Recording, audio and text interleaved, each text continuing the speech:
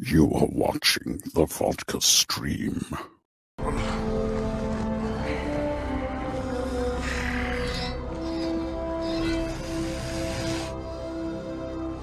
I'm so sorry. Fuck you! Look over here.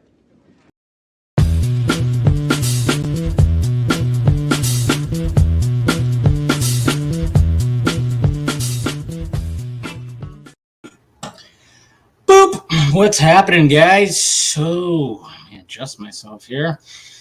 It's Friday, thank God. We had no Vodka stream last week. How'd you guys cope? What'd you guys do with your Friday? I mean, I can only imagine what you guys did. How's everybody going? What's going on? Let's see what's happening. We got Hal Jordan right here. Looking forward to part 2 of Project Justice League. Yes, we all are. What's going on, Selena? How you doing? Let's see who else is there. Mr. Fear Jason's here. We got Miss Nighthawk, Miss Stephanie here. That's right. Funny enough, I have Catwoman's score playing in the background. Well, that's cool. It's a good score. Very noir-y. Very noir-y. All right. We got Nickatina already in here. He's already backstage. That's right. We got Mr. McKenzie right here. Zeeverfett's here too. What's going on there, Tony? Tony Movie, how you doing? Mr. Anthony, sir, how you doing? Good to see ya, Abel. Hi, Christina. How's it going? Always good to see ya in the chat. All right, who else? My mic sounds weird? Does my mic sound weird? Uh-oh.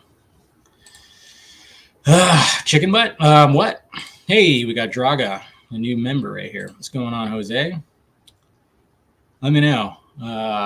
Let's see. Does my mic sound weird? I don't even know. Here, let me listen. Hey, we got Draga. Oh, you know what? I don't think my mic's on then. Hold on a sec. It's probably because my mic's not on. Audio. Yep. I got a different mic on. There we go. I was testing out something beforehand there. That sounds better, right? There we go. It should be good. Yeah, I was testing out something with another camera, so I think we're good. How's it sounding now? Good? There we go. It should be good. Yep. All right. We're good. Fixed it. Glitchy. All right. Who else we got here? Let's see. We got Captain Gator Girl here. Good to see you, of course. Hello, Raquel. Well, congratulations. Well, I'll definitely have a drink to you. That's right. You found out it's a boy. It's a boy. There you go. Congratulations. Tell yeah. Tell Thomas I said, thank God. No, just kidding. No, but congratulations to you and Thomas, Christina. It's great. Good to hear. Mike Swartz laptop, possibly. All right. We're good now. Yeah. All right. You're dreaming. Yeah, you are. You're totally dreaming. It's crazy, right? All right, let's go ahead and pour the drink. Now, today, guys, I didn't bring this up, but since I didn't have a vodka stream last weekend, and I would have brought it up then, but about 2 weeks ago, my grandpa passed away. Now, it's my dad's dad, my last grandpa to pass away. And of course, the one that drank a lot, didn't take care of himself, the Mexican grandpa, lived the longest. But he passed away 2 weeks ago, so I am going to have his choice of whiskey tonight, which is Kessler. Never had it. It's cheap. It's a plastic bottle, of course, just like Grandpa liked it. So I'm going to go ahead and have whiskey and Coke with the whiskey of his choice right here, so... Go ahead and pour that. I always hate that little plastic thing they put in these damn things. Smells fine. There we go. No ice, though. I need an ice bucket. That's what I need. I need an ice bucket. That's going to be next on the list to add to all this. So, all right. So, cheers to Grandpa. May he rest in peace.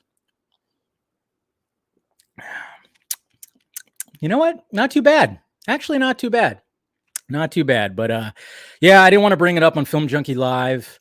And you know, I just didn't want to do that. But yeah, it was like not last Monday, but the Monday before. So but you know, he's not in pain anymore. He was definitely miserable towards the end, you know.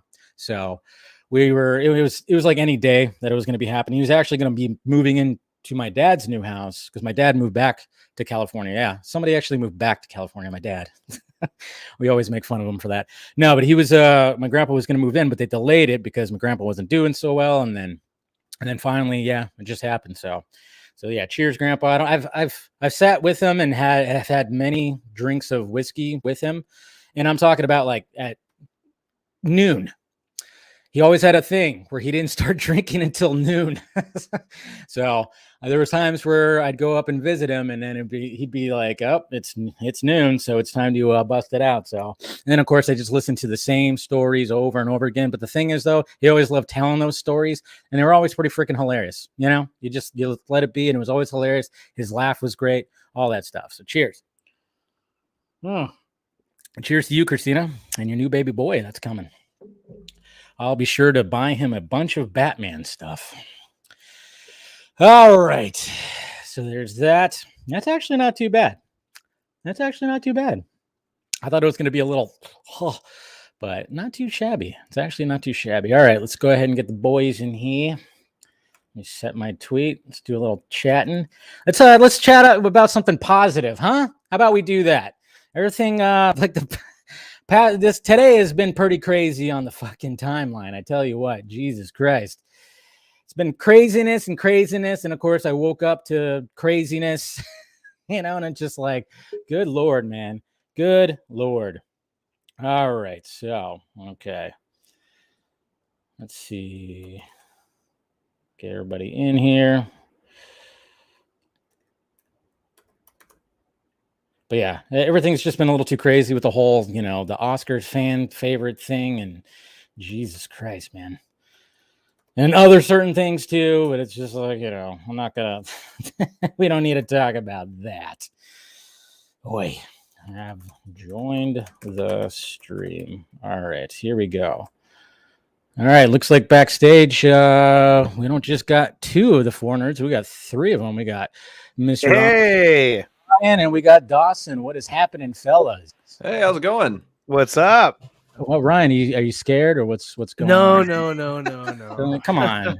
This is Ryan. You're the prettiest one in the bunch. Thank you. Whoa, I okay, appreciate hold that. on. I'm just saying. Don't give him that much credit, otherwise it'll go to his head. But Now listen, Ryan now is listen dealing here. with Yeah. some cosmetic issues right now. Shut up. It No. was incredibly botched. It's okay. I get it. You got a gnarly cold sore. It happens, man. Close. Close. He's gonna be an episode I of got the Bosch. shingles.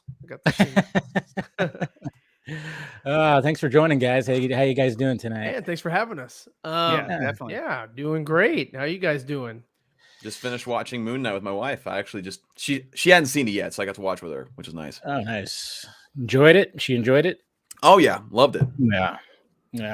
It's a good show. I mean, I'm wondering, they haven't announced a season 2. I'm wondering, I mean, the way that they end it, you kind of hope that there's going to be a little bit more, right?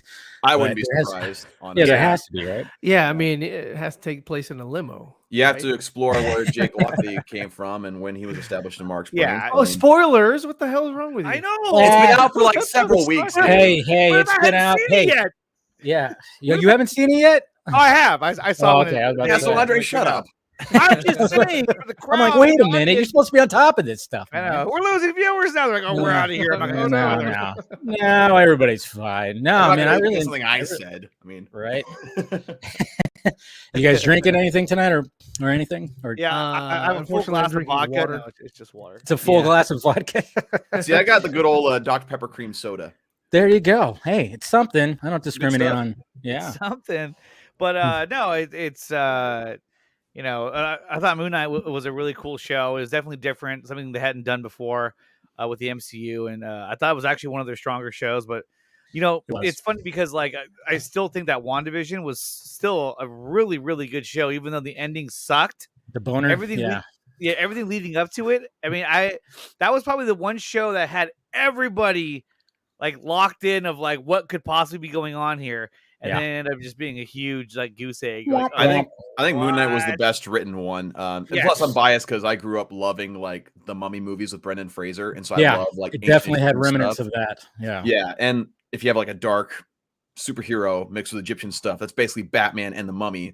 I'm there. So yeah, and then serious psychological issues too to add to that, which was great. That was, I mean, obviously we knew that there's something wrong, but then when that one episode, I forgot what, like episode 3 or whatever, when it just ended like it did, man, I was like, okay, now I'm even more on board with this, man. So when we rewatched episode 5 tonight, it got me again. That episode gets me every time. It got you. You started crying. No, I get you emotional. Like it's a heavy hitting episode, Ryan. Unless you're heartless, you're tearing up. He doesn't have a cold heart like you, Ryan. All right, jeez. Exactly. Yeah. See, Ryan's like, this is stupid. This doesn't make any logical sense. But I mean, like, when he wakes up and he's in that asylum, and he's talking to Ethan Hawke, who's now his doctor. Spoilers. That was. You ain't gave away the ending, right? You gave away the ending. That's worse. But no, I mean, like that was the coolest part. The show itself was really, really good. But that was the one part where I was like, "Wait, is this really happening? Like, is he really just in an insane asylum?" And I was like, "Wow, this is crazy." But no, it was really good. Thank you for that insight, Ryan. Appreciate that. Well, I felt it was obvious, but you know. And then of course Oscar Isaac, you gotta love that guy. Everything that guy. Oh yeah, switch between personalities, like. Oh yeah, and I thought that. I mean, I was worried that the accent was gonna bother me at first, and then after the first episode, I was like, "All right, I'm fine with that." But then when it was going back and forth between Steven and Mark, I went, "All right, that's actually pretty brilliant because they are so distinct." Yes. And then when it was actually going back and forth, and he was changing his voice like in like the same frame, I was like, "All right, that's why you add that right there. It's just added more to the character." So I mean, that showed exactly why they cast Oscar Isaac in the first place. Like, yeah, I mean, you got the chops. Go ahead, you got this. Yeah, because I think it was his choice too. Didn't he suggest to do the accent for Steven? I thought. I'm pretty sure I read that. Yeah. Yeah, because he was like, "Oh, we're in London, so why wouldn't he?" And it makes sense to me. So yeah, because I mean, everyone complained about that too, about his accent. But to me, it was like, no, like I would rather it be very distinct for his character, and then you later on question what's going on every other side. Yeah, and it's on Disney, so it's easier for kids to be like, "Oh, who's talking? Oh, I get it." You know. Yeah. Pretty much, right? But and then Doctor wasn't that Doctor. What was his other ego? Mr. Midnight. Oh yeah, Mr. Midnight. When it was Steven that changed into the costume, Mr. Midnight, which I thought that was cool too. The way they transitioned between all that, because you know. So and then of course we have Jacob at the end. Spoiler alert! Yeah, good old Jake Lockley. Mm-hmm. Yeah, I was hoping that Jake Lockley would be like an Australian accent or some shit. You know, just something completely different, throw us off. Like, oh shit, that's not a knife. Yeah, this is a knife. Yeah. See your ancient artifacts. Yeah. Maybe, I don't know, but I wonder if they're going to be announcing a season 2 anytime now. But anyways, guys, what I wanted to actually say right off the bat was, well, congratulations on Project Justice League. Thank you. Yes. Yeah. Well, you're part of it too, Dawson. It's your name's in there. You're very minuscule. Yeah, these guys are the brains and the power of the operation. Well, I mean, to be fair, in part 2, he plays a very pivotal role. He does in for the Justice League. So yeah, no, he's which voice were you again? Me? Yeah, you're Flash. Okay, I figured that. Yeah, he was the Flash. News. Yeah, breaking news. He tried out. Okay, spoiler. He tried out for Batman. Yes, but didn't quite. Yeah, we actually. But then Richard Citrone came in, and well, Citrone was like, I ended up giving it to him out of pity. You know. Yeah. All right. But actually talking about doing a whole reel of where different people tried the characters and kind of playing it kind of like a gag reel. That'd be cool. I don't know. No, but I wanted to say, especially after, last year, how, it was the idea started last year and then that whole thing happened. And I know it was like it was just one of those things where it was like, okay, is this thing dead in the water? What's happening? And I know it was dead in the water. It was completely dead. It was totally lifeless. Yeah. No, I'm sorry. And then Andre, Face down. I felt so bad for the guy. I mean, he was moping around the house, just Yeah, totally. I was like, you were, and I was like, crying in bro, the bathroom. yeah, calling me he for was crying in the therapy sessions, bathroom, Yeah. Yeah. And so I was like, dude, you know what? Drunk FaceTiming you. I know. Are you alone? Yeah. Those Yeah. were the good old days. Yeah, no, but I mean, after all that, and then just kind of like, all right, let's just start over and do this thing. And, now it's here, and it turned out better than I thought it was going to turn out. I was like, okay, this is going to be cool, but man, some of those shots, and we'll break it down tonight. Like, full disclosure, when Andre like talked to me and said that they were still going to be doing it, at first I was like, wait, are you serious? Wait, what just happened? Like, you really want to go through this again? But no, they powered through and they did a great job. No. Well, I think a lot of us kind of thought like, wow, you're after all that, you're going to do it. But I mean, it just, there was so much to it. And, I had all the audio. And so it was like, and then I went on this binge where I was like literally listening to it like almost every day. And so I just kept falling in love with it more and more and more and more. And I was just like, man, you know what? Like, I was really upset about it. And Ryan was like, hey, man, you know what? Let's just finish it, dude. He's like, even if it's just for you and I, just for our friends, let's just do it. And then we started to progress so far in it that we realized, like, okay, like we could actually do something really cool with this, even better than what it was before. And there's a scene in general that we'll talk about later that we finished it and we were like, you know what? Like, we can do this. Yeah. It came out really good. There was that little peak, that point. Yeah. Oh, also, it was also the point of no return. So yeah. But no, it just to get this out there and just to show the fans and also anybody else who never had a chance to even see what the story was about, what the storyboards were even contained, and the fact that Jesse Allen, I rejected his Joker pitch. But it was Australian accent, so I was doomed from the start. Yeah, it was a bias. But no, I mean, literally, it was. A lot of people didn't get a chance to see the stories that Zach has shared with us, and I think he was on with you, Dave, and I remember he said, he goes, I put those out there because we may never get a Justice League part 2 or part 3 or whatever. So I figured, this is the best shot you have at seeing what could have been. So, I just want to put it out there and you guys can do, whatever you want to do with that. And so I just started to look, think about that. And I said, and that's where it originally started. I was like, you put that out there. It feels like we need to do something with it, because here I flew all the way to Houston with Anthony to Ryan's house. I just outed Ryan on where he lives, but not Australia. Not Australia. Wait, what? That would have been cooler. But we went down there because we were going to see the Starbucks. Yeah. Well, the Wallabies are at Hugh Jackman. But so we went down there just to see the exhibit, and then only to find out that they took it down early. Early. Yeah. Because I had confirmed with the lady over at the AT&T building, and I was like, okay, hey, you're still going to be able to get in. Is there any cover charge, anything like that? And it was good to go. And so we already locked in tickets and everything. And I was like, all right, I'm going to pick you guys up. And then they changed it to the Friends, because Friends reunion thing was happening or whatever. So they changed it to the Friends sort of studio apartment or whatever. And just totally, uprooted all of the Justice League. So we were just going to take photos of ourselves with it, and everything, and just kind of like maybe make a montage, maybe short video or whatever.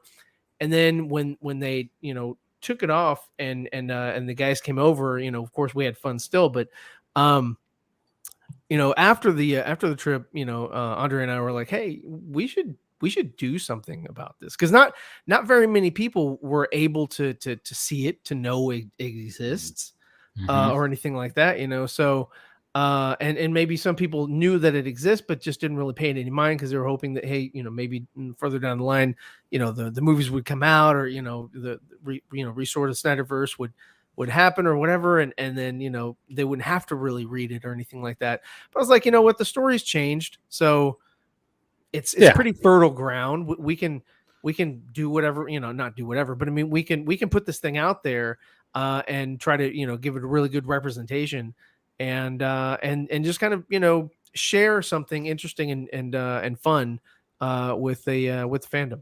So you guys didn't end up going to the place to see the Friends stuff then? We went to Six Flags. Yeah, we went to Six Flags. I almost threw up too. The humidity. Well, and also. All right, well, before we continue, you got the fourth nerd showing up. Right What up? The heart of the project. Yeah. Now that you can get rid of this guy. Now I'm the heart. Exactly. You're no longer the prettiest one, Ryan. I bow to ACS. Okay, now I know where I stand. Relax. Black Adam. I tell you, I mean, seeing this man on camera is one thing, but seeing him in person, okay, that's another. He's you. His mama was like, oh my I've God. seen the pictures from other things too, and he's like towering over everybody. I'm like, he was our bodyguard when we went out drinking. I'm sure he was the bodyguard. He was in sentry mode. He was yeah.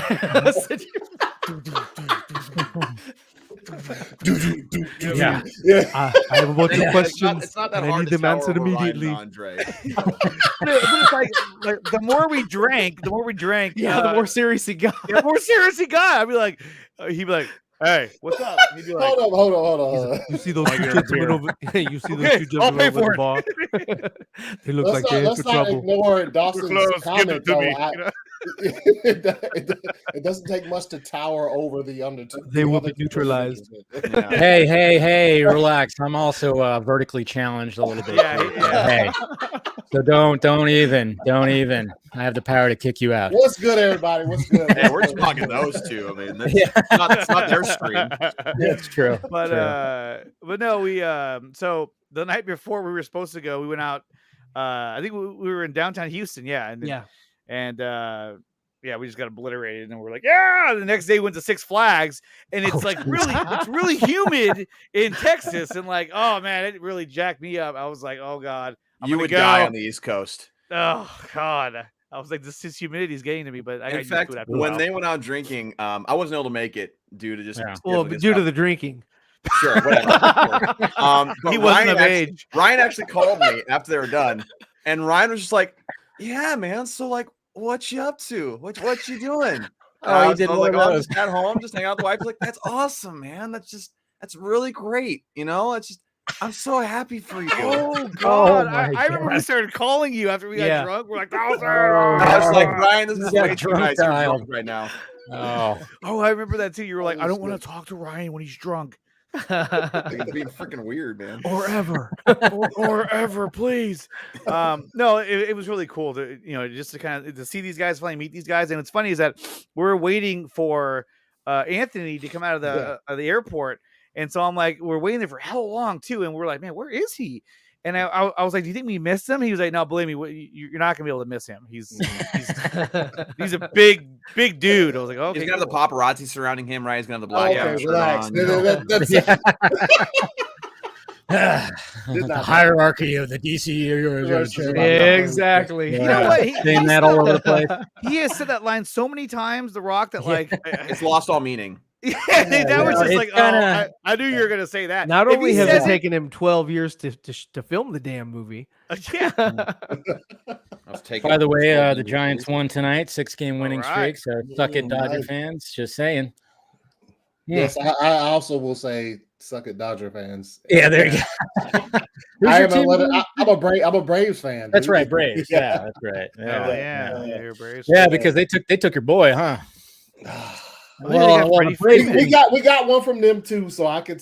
It's. But then the Giants also took one of your boys too. Well, I mean, he was briefly there, but Jock Peterson, which I'm loving the fact that he was fired, dude. No. I'll say Freddie was fired. He's been with us forever, but things come to an end, man. They come to an end. I know. I just hated that there's no fan loyalty or not team loyalty. It just seems like there's not anymore. But then at the same time, gone.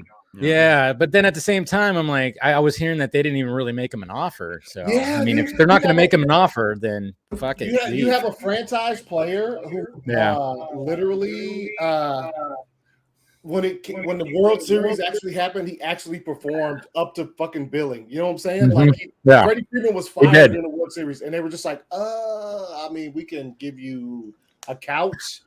I don't Yeah. know that's We'll give you- basically. Yeah, he's Yeah, like, you want a Silverado? I don't know. Yeah. Yeah. Well, It's so know, weird to see how about him a let him Buick? go, but at the same time, I got it. Yeah. But on the sports note, Andre, if your boys don't win tonight, I'll be pissed. They better win. Talking about the Warriors? It's tied at halftime. Oh, that's right. The playoffs are happening. I don't huh? want to think about it right now. I Against don't the want to job list, against the job Morant list. Yeah, but now you have the Grizzlies. entire team trying to score as opposed to just Wait, one what's dude. the series at for that one? 3-2. It's The Warriors are up. 3-2. And so if the Warriors win tonight, their series, it's a wrap. They're going to the Western Conference Finals. But I don't want to talk about it. Yeah, the Grizzlies without Morant. That's kind of pathetic, man. yeah, but know, they're it sucks, clapping. it They're sucks. clapping. They're clapping. But you know without what, though? Morant. Hey, you know what? I do feel bad for Anthony because, I mean, he's into teams that don't pay their star players all that well. You know, Freddie Freeman and then the Packers. You know, they finally pay Aaron Rodgers and then they get rid of everybody else. You're just like, dude, what Hey, the man. hell? Oh, yeah. I remember, what's his name, right? I'm just pissed my Broncos Devontae didn't get Aaron Adams. Rodgers, but whatever. Oh, see, look, Chuck's got it right. Chuck's like, hey, Warriors are up by 2 at the half. 2. Oh, There we okay. go. So they got two more. Okay. They got 2 more. Because it was they got 2 tight. It more. was tight. What a difference. And know, then 2 points? It's one basket, right? you got Jose in the chat, big Dodger fan. Oh, of course. We always go back. It's his only downfall. Dude, I got so many Dodger fans. I mean, that are in my chat. My mom's a Dodger fan. She's usually in the chat, so you know, I'm always surrounded by damn Dodger fans. Got a neighbor who's a Dodger fan, but you know, I mean, it was funny too because my mom sent me a message that because the Giants were on like a 5-game losing streak last weekend. Yeah, I was like, I'm oh like, my well, God. yeah. But then now 6-game winning streak. So that's right, Mom. She's not upset. I'll give her shit later. I lived like 30 minutes away from Dodger Stadium when I lived in LA, which is No pretty shit. cool. Yeah. Oh wow. Pretty close to it. Man. Well, How I long guess did 30 you live there for? miles. That's not 30 minutes. That's like more like 3 hours. With traffic. Yeah. Especially the traffic here. Jesus Christ. No, but how long did you live there for? Just a couple of years. Okay. From like 2015 to 2017. Okay. Was there His like father you just works for the moving around? CIA. No, I was doing a lot of volunteer work out there right after high school before I went to college. Okay. So I was gonna ask if you were like an army brat or something like that. no oil. I think more Boy Oil Scout. brat. More brat in the army. Just a brat. Just a brat. Just a yeah. brat. No, That's no. My cool. family never lived in California, but I did for a little bit. Where do you live right now? Virginia, opposite side Virginia. of the country. Yeah. Okay. Andre lives in Ukiah. Yeah. The city of Ukiah in California. Here's his mailing address. in I case know. you yeah. You Here's just his talking routing right number. now? No, Walla Walla Wonka. Yo, when Ryan just said that, Dave was refilling his drink. He was just like,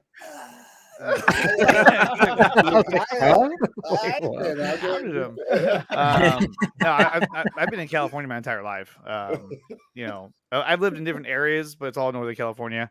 I only go to Southern California to go to Disneyland or Universal Studios. Crazy thing is that my parents are actually moving to where they're going to be an hour away from Anthony. Yeah, next year. He said Woodstock. Woodstock is literally an hour from me. Let's go, man. It's weird that there's a Woodstock in Georgia. There's also That is a funny. Woodstock in New York where the actual Yeah. I was gonna say There was also a Woodstock in Snoopy. What? Yes. That's phenomenal. Phenomenal word association. There we go. It's good knowledge. Good We knowledge. made it all, Snoopy it's knowledge. all connected. It's all connected. It's all All right, guys. Good peanuts This knowledge. is the challenge Well, round. that's my exit. There you go. Good peanuts. Where are you at, Ryan? That's They're right. called the peanuts. Yeah, I know, but it's funny. It's funny. He said good peanuts. Yeah, where it's you funny at, Ryan? because Sorry, where are you at, Ryan? In Houston? Oh, okay. He's in the Right. state that I We want just to talked be. about that. I'm Ron Burgundy. Yeah. I'm Ron Burgundy. It's funny because the And my artist for the tiny nipples went to Peanuts- France. the artist for the Peanuts, what was his name? Oh, Chuck. Charles Schultz. Charles Schultz. Charles That's right. That's right. Yeah. Yeah, he has a he's dead now, but he had a house in Spoiler alert. spoiler alert. He had a house in Santa Rosa, and growing up, my best friend's dad was a contractor, and this seems really illegal now, but he had to work on the guy's house for like a long time, like because the guy had a big property, right? And so one day, he took us over there, and he had a pool and like a pool house and everything, and we hung out there all day while they worked on another part of the property. And of course, in California, projects take like 3 years. Yeah, the whole time I was like, "Does he know that we're here?" He was like, "I don't know." We just kept swimming all day long, but it was funny. But yeah, we're at Charles Schultz's, like one of his houses, and just swimming away. And well, that was the frustrating thing about California is that like the weather for the most part is really nice, so you're not in a rush to get things done before wintertime. So like you can take however freaking long you want. Whereas out here on the East Coast or in like the Midwest, where I grew up a lot of my childhood, like you have to get like a 3-month window to get things done. Yeah, rough. Over here, you want to do the projects in wintertime because it's like 70 degrees. Right. Yeah. Yeah. I remember winter living in LA. There was like 3 times where it rained when I lived there. Yeah. And one of the times it hailed for like 10 seconds. Oh yeah, look at that's usually what happens. And that was it. And I was out in the middle of it, and I got hammered with hail. I was like, "Gosh, dang it!" Language. Yeah. Oh, dang it to heck! Oh man, darn it! Gee willikers! Dag nabbit! You bastard! Fuck! You've just scarred Dawson. I need that to voice out how I feel sometimes. Yeah, you need that drop from your own personal drop. You know what? Broken Arrow is was that Broken Arrow? Is that the name of that movie? Yeah, Broken Arrow is fire. That's a fire movie. I like that one. Yeah. So is Wild Hogs. Wild Hogs. This guy over here, Wild Hogs. I mean, I'll say Wild Hogs is fine. You know, it's good. You know, Tim Allen, Ice Cube, right, and William H. Macy. No, it wasn't Ice Cube. It was Martin Lawrence. Oh, Martin Lawrence. Yeah, Martin Lawrence. Very different. Yeah. You know what? I was thinking of that one motorcycle movie that he was in. What was that one? Like, there was like a movie that had like Kid Rock in it or something like that too. Damn it, I forgot what movie that was. I think he was in one, but yeah, I don't know. Yeah, I forgot what the hell that was called. 21 Jump Street. It was called Torque. It was called Torque. Oh yeah, Torque. Oh, yeah. The only movie I could think of Ice Cube being was Are We There Yet? Are We There Yet? There was that. He was in Ghost of Mars. That was pretty good. Mm-hmm. That was Carpenter, I think. No, but see, and then William Powell's giving me shit. I did that whole thing. Yep, I confused one black actor with another. Yes, go ahead and cancel me already. I think it was Michael B. Jordan. Like, no. Whoops. Idris Elba. Samuel L. Jackson. Denzel Washington. Oh man. There you go. Already getting canceled. Yeah. There we go. Yeah. That's what happens. No, but Broken Arrow though. Back to that. I mean, that was I know that's how we started, and we just kind of veered off into hey, you're a racist. Got all the black actors that we know the names of. Broken Arrow. I saw it in the theater too. You saw it in the theater? Man, I didn't get to see it in the theater, but I'm going to see it in the theaters. For like, there was like a chunk of like the 90s, That's right in the Christian middle. Slater, right? Christian Slater. Yeah, Christian Slater was in there. Yeah. But there was like a good chunk in the middle where like John Travolta and Nick Cage were making like some really good, and then they came together for Face Off, and it was like, Face Off was legit. Yeah, it's funny you mentioned that too, because at my work, there's a guy who's been like pigeonholed in like one position that he's trying to get out of, but he can't because for like it's a longer reason anyway. But he's stuck in this department that he can't get out of. And I told him, I was like, look, dude, his name is Cameron. I was like, Cameron, look, I think I know the solution to your problems. He's like, what's that? I'm like, are you familiar with the movie Face Off? Because I think that's the route you got to go to get out of your department. But no, Face Off is a fire movie. And even back then when it first came out, I was working at a movie theater. And it was just, I remember it was just really, really good for its time, especially. It's one of those where like, it's very enjoyable. You just got to turn your brain off a little bit. Oh yeah, suspend disbelief like crazy. I mean, the premise is ridiculous. The exact same between John Travolta and they're the same height. They're all. I mean, everything was like perfect. You know, when they explain everything, it's like it's ridiculous. It doesn't make sense. But I mean, it's John Woo. Anyway. It's John Woo. It's Nick Cage. It's John Travolta. And the fact that they had to act like each other. You know, they had to start off. They did a swap roles. Job. They did a great job. Nick Cage. I'll tell you what. Fuck yeah. Yeah, dude. It's. I think it's easier to mimic Nick Cage than to mimic John Travolta for sure. Well, see, all you have to do is just either whisper or scream your lines. Yes. Nicolas fucking Cage. Yeah. Did you guys see the Nicolas Cage movie? By the way, I've seen parts of it, but I haven't seen the whole thing. Man. It's dumb grotesque. overall, but it's just like he's hilarious. overall. Yeah, I mean it is. It's just like Awesome. it's don't take it seriously. I mean, obviously you're Mm-hmm. not, but Nicolas Cage is hilarious, and him and Pedro Pascal, man. Pedro Pascal is actually really, really fucking funny in that movie, and they have like great chemistry together, and it's just poking fun. It's almost like Arnold Schwarzenegger making fun of himself in Last Action Hero, but it's not all crazy. It's not as obviously crazy as that, but I mean, there's so many callbacks to like his movies and everything. I just love when he's looking at his mannequin self and he's like, it's grotesque. How much you want for it? Yeah, give me 20,000 for it. Give me 20,000. Yeah. Dude, that whole scene is funny as hell too. Steal the because Declaration the of way it leads up- Independence of the United States of America. I'm gonna use power against you. Yeah, I'm down with Steve-O. Face Off, The Rock, and Con Air. It's great movies. bro. I still say that The Rock. The Rock That's is right. Michael Bay's. I think he's Michael Bay's. Yeah, it's great. It's best great. movie. I love Yeah. and yes, Andre's probably going to bring up the whole 007 thing. But No, I'm I not think going to do that. he spent like 30 minutes trying to convince me one day on the phone. Oh yeah. I played the Oh, video. yeah. on the Hey, show. I like that theory. Okay, I like it. That was It's a great good. theory. I was It's a like, great man, this theory. is a deep dive like I've Yeah. never seen. I I love it. like it. Love every bit really- of it. Yeah. When I read that was theory, good. I went, you know what? I'm gonna watch The Rock again and see if it all works. And my dumb little brain was like, yes, I believe that fits. is. It works. What exactly is there? You saying like It's like 007 Face-Off. and The Rock? Like what is? Yeah, well, Sean Connery Oh. is technically like the 007 that we saw in his movies. This is Right. the same person. He got locked up for doing all the crazy, spy shit. 007 shit. Yeah. Yeah, so he was like so it's actually that James Bond from his movies that is this character. And Yeah. so like the theory is that when they're in production, they must have told him like, hey, look, so essentially we want you to be the 007. We want you to be 007. We're not going to call you that. We're going to call you a different name, obviously. What was his name? John something. Hammond. It's kind of like I saw Hammond. this one theory. God, Hammond. I saw this John one Hammond. theory. This one theory tried to connect Snowpiercer with Willy Wonka and the Chocolate Factory, saying that it's like a dystopian, futuristic version Wow. of that world. God, where that's like brutal. Charlie became the head of the train and Oh, like wow. saved people and like used similar technology and stuff. It's actually pretty interesting. That now thinking about Snowpiercer, that kind of would make sense a little bit. Yeah, What Charlie did lost they his have, marbles a little bit. Was that fizzy, Yeah. fizzy bubbling pop or some shit? Is he what? That fizzy bubbling pop where they Oh yeah. When they Well, it's drink it funny. and they are flying up. I love hearing those. And all the Oompa Loompas were eaten. Yeah, they were all eaten. I love hearing Oh, the fan that's theories pretty about morbid. like if certain movies connect. I mean, like there was that one theory about that all the Pixar movies connect.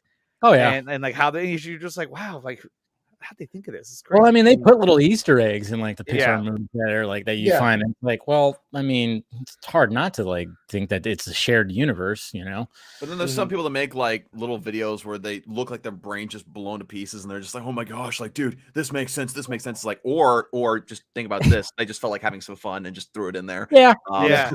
theories are fun. Theories Yeah. are fun. It's fun to do that, but Ryan said, But, Connery was John Patrick Mason in the Yes, that's right, John Mason. There you go. Ah. I John couldn't think of his Mason, last name. I was like John something. Yeah. Where's Yeah. Mason? Yeah. Incinerated in the blast. Going out Yo. to sea. Sounded Yeah. like He's it all- was crazy.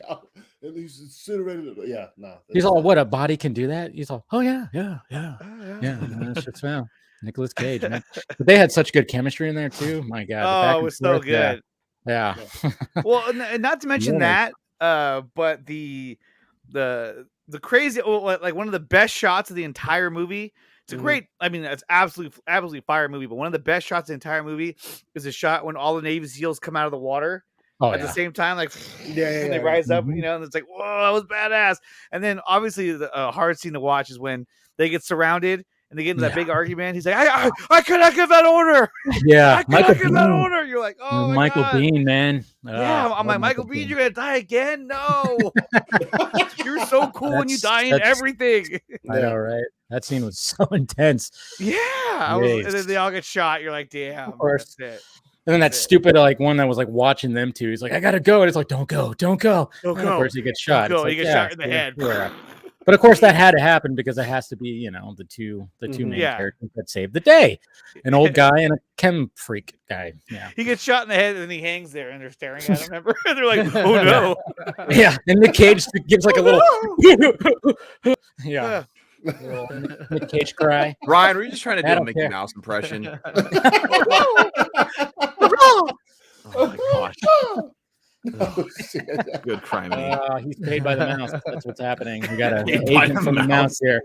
Yeah, I'm surprised he didn't sabotage Project Justice League, which we should Honestly. probably start talking about that now. Yeah. Yeah, thanks a lot, about that. Andre, for that long about that. tangent. Long tangent. So So postpone the inevitable long enough. I know, right? So, all right. So basically, now when you guys started up again, you guys said, "All right, let's do all this."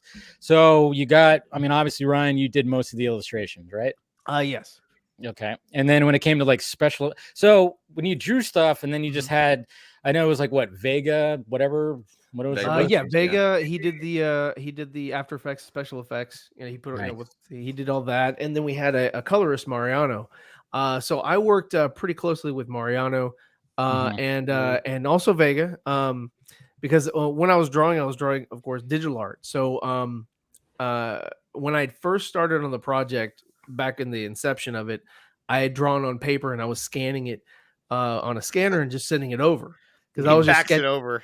No, I faxed it. What you said? Do it how you can, man. Do It's it how like you can. we use Not a Matrix. You can fox it What? from Men in Tights. Oh, that's right. Another deep pull. Man. Men in Tights is a great movie. Hell yeah, it is, man. Love that movie. A Jew. Jew. Yeah. That's the A Jew. treasure that's Did hidden you under there. just say a Jew? No, it's my name. Ah, Jew. Ew. Well, go ahead. Yeah, that was young Dave Chappelle on that shit too. Man. Yeah. But see, it was awesome, again, awesome movie. that's another movie that you can't do anymore. Like you I know, can't right? do. You can't or, do it. No. or it's funny is that, you know, Dave, you're a huge fan of Ace Ventura. Oh, yeah. Again, another movie that you Oh, yeah. can't do. There's some stuff in there. Yeah, I rewatched Yeah. it not like a few weekends ago, and it's just Yeah. Yeah. I recently watched it again. It was still funny. It's Oh still yeah, funny it's as still shit. very It's hilarious. hilarious. Yeah. But then Still again, great. it's like at the end, they're like, you know, this is the worst Yeah. case of hemorrhoids I've ever I've never seen. seen. They all throw up, Down you know? Captain Winky. I know, and then everybody starts just like, You know, yeah, now it's it's like that's offensive now. You know what I mean? Yeah. I get it, but it's just it's. And isn't that there's Sigourney funny- Weaver? That's playing. No. That No. too, like- no, Sean Young. Sean no, Young, yeah, yes, Sean Sean Young, Young, yeah. yeah. She tried to. Oh, She that's also- right. Sorry, I don't know why I Yeah. confused that. Yeah. She's the one that was. Yeah, that's that, right. Not all white actors look alike. Oh, Doc. crap. I know. Rude. Come God, on I'm there. rude. I'm Man, tell you You're what, racist, screwed. I know. Jeez. Yeah, lock me up. Lock me up. I'm done. sexist. Oh, he said. Yeah, no, that's. Yeah, I don't know why I Sean Young. pictured him ahead of Sigourney Weaver, but now you say No, the no, name, I can it's see like, how you okay, can get that. They have a similar look. They do. Yeah, They do. yeah. I can see that. Yeah. Like all. But anyways, back to Project Justice Yeah. League. We'll get there Just a lot of eventually. tangents tonight. Yeah, exactly. So no. At first, I'd just done concepts. You know, I talked to Andre, and he was like, "Hey, want to do this thing or whatever?" And I was like, "Yeah, let's do it." But I was like, I can only supply this much, you know, effort or whatever because I had so much other things that I was doing. So I would do concept work. They were like, "Yeah, we want to see these characters in this situation." So I just draw that, you know, scan it, send it, and then, you know, another artist would have a look and then do a rendering of it or whatever. But when we got, you know, after everything was closed off, and I went to Andre, I was like, "Hey, let's do this shit," because I saw how he was, you know, it affected him. We had all this other stuff that, you know, we had collected, and then it was just going to shelve. It was just going to be, you know, I was like, no, that's not how this is going to happen. And, you know, this is the part where ACS gets bored. And so I was like, nah. boring. Yeah. I said from laying all the down. controversy, what I'll do is I'll do all the art. I said, don't let anybody else touch it. Of course, you know, we had another, you know, artist on there, but I think he already had his work done. And it was a sketch or rendering of Scott Fowler as the Riddler. So I was like, okay, well, I can use that, and I'll just modify his stuff and make it look, you know, just kind of, you know, so we have everything looks the same, and it all, you know, balances out, works out, whatever. So yeah, so that's sort of what we did going forward. We started over. A lot of the stuff that we'd done was for part 2. which is kind of funny. Yeah. But yeah, no, I mean, it just kind of went from there. Andre kind of got excited again, and then again, And he just wouldn't shut up about it ever. No, yeah, I wouldn't shut up. Wait, Andre not shutting up about it? No. What? I tell you, because of the project, every day there's a meeting, and it consists of me and Andre, and we talked about the project, and it's fun. It's fun. Don't get me wrong, but it's always fun to like talk him off of ledges. Because it's so funny because he's always like, oh yeah, no, we should just shut it, we should just stop, we just quit. And I tell him, no man, just calm down, it's all good, this is gonna happen. I said, this is gonna, let's just ride this thing out and let's do it. Let's do it. Not to cut you off, but like there was a point in time when Vega, Luis Vega, who does all the special effects, where we couldn't get a hold of him, and so he lives in Peru, and so like I'm messaging him on WhatsApp, we're trying to use different forms of social media, can't get a hold of the guy, and we're like, man, what's going on? And of course I freaked out. I was like, oh, it's over, and he's like, no, it's fine, just hang on. And then eventually he surfaced again. He was like, hey, what's up, you guys? And I'm like, hey, how's it going? Were you able to work on those scenes? And then he's like, oh, I tried to, but, right now there is a revolution happening in my country where the people are trying to get the dictator out of power. And they turned off water and they turned off power for long periods of time. So it's been really hard to get those done. I was like, oh, shit. I'm like, oh, my God, man. Like, you're totally forgiven. Yeah, I was like, oh, my God. Well, yeah, take your time. He was like, yeah, no, hey, don't worry about it. And so how soon can I get him? Are you almost done? So, by the way, like, I'm sick of your excuses, man. Like, it's had to have come on at least a couple times, right? Oh, that cliche excuse about rising up and fighting a dictator. Yeah, I hate that one. Yeah. But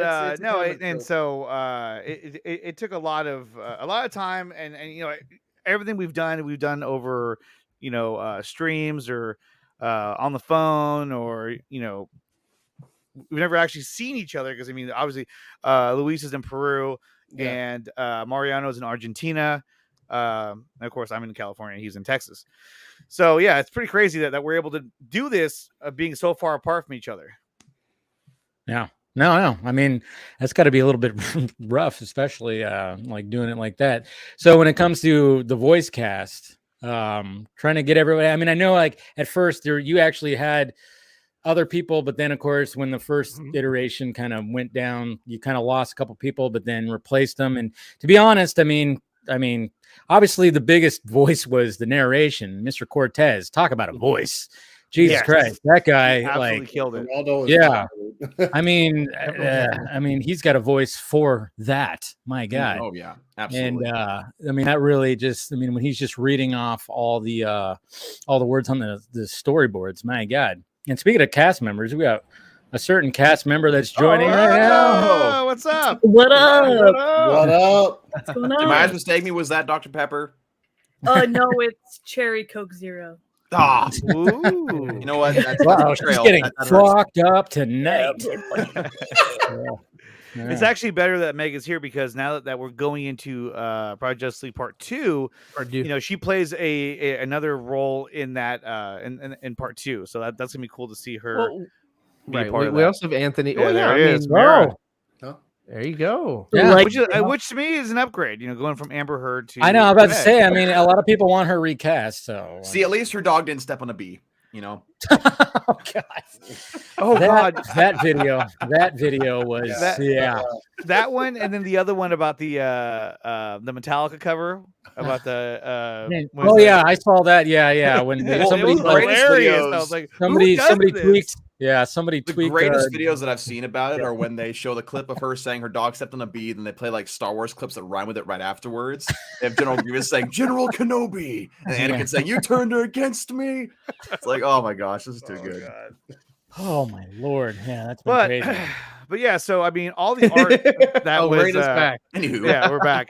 All the art that we used in Project Justice League, it was all we had to start from scratch. We essentially threw everything out and started all over again. And we were able to create new backgrounds, new drawings. We would talk about how each scene would kind of play out, and then Ryan would kind of give his take on, okay, well, I think it would kind of look like this, and then we kind of collaborate, and then he'd start putting the drawing together. And the scene in which Darkseid shows up in the Batcave, that was the first scene that we actually like completed. And but at that point it didn't have Superman flying into the Batcave or crashing through it and everything. Didn't have that, but it was just Darkseid showing up, Darkseid Batman or Bruce banging on the glass, and then he shoots her, but then right when the laser would hit her, it would cut to the actual Jim Lee storyboard sketch of her getting Omega Beam, because we didn't have it done yet. So it would just cut to that because it was a stand-in. We're like, okay, cool. And then with Luis, who does the special effects, a lot of times we would ask him like, hey, we need you to do this, and he would go, I can't do that. What? I don't know how to do that. I don't feel confident doing that. Okay. And then we'd ask him a little bit later. We'd say, hey, so what about that one scene? Oh, I figured it out. I can do it. Okay, cool. And then we just go. Like almost every scene, he'd say, I don't know if I can do that. And then he'd come back a day later. Okay, I can do that. Okay, here we go. And then that's hilarious. At least he's being honest, I mean, it's like, sorry, I'm not. I don't know if I can. Well, he's really young too. He's only about like 22 years old, 21 years old, and he's doing some amazing work. And he's shown me some of the things that he's been working on. Some Batman and Deathstroke stuff he's been working on. It's just really, really incredible. Yeah, but so he's real here, right? Yeah, so this was the first scene that we finished, and that's actually the Darkseid head is the second iteration, because his head looked a little different before, and then there's Superman flying, and you can see the bay doors behind him that he's breaking through, and then that was a tough one too. Ryan spent a lot of time coloring that skeleton. So yes, this particular shot here. So I had finished Lois in that position. And then, we're like, oh, how do we get it to where, the beams actually do something to her or whatever. So he was like, I was like, well, I can put a skeleton in there. And so I had to form the skeleton in the position that I had already drawn, and in that same, perspective and all that. So, that's why it kind of looks a little, I don't know. I like it, but but yeah, so I had to add that, and then that's when Luis was like, okay, I can do this. And so we put that in, and we're like, oh snap, this actually looks pretty good. It looks really good. I mean, I was like, oh wow, they did that. Nice. And then Batfleck, that's like, I think that's the third iteration on his face. Yeah, we did 3 facelifts on him. He had one face, and then he had another face. Well, he's almost 50, so yeah. So so that's the absolute finished product for Batfleck. We used some de-aging. Yeah. And then that shot too was really cool when he busted through, and I'm having to tell Luis, okay, so this was going to happen. So, I'd send him the shot, and I'd be like, okay, so I need him to bust through these bay doors. And you see the bay doors in BVS when he comes down, when Batman comes through the lake, and he's driving in the Batcave. You see the doors open in front of you. And so we're like, okay, that's the shot I'm looking at, is the bay doors. And I want him to come flying through that, because through those doors. Yeah. And you can see them if you slow it, you can see them right there. Yeah. And so right here. That was the most accurate way for him to fly through without destroying or causing a cave in. And so I was like, so then he'll fly through there. Yeah. And then literally on that same pathway is where Darkseid is standing in front of Lois. Mm-hmm. And so it had to kind of make sense where everybody was at. And that was one thing that I would say the first time around wasn't really being paid attention to. But this time around, I was like, no, I want to make sure that, wherever the scene is taking place, it makes sense where everybody's at, I want them to know that they're actually in this cave, and he's over there, and he's over here, and he's over there. You know what I mean? So it would all make sense. But yeah, and this scene came out great. I love the explosion behind him too. Yeah, and then even incorporating the actual scream of no, from the movie. But I actually wanted to ask too, is like before we like continue, like so name off the cast and who they're playing. So in part 1, you have Superman, who I actually voiced the character at one point, and then we changed it to Geraldo because he's got a badass voice, so we're like, yeah, let's just go with that. And then let's see, Batman is voiced by Richard Citrone, Of who course. originally was actually voiced by Ryan's son, Matt Doobie. He did a really good job, but once we got Richard on, we're like, sorry, Madams. But Matt ended up He got bumped by the. he got bumped, but he ended up voicing what's it called? Captain Cold. Captain Cold, yeah. Oh, okay. And then for we had Cyborg, which was Ohio Dave. Dave, yes. Oh, yeah. Dawson was the Flash. And then we I think I said 1 word, 2 words in this. Those 2 words. You're not getting paid per word. It's fine. You know. Well, I should charge. I know. Jeez. We'll send you for part 2, you definitely should. Yeah. Yeah. Well, and what's funny too is that in the next one, there's actually a lot more dialogue than in the first one. But yeah, so as we go into part 2, Meg will be voicing Mara. Anthony will be voicing Deadshot. Who else was there? Wait, Meg, did you voice something in this one though? No. Not in this one. Okay. I actually tried to. I actually tried to figure out how to get her in. Like I was like, is there? And there was one scene I was gonna do, but I didn't get the time to kind of work it in because it talks about how Arthur dies, and then she has a cut across her face, and so. I was gonna have her scream, Arthur, kind of like what she said in Aquaman, like Arthur, because he's dead. Hey, what would that sound like right now, Meg? Go ahead. Just kidding. Spotlight. On the spot with an accent? I can't do that. I get paid per word. Yes. And then Geraldo actually ended up voicing not only the narrator, not only Superman, but he ended up narrating Darkseid as well. So the voice here, that's actually his voice that they overly kind of modulated. Ill Life did all the sound work on that. And Ill Life also did Aquaman. He did. Yeah. Yeah, our first Canadian Aquaman. First Canadian Aquaman. And then I'm gonna butcher his last name, but Marty. Yes, McFly. Yeah, he voiced Lex, and he absolutely killed it. I know. I was very impressed, and then I realized I was like, "Oh, I know Marty." Yeah, exactly. And so totally we had talked. We had talked way back when, and when things didn't work out the first time, a lot of people reached out to me. He was actually one of them who reached out to me and said to me, "Man, the Blue Sox didn't work out." And then I found out through the grapevine that I guess Meg had suggested that he do the voice of Lex, and so I went back to him. I said, "Hey, I understand that that was approached. You were approached for that. Would you be interested in doing it again?" And he was like, "Oh yeah."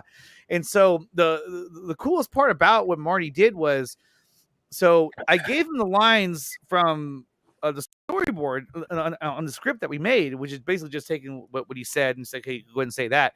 And then he said, "Okay, well, what I'm going to do is I'm going to kind of add some more lines to it and kind of elaborate on what he's saying." And I was like, "Okay, yeah, that's fine, I guess, yeah." And then he sent me a first draft of it, and I was like, "Holy crap!" I was like, "You sound just like him, man." And he was like, "Oh, hey, thanks, man."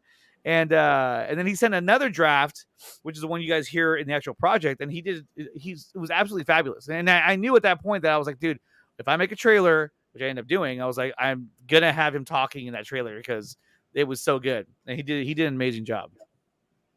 Provided him the upgrades that he needed. He could surely say a big bye-bye to dropping anvils and rogue bolters. Is there a point to all this rambling?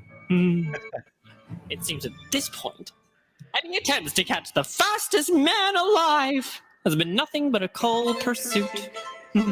This is where my associate may be able to help. Perhaps we could catch 2 birds. Let's get started. He does a little. Yeah. I was like, He got that down so perfectly that The only thing missing from that is he should have offered a Jolly Rancher. Yeah. Right? Yeah. Like he killed in that line. He killed it later on when he meets Darkseid for the first time. Yeah. And he wrote that whole line. I mean, like a lot of the lines that you're hearing about the Wile E. Coyote and all that, like Marty wrote all those himself. Wow. And I loved it. I was like, wow, this is really. He was like, this is my attempt at writing like what's his name, the writer for the Justice League. Oh, Chris Terrio. Yeah, this is my attempt to write like Chris Terrio, and I was like, dude, sounds pretty amazing, man. So that really, I mean, he sold the show, and then of course, when it came to the Riddler, I felt like, well, look, if we're fan casting our friends and different YouTubers and whatever, I was like, it only makes sense to do Scott Fowler as the Riddler because I mean, well, why not? No. He's been campaigning for it for a while. Exactly, and so we wanted to make it. We went to make a wish, and we wanted to make his dream come true. Yeah, but the funny thing about this is that in the narration, and I know some people pointed this out, that it says that he has a long beard. Oh yeah, we knew that going in. You done messed up. We knew that going in, and of course we're listening to the dialogue, and of course it's on the script, but the preliminary drawing, I finished him off. I drew over. You did what? I was waiting for somebody else to point out. Okay, now we know why Ryan's camera is not on. Yeah, exactly. I thought this was a. So I wanted to see him finish. What? Stop. All right, a minute 3. Everybody, anybody who wants to clip out that right there, use it against Ryan. What? Trust me, that'll be on next week's episode. So anyway, this was drawn by fucking hard fact. This was originally drawn by Chris Arredondo, and he did a fire job with making him look like Scott Fowler. So we wanted to keep this because this was from the other project. So we wanted to keep this, and it's a good shot. I love the shadow of Batman right there too. It's really awesome. Yeah, it's fire. Yeah. So and we had the reversal of it because we wanted to show sort of a conversation, and unfortunately, Scott only has a small part, so there wasn't going to be another drawing of the Riddler. Especially what happens after this. And what was funny was Scott he would hit up. He's our biggest supporter, and he's fantastic, super great guy. And he would hit up Andre like, "Hey, so that was a really cool scene. Does Riddler show up in part 2?" I was like, unfortunately, he does not, because even though he dies in part 1. When the Flash goes back to change the past, like it happens after he dies anyway, so there's no bringing him back. No, I was like, so sorry, Scott. Him. Sorry, Scott. He was like, damn.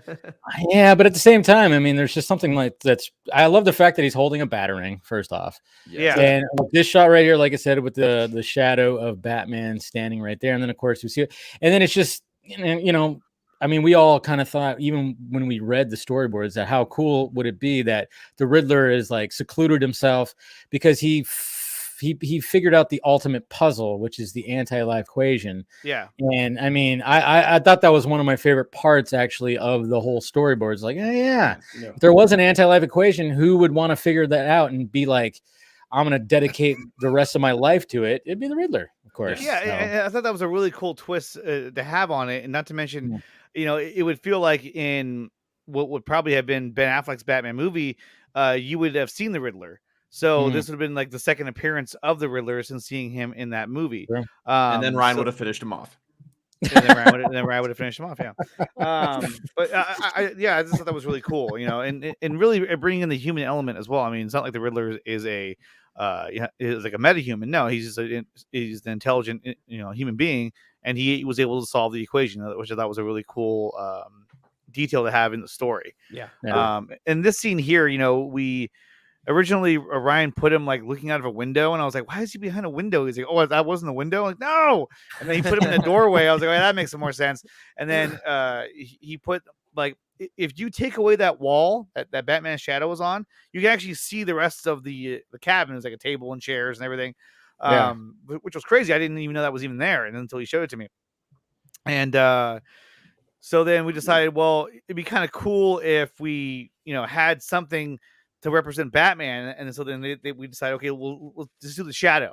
That's really cool, and it worked out really well. And then we wanted to have the back and forth. And so we said, okay, well, let's show a shot of Batman. And originally it was going to be over the Riddler's shoulder. And then we decided, well, let's just show Batman looking at him with the woods behind him, because he's in the Alaskan wilderness. And it was at that point that we were talking about, okay, so we'll have Batman there. And I said, well, it'd be kind of cool if kind of like what Owlman does in Watchmen, where Owlman has on like this jacket, with the fur, and when he's in Antarctica. And so they were like, bottom jeans. Yeah, we're so then they were like, yeah, we don't want to do that. It's stupid. And we're okay. And I said, well, how about this? I'm like, what if he had on the jacket? So that kind of, it was just kind of an Easter egg showing that, like, this is the beginning. Like a BVS or like the Nightmare kind of jacket almost. Yeah. So you can kind of see the connection. You don't want to get that costume wet, It gets all, it starts to. He's gonna sweat. Swell up. It's gonna swell up a little bit and get all heavy and shit. Yeah. Yeah, and like crazy. And it's just a cool shot. And so I was like, yeah. And Luis was able to put the thunder flashes behind the trees, which I don't know how in the world he did that, but he did. And it came out really, really good. Yeah. No, it did. Really did. Oh, yeah, Night Owl. Thank you, Droga. Yes, Night Owl. Call him Owlman, whatever. Fake fan. Yeah. Fake fan. I know Jose's going right after me. It's like, that's Thomas Wayne. That's right. None of us corrected him, so we're all fake too, apparently. Yeah, we're all fake. Well, we're like, I'm not gonna stop him. You just keep going. Just keep going. Yeah. Just dig that hole. Just let him finish. We got Mr. Steven showing up right here. What up? Hey. Oh, he took his glasses off. Who is this? Oh, shit. Throw a knife at Steven. Two times you brought me on, like right when I take my glasses. Your mic's not working. I mean, like I could hear you. We could hear you, but I think you're having the same problem I did at the beginning. It's like, let's try that. How's that? Yeah, there you go. Yeah, a lot better. Didn't even have it's got a mind of its own. There we go. Yeah. It helps. The mic is leaving here. Yeah, it helps that it's right in front of your mouth. Yeah. Right. What's going on, man? How you doing? Good. How are you? Good. We're just kind of going through the motion comic here. Yeah, breaking it down a little bit. It was actually awesome that Steven put out that article about the Batman and Lois relationship, because I mean, to be honest, I mean, a lot of people stop at that and they go, "Oh, that's just dumb." Yeah, they don't like it. They don't like it. No. And you're just like, well, look, if you look at the circumstances that these characters are in, to me, it actually makes a lot of sense that they would be drawn together. Because here you have Lois, who, is lost the love of her life, and she feels safe in confiding that in Batman, in Bruce Wayne, who understands that, and he feels the guilt of, the loss of Superman. So and misery loves company. So well, and so and it's a weird thing too, because like so many people are like, no, she's supposed to be with Clark, and it's gross, or it's like they compare it to like not like the brother and sister. It's not Luke. I know, right? or they compare it to like they'll use the word like I've seen the word that he's like being cucked thrown around, and it's just Superman being cucked by Batman, and it's weird. It's like, well, he's dead in the story. Like people don't know how to appraise a story like as it goes on. They're like, but he was gonna come back. It's like, but Batman and Lois don't know that. Like to them, death is death. And also as I started to find, because I know people personally that have been through this, but also as I was researching and I was trying to find some real life examples, and like it's incredibly common for someone to lose a partner or a spouse and then have the best friend or brother or sister or whoever of the spouse like form a relationship with them, and then they come together and they talk about, sometimes it's a matter of this, they had a existing relationship, or sometimes it's even that they're the only two people that can like truly understand the person that's missing, and there's like a sense of remembrance or commemoration that by being together that they kind of keep the memory of that person alive. Yeah, that's it. There you go. The most fascinating part that I found and I think I linked to this in the article, but in after 9/11, there were a bunch of widows of firefighters who ended up marrying other firefighters. Yeah. From like the same, or just from, even if they weren't people that knew their husband, it was other firefighters, because there was a big sense of like of community there, but there's also a sense of like, well, we need to take care of our own, and like this is and sure, maybe it's awkward, but like that's how a story is awkward. Like, I don't know. The human existence is awkward, for goodness sakes. Yeah, exactly. Yeah. Like where this is, and like if you watch like Excalibur or Shakespeare, this is not a new concept in like a thematic concept in art.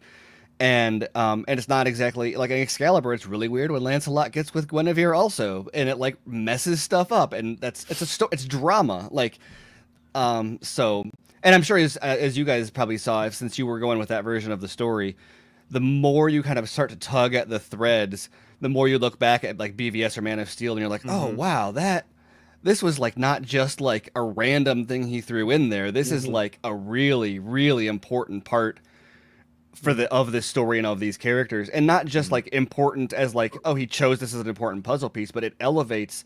I mean, the Martha moment has a completely different meaning if you look at Lois as a metaphorical Martha, and that's a motif that occurs multiple times throughout because you have Lois is really like, it's not Superman saying Martha that stops Batman, it's Lois getting in the way of him that stops him. And then she does the same thing in Heroes Park she does the same thing in Heroes Park in Justice League. She gets in front of Batman protecting him from Superman, which if you consider that at that a version of that story that she's protecting the father of her child, that scene. So anyway, and then the same thing happens with Darkseid later on. Like there's all these like it's a I don't know, and it's not that everyone's supposed to love it or anything so much as recognize that like there is a thematic importance there, and fans hating it makes sense, because if you look at like the example, like the real life examples of this happening, it's quite often that like there'll be a social group where like someone's significant other will die, and they'll get together with someone else from that group, and they'll get like ostracized, or family will be like, how dare you get with our whoever is the brother or the best friend or whatever. They'll be like, you're desecrating the memory or whatever, and they get rejected, and that's like a part of this. That's a part of the story and the drama that's involved in it. And it's a real life thing too. This is not just a thematic soap opera thing he threw in there. This is like a real thing that people go through, especially considering like the Snyders when they were writing these stories, they were adopting kids. So you look at the importance as a story about adoption and found family and lost family and making sense of broken families. And anyway, I can go on and on and on and read my article. No, you can't. Actually, in paragraph 2, I don't think anymore.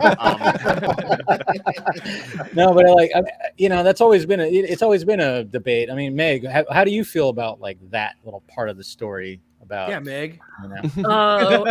Bruce and Lois. Yeah, I understand why it could happen or would happen. I'm not a fan of it, but but I can see. I mean, like Steven said, it happens in real life all the time. Yeah. Well, and I'm not sure we're supposed to be a fan of it either, because the story doesn't even present it as the solution. Yeah. Batman decides no, it's better for her to be with him than it is for me. Because if she's not with him, he'll destroy the world. But it was not even a new concept. I mean, Bruce and Lois have gotten together in the comics. Yeah, well, way back in the 80s. I know, you just Steven would send me some stuff. He's like, "Oh, look at this! Look at this!" No, I'm like, "Oh, shit!" Literally, there's a story, the Bride of Batman, or what's it called? Something like that. Where it's an Elseworld story, but there's literally a story where Batman and Lois get together and have a baby named Bruce Wayne Jr., who becomes Batman. Like this is pulled from the comics. But I was gonna say, if anything. Not that I know a lot of people are uncomfortable with the idea of like Clark having to raise Bruce's son, which is weird because it fulfills his legacy as like the adopted son of Krypton, but also like Jonathan Kent adopted him from another world, knowing like that's how more perfectly the son of an orphan being anyway. But the whole taken as a whole, the story validates the importance of Clark and Lois as like the relationship in DC Comics more so than anything. Like people think the destroys it. No, it puts it on a pedestal and says, no, this can't be sullied. If this relationship is not prioritized as a core part of Superman and Lois and DC Comics, we have the nightmare. And so it's a little bit weird to reject it as a affront to Lois or Clark, because at the end it says, no, this is the way it's supposed to be. The way they fix the universe is by putting Clark and Lois back together. I think one of the reasons why a lot of people, it's off-putting to a lot of people, is not just the inception of it, but also, they sort of gotten raised up with the cartoon, and the cartoon shipped, Batman and Wonder Woman. And so they're like, well, they're supposed to be together, and you also have the other one where, people are not a fan of is Superman and Wonder Woman, having a relationship. We were like, I'm not a fan of that. So, I mean, well, and in the New 52, when Superman and Wonder Woman were kind of doing their thing, Bruce was flirting with Lois. Like, that's, I know people don't like the New 52 isn't like, everybody just wants Batman. That's just what it is. Yeah.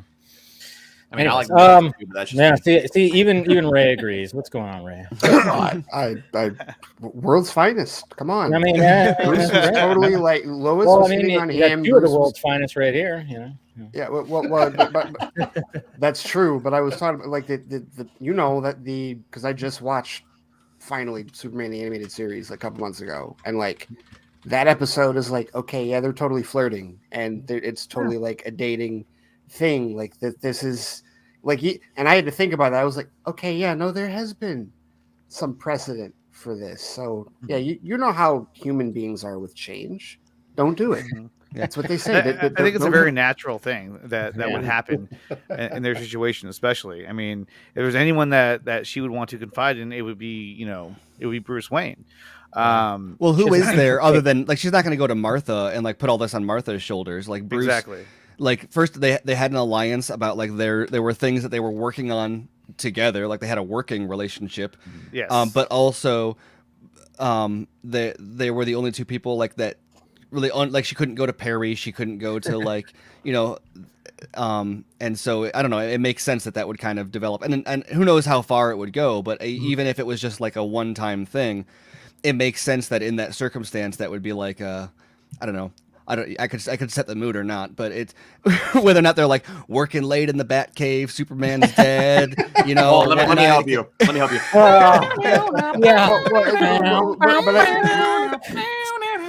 Yeah, she's like, I really wish you would have. We're never gonna dance again. I don't want to get it on. You went into the lyrics, all right. The next song on the playlist, Let's Get It On. You know that? No, but who doesn't know that song, Ryan? I didn't live in a cave. I think. Does your wife know that? What? I think you brought the point up in your piece, Stephen, about like there's not very many people she can talk to, right, about the situation, right? Yeah. It's one of those where it's like, okay, a select few of us are involved in this. Mm-hmm. Who can I confide in with this? It makes the most logical sense. Because she's not gonna go to Diana, and she doesn't know how to. I'm sorry, but who is there? When he's in the Batcave, he's just. We get it. You know I'm good at it. I do the alphabet. A is for Alfred. B is for Bats. It's a Clarice. I get it. That makes a lot of sense, Richard. Oh my gosh! But I mean, isn't Alfred what happened? That went on for way too long. I know. Oh my god! What in an order that would surprise you. What's actually happening right now? Anybody who hasn't seen the Batman movies or Batman Speaking of setting the mood, A is for Alfred. Good job, dude. Like that's exactly what you need to be. Like that's, I'm sure that's not going to backfire on like, yeah. Let's talk about Alfred right now. Let's. Christ. Oh no. Oh man. Oof. Anyways, so let's continue on with the discussion of this project. Well, I mean, so like we had this idea. Okay, let's start from the beginning. Well, no, Ryan made some very explicit sketches. Okay, state your name. Well, I mean, like when like one thing that I What's your did name for the early record? on. First off, state your name for the This record. is Andre Fernandez. I'm okay. director of the project. What are your exact Director. coordinates right now? Yeah, exact coordinates. State your name for the Longitude, record. altitude. But no, it's the first thing I did was I took the audio and I scored it with the music from the movies because I was telling Ryan that like the music is its own character in this because I mean it has built-in nostalgia that I don't think everyone takes everyone kind of just takes for granted, but like when you hear these songs, you hear these scores over these scenes, it resonates within a lot of the fandom, and you remember the emotion that it evoked from you when you saw it in these previous movies. And so that was something that I spent a lot of time trying to figure out what track was the best track to represent this scene in terms of like building this story. And for the most part, I would say that Phil Barker kind of like hit the nail on the head when we were talking about it, because he said it really felt that like this was you have Justice League Part 1, you have Justice League, and then Part 2, which was this one, is more like the BVS version of Justice League, where it's a darker, it's a deeper Empire story. Strikes Back kind of Empire thing. Strikes Back, Yeah. exactly. And so all the heroes you see them fall, which is why we called it Fall of Justice. And in a lot of those shots too, we tried to show some of the mirroring of the scenes that we saw in the movies, such as you have the shot where you have Orm killing Arthur. He's in the same Speaking of pose. shots, I really love this shot right here. I'm just saying. Yes. That's a cool shot with the Robin suit in the background. I even expressed that too when I was like talking about it on the show. I was like, I really like this shot where it's just like Bruce without the cowl on, and then you have the Robin suit in the background. Yeah. Well, and we talked about this scene, Ryan and I was like, yeah, I want a shot of him in this pose, but I want the cowl should be off. And he was like, yeah, I agree, Yeah. the cowl should be off because he just got done meeting with Lois, so it wouldn't make any sense why he'd have the cowl on talking to her. He take it off. Why was the cowl? That's right. I know. Yeah. It's hard. It's hard to do things with the cowl on. I mean, Not according to Frank Miller. It is hard to do that off. A is for Alfred. Yeah. No. If you read All Star Batman and Robin, apparently Batman prefers the mask on. So no. But even this scene this here, is all canon, right? Yeah, right. Yeah. But even in this shot here, I wanted to kind of show, obviously you had a similar shot in BVS where he's staring at the suit, kind of, brooding and dwelling on the things that happened in the past. And then in this case, now he's looking the other direction, and he's more worried and more focused on what's happening in the future, and maybe losing sight on, losing sight on the past and what happens to people that become too close to him. And like I said, it was a mirror of the other shot. His adopted son is behind him, and Lois is telling him that her child is not his child, and that's in front of him, and like there's he suspects it already. He suspects that she's pregnant because he knows that Lois is hiding something else. You can see it right there in the words. And so you can read that for yourself. Thank you. Yeah. And so like the entire Robin suit was redrawn for this shot. And it looks really, really good. Mariano, actually, our colorist, he drew that whole Robin suit by himself, which was like really cool. It's accurate, man. It's accurate. Yeah. And well, even the Batcave, like all the layout of the Batcave, you got of course, where the suit was behind it, and I mean the whole layout. I had to I had to put the little squares back there. Yeah, the design, that shit was meticulous. Yeah. Oh yeah. In the original, you talk about the original hub where Batman. Where the bat suit is. Yes. Yeah. Right here. He had to remove the suit and then draw the pattern around, as it continued on. When I saw that, I was like, wow, that's amazing. Detail. Called work, man. Called firework. And then obviously, when we go to the next shot, when we have the injustice scene, we made the decision very early on that we were going to have Lex in the suit because and then he put his own spin on it and have his LexCorp logo and have his own coloring on it. And when Mariano first colored it, it was like bright ass green. We're like, yeah. okay, hold on a minute. It was hold on like a minute. action figure green. Yeah, we're like, let's mat this down a bit. You know? Like, wait a minute. Yeah. This is Zack Snyder we're talking about here. I know. It's like, Oh, remember, yo, Jack doesn't like color. I think. Well, hold up. Was it Devastator green, like the Transformers Devastator? No. It was like more neon lime. green. That's more lime. No, Devastator is the same color scheme, isn't it? The green and Yes, it is. Yeah. It is. Yeah. And then I this also shot like right the- here. Yeah, I love that transition right there, where That's obviously so we got the Let it begin. yeah, and then Yeah, it just Marty, transitions Common right there. desert with Maru's help. Let's break God, Storm and Black his voice Manta so good. out.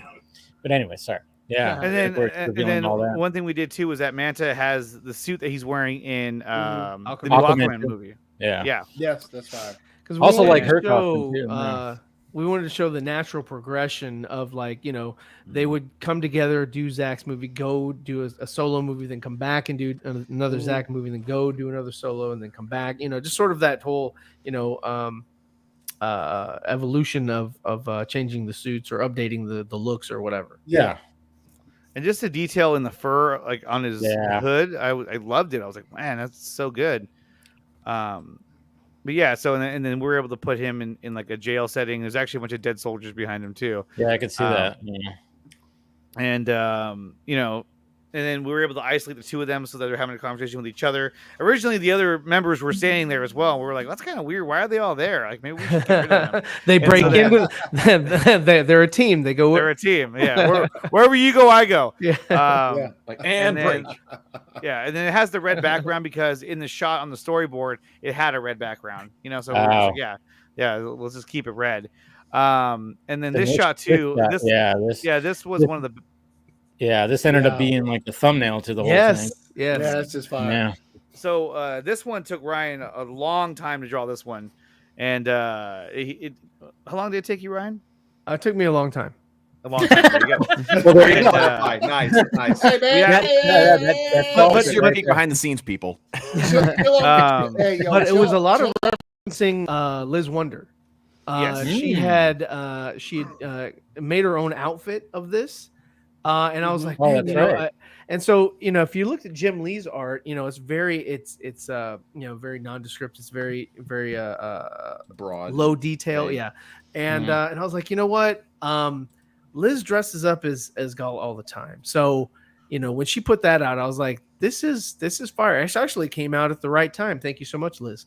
And so I just sort of Checks used in the mail. her. Yeah, checks in the mail.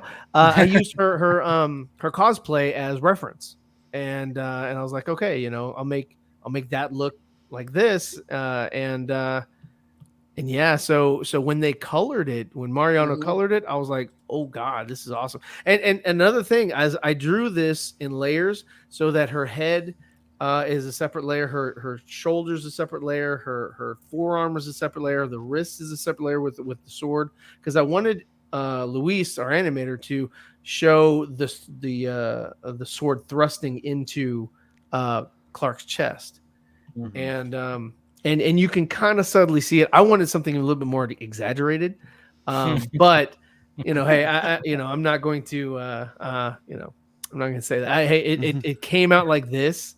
And I think it worked pretty good. I'm really satisfied with the shot. That's why it's the thumbnail. Yeah, and right from the start, Ryan was like, "This is gonna be the thumbnail." I was like, "No, it's not." And then finally, he brought it up before we released it, and I was like, "Look, I'll tell you what.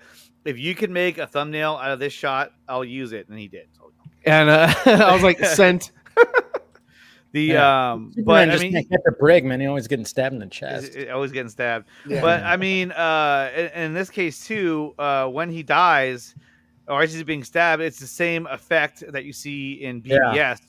So again, we wanted to kind of have that mirroring of the previous movies, so that you had that same feel of what you saw. And then here, this is a shot where he's analyzing the mother boxes, and then in the audio, you actually get to hear your only line of Alfred. Who did Alfred? That was me. That was you. That was, Because on Master Stone, of course, he'd have to face himself. He did a good job, though. He did a good job. That's I why was like, did you listen to my take on Alfred? But the takes oh that yeah, I did? I was funny like, thing. yeah, sure. Funny thing. No, okay. So did you wear like a denim shirt and Yeah, suspenders I was and in a vest? Yeah. Did you look like you go on a Mumford and Sons album cover when you recorded it? 'Cause that's the only way. No, I can guarantee you. I can guarantee you. It was wearing will super wait short for shorts. you. I guarantee that. I was like, Simon Says. No, I put a little Easter egg on my recordings, and I was like, "Yo, Andre, I sent you over, the recordings of Alfred saying the line, whatever." I said, I want your feedback on it, and I put something in there specific for you. It was like, "Oh yeah, no, it's fire, it's great, no, I love it." I was like, "You haven't listened to it at all, have you?" I deliberately put something in there, and I bet he still doesn't know what that is. I don't know what it is. You don't know what shit. that is? I only heard the first few, and I was like, yeah, that's good. And then I sent it to Ill Life. Like, here, mix this. I at the end of the recording, I put, "I killed Mufasa," and he never listened Nice. to that shit. Nice. The only thing that would have been better is if it had said, "Be prepared." That would have been the only other thing that would have been For better. anybody who doesn't know, Jeremy Irons, voice. Yeah, we all know. What? Scar, yeah. Spoiler alert. For anyone that doesn't know. Spoiler for a 25-year-old movie. Hey, listen, there is a whole generation that saw the live action animation version. I know. They Live know action. they know Chiwetel Ejiofor's Scar, not Jeremy Irons. Yeah. Yeah. I don't know. Jeremy Irons, though, his voice. Yeah, Jeremy Irons is fire. Yeah. That's His voice. But I mean, yeah. Go ahead, Ray. No, I was just saying the original animated. Come on now. Oh yeah. We're not playing around with that. It's the original animated Lion King. That's what it is. No. We're not playing yeah. around with that one. Not at That's all. like, if you try to compare Will Smith's performance to Robin Williams, it's like Oh, night and yeah. day. It's difficult too. And then of course we got this shot right here. That's that's fire. And so That's probably my favorite shot of it. Yeah. This drawing of her, I saw it before it was colored in, and it was when still black and white. And I remember staring at it, and I was like, "Man, this is amazing, dude." And he was like, "Thank you." I was like, "No, it's the hair and the face, man. That tells the shot. It's absolutely incredible. Mm-hmm. Is it release a Justice is Gray version? Yeah, that's the Justice Project Justice League is great. It's funny you mentioned that because for a while, even our colorist was like really, really busy. And so we kind of fell behind. And then Ryan made the jokes to me one day. He was like, "Well, if Mariano doesn't hurry up, it's about to be the Justice is Gray edition." There you go. It was going to be all black and white. Like, oh. Yeah. But it would have still worked. That's the Yeah. thing. Yeah. That's the thing. You could have totally done it that way. Like if you didn't say anything about like being behind schedule and you just released it that way, would have known. No one would have cared. It would have been like, "Oh, all right, just as great, cool." Well, what's cool about this shot though is that the background. The background is really great. Well, the cool thing about it is that background is actually a still from the movie Wonder Woman. And so I showed it to. Well, I'm not a what movie? What movie again? Sorry, Wonder Woman. Oh, I didn't. Okay. No, but like so. Not to be confused with Aquaman. But no, what's funny is that there's hella people on this shot. Like, oh yeah, that's right. Yeah. There's a bunch of Amazons. Yeah. They're all there. They're always photobombing. Yeah, like they're all over the steps. And so then I told our colorist Mariano, I said, "Can you make them disappear?" And he was like, "I think I can." And so he actually like eliminated all of them and then drew all the steps as if they weren't there, did the pattern, and all of a sudden, and then they added the light that was shining through. That's really cool. And so, because originally it looked a little different, and there was a whole bunch of people standing in the way, and he was able to remove all of them and then put that glimmer through the light, and it was just really cool. I love using this particular background too, because one of the things that I think it was actually Dice, Andrew Dice, that called it out when the Wonder Woman trailers first dropped. That's really cool about the Amazonian kind of aesthetic is that they've got the lack of phallic imagery, and these are all circles and spirals, and there's not there's not pillars and stuff like that. It's just a really cool like defining, like if you're gonna pick a shot of like Themyscira that's very like thematic, that's a phenomenal background choice. Yeah, and it just worked out really well. Yeah. And no dicks, vaginas. Definitely a contrast. Yeah, I mean it's a Snyder. We've got you got the Kryptonians. I know. Well, yeah, and then you've got and they've got their preferences, and then you've got the Amazons. Yeah, true.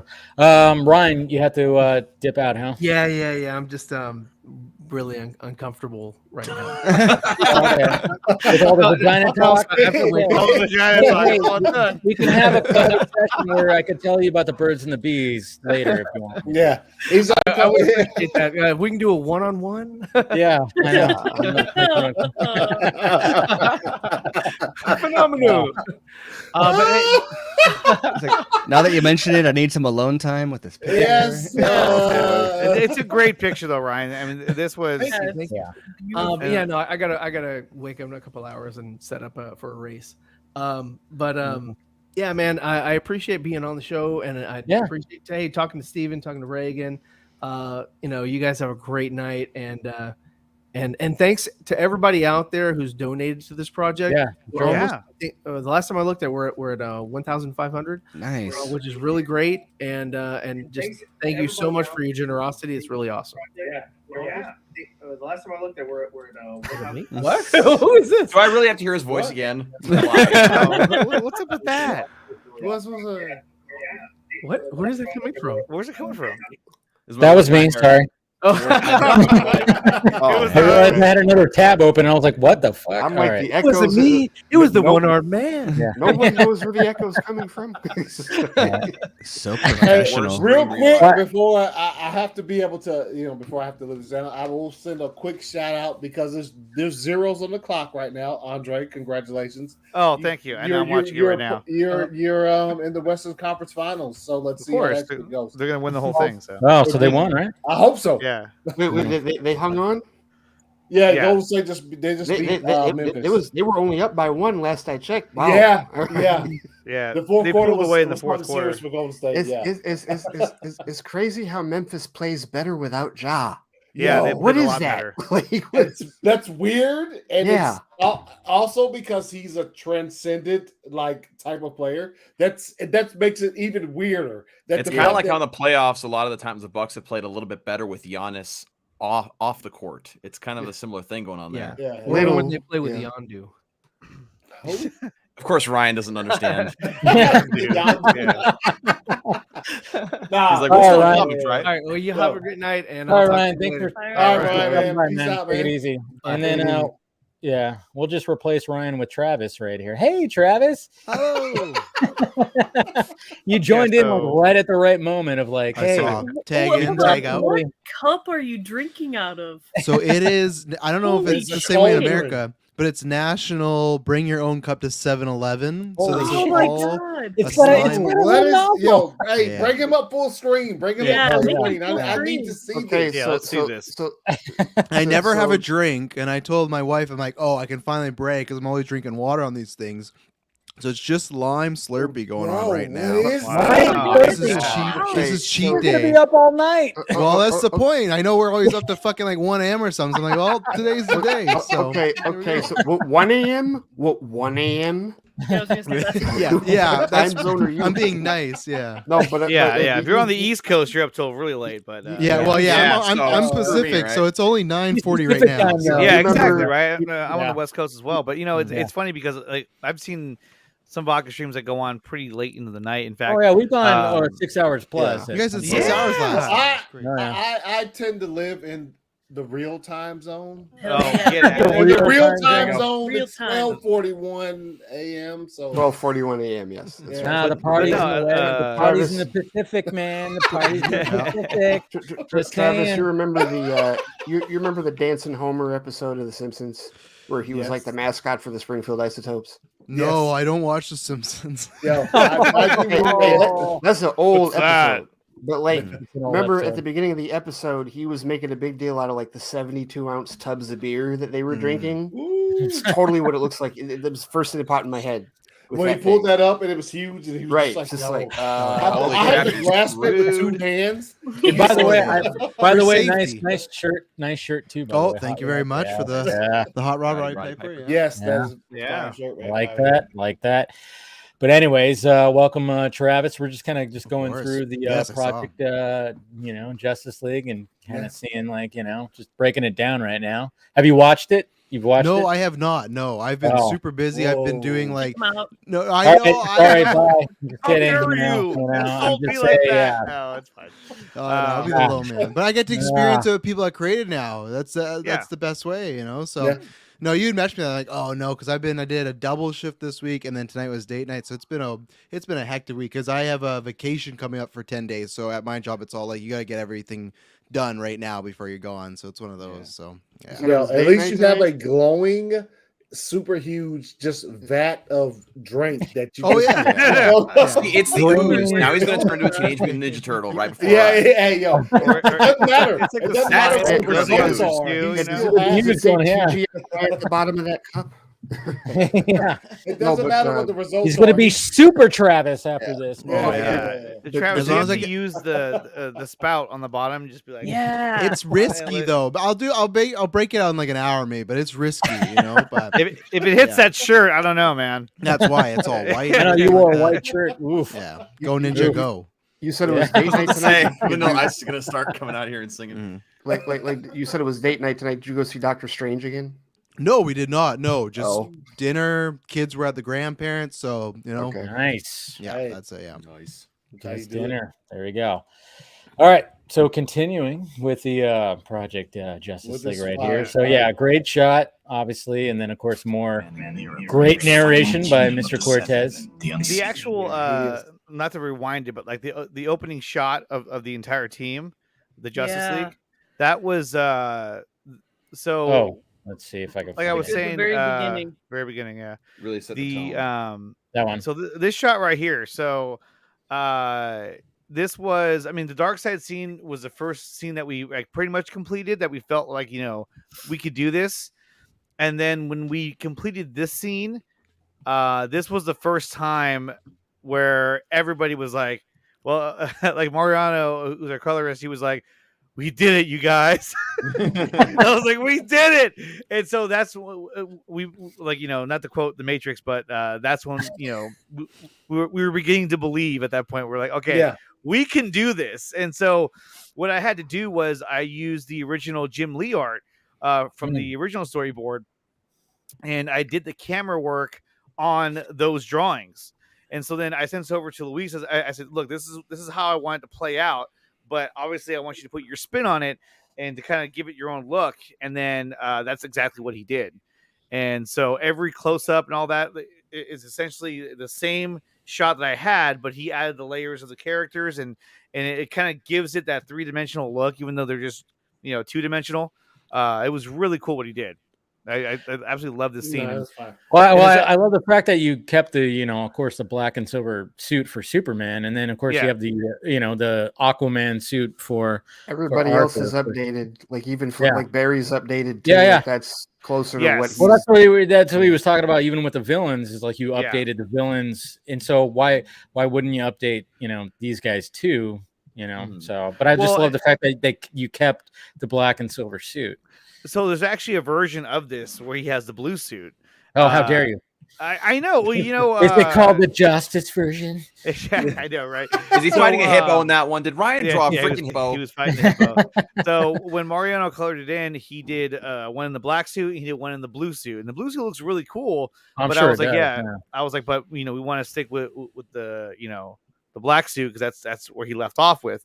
And you can see here, Wonder Woman has a shield as well, which looks really cool. Yeah. And with Batman, we decided to give him the white eyes because it's a motion comic, so we wanted to give you have to do it. It's a motion comic. It's a comic. If we were gonna give him eyes, it would look like kind of weird. White eyes works better 2-dimensionally on the page. It does. Not live action.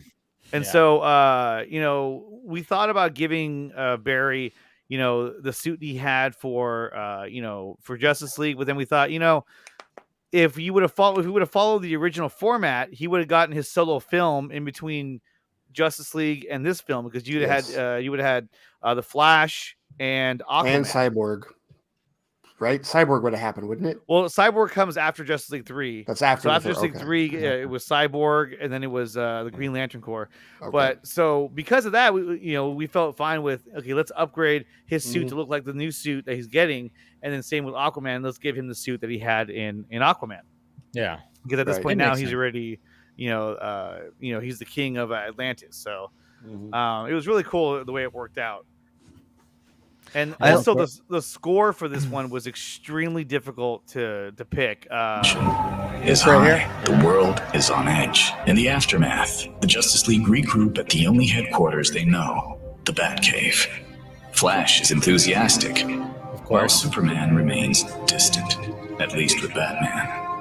And Aquaman. Okay, we see which one you chose right there. You're talking about for this scene, right? Yeah. Yeah, so it's the same scene that in BVS when Superman is going around, committing acts of heroism, but yet they're still questioning his motives, questioning, should he be doing it? And so must it was there be a Superman? Exactly. Yeah. And that's the question that he has here is because he abandons the Clark Kent persona. And the whole idea of the black suit. That's what I liked about this too, is the fact that you bring the fact that there was I don't know. And so there was a scene that, I mean, obviously, some people said, "Oh, I wish it was more visuals." I mean, but it takes time to make all these.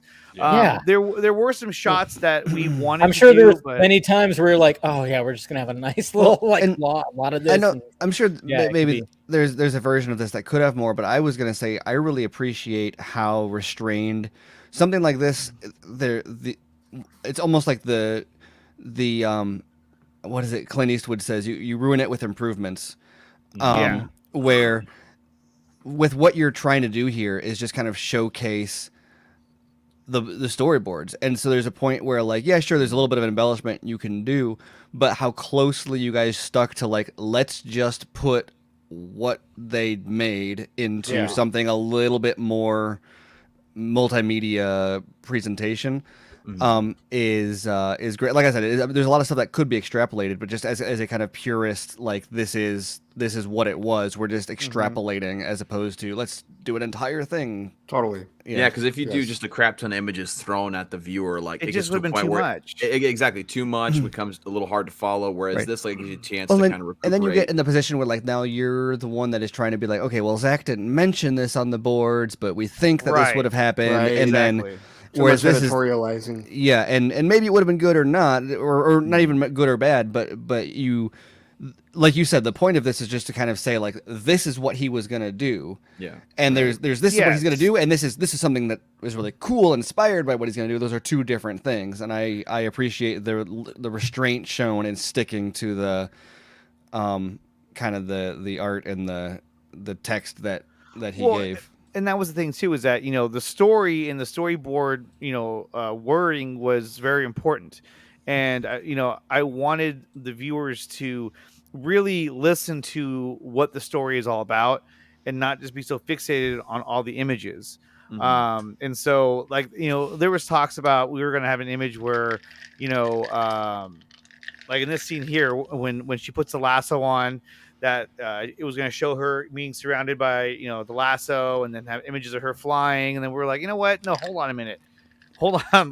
This isn't a movie, you know what I mean? This is like we're bringing the storyboards to life, and so we made sure that, and it's the same that goes in part 2, is that any image that you saw on the storyboards, those are going to be recreated. Those are going to be in it because that stays true to what this was all about. But there are certain scenes that we felt that, okay, on this scene, we need to really kind of bring this one to life because a lot's happening, and it's a very impactful scene, and people need to feel that scene, not only just hearing it, but they need to see it as well. And so that's why, the Dark Side scene got a lot, Fall of Justice got a lot. So because those were the big climactic scenes that really needed it. We talked about, should we have a scene where Superman is talking to Lois, and then we said, well, that's kind of is it really necessary to show them staring at each other? I mean, they're not using any powers; they're just standing there talking to each other. So it's kind of But the one thing that Stephen brought up earlier the other day was that Superman has abandoned the Clark Kent persona. He's literally just Superman. He's wearing the suit 24/7, and Yeah, because Clark is dead. And he tells her that. He goes, "Don't call me Clark. Clark is dead." Which also isn't a new thing from comics. Like you've seen his identity be a big question in several different storylines. And that's what a lot of people were confused about with the importance of the black suit. Jor-El wore a black suit. Zod wore the black suit is just casual, or I don't know, casual, but it's just like more typical Kryptonian attire. The blue and red suit is like a ceremonial. Like it's like if you're gonna look at it like militarily, you've got like your dress fatigues and your Well, like even that shot like that before we see the first Batman scene when they have like Jon Stewart on, and he talks about like how Superman is like this like symbol of like almost like America and like the whole thing, and like I mean it's just like obviously there's blue and red, and I mean obviously it's not like they meant that to be, but at the same time it just kind of represents something when you have actual color to the suit. And I think that's why like Snyder kind of put like maybe that he wanted to have something like that there to just kind of be like, oh yeah, the politics of the whole thing and how people would utilize. Oh yeah, well yeah, you might as well have a cape that's the fucking Declaration of Independence or something like that on his back. Which I personally, when it cheers comes to all the bots out. Hello, my fellow humans. One thing I really liked about the black suit, I think Steve brought up a good point, is the fact that in Man of Steel, all of the other Kryptonians are wearing darker colored suits or black suits, if you will. So when he chose the black suit in Zack Snyder's Justice League and there wasn't a specific description given for the reason why, I always just kind of saw it as him more so accepting who he is. Yeah, that's Cal. His origin. Yeah, exactly. He's embracing his origins rather than just simply being the hero that people say that he should be or the hero that humanity wants him to be. He's just who he is. He's Kal-El, and he is here to to stay. And that's why when he takes that on and and that's the first flight part 2 is Jor-El repeating his like they will stumble behind you, etc. And then you've got Jonathan Kent doing the flip of his like, you got to keep this part of yourself a secret. And that's where he's like, now is the time for you to rise. And so the whole idea, Clark Kent is the version of him that hides the powers. And so to have Jonathan saying like, no, embrace who you really are, is kind of him saying like, you are like, go out and embrace your heritage now. These powers are who you are, and you can own that now. And so that's the black suit.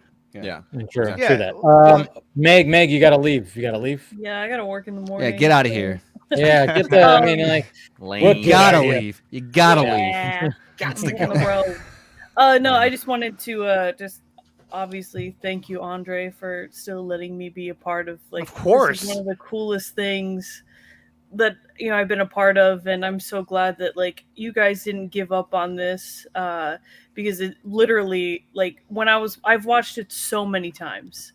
And the first time I watched it, that opening scene with the League and the music, I was crying. I was listening to it on the way to work, and I was like sobbing.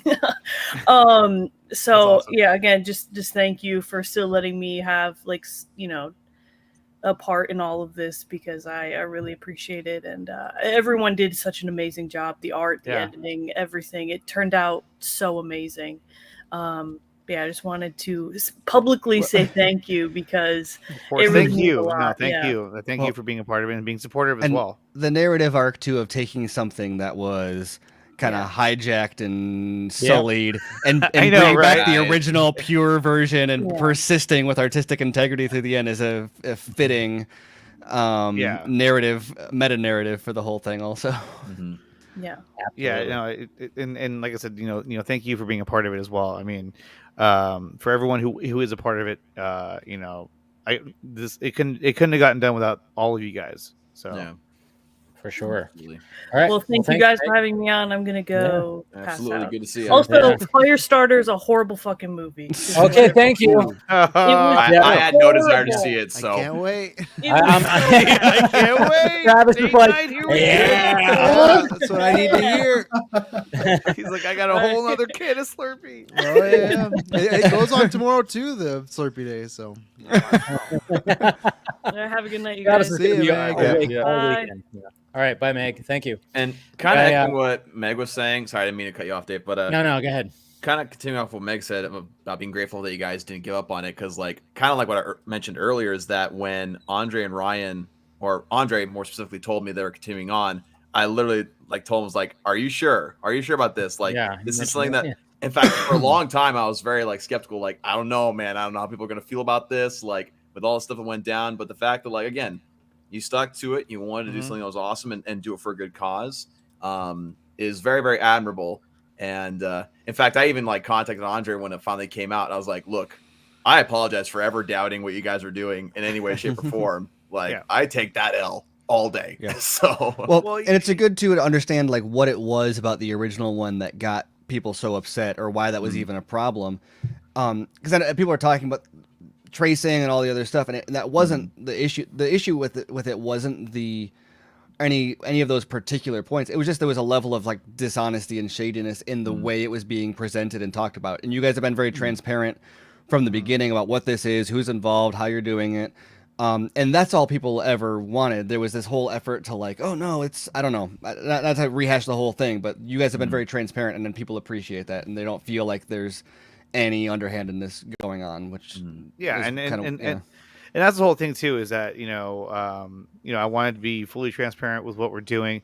Obviously, look, I mean, I'm not gonna lie, there were some other voice actors that were attached to this that we decided that at the end of the day, it's best to move on from them, because it just makes more sense to go more from bringing more of the fans into this and to make it more of like a homegrown type of a project.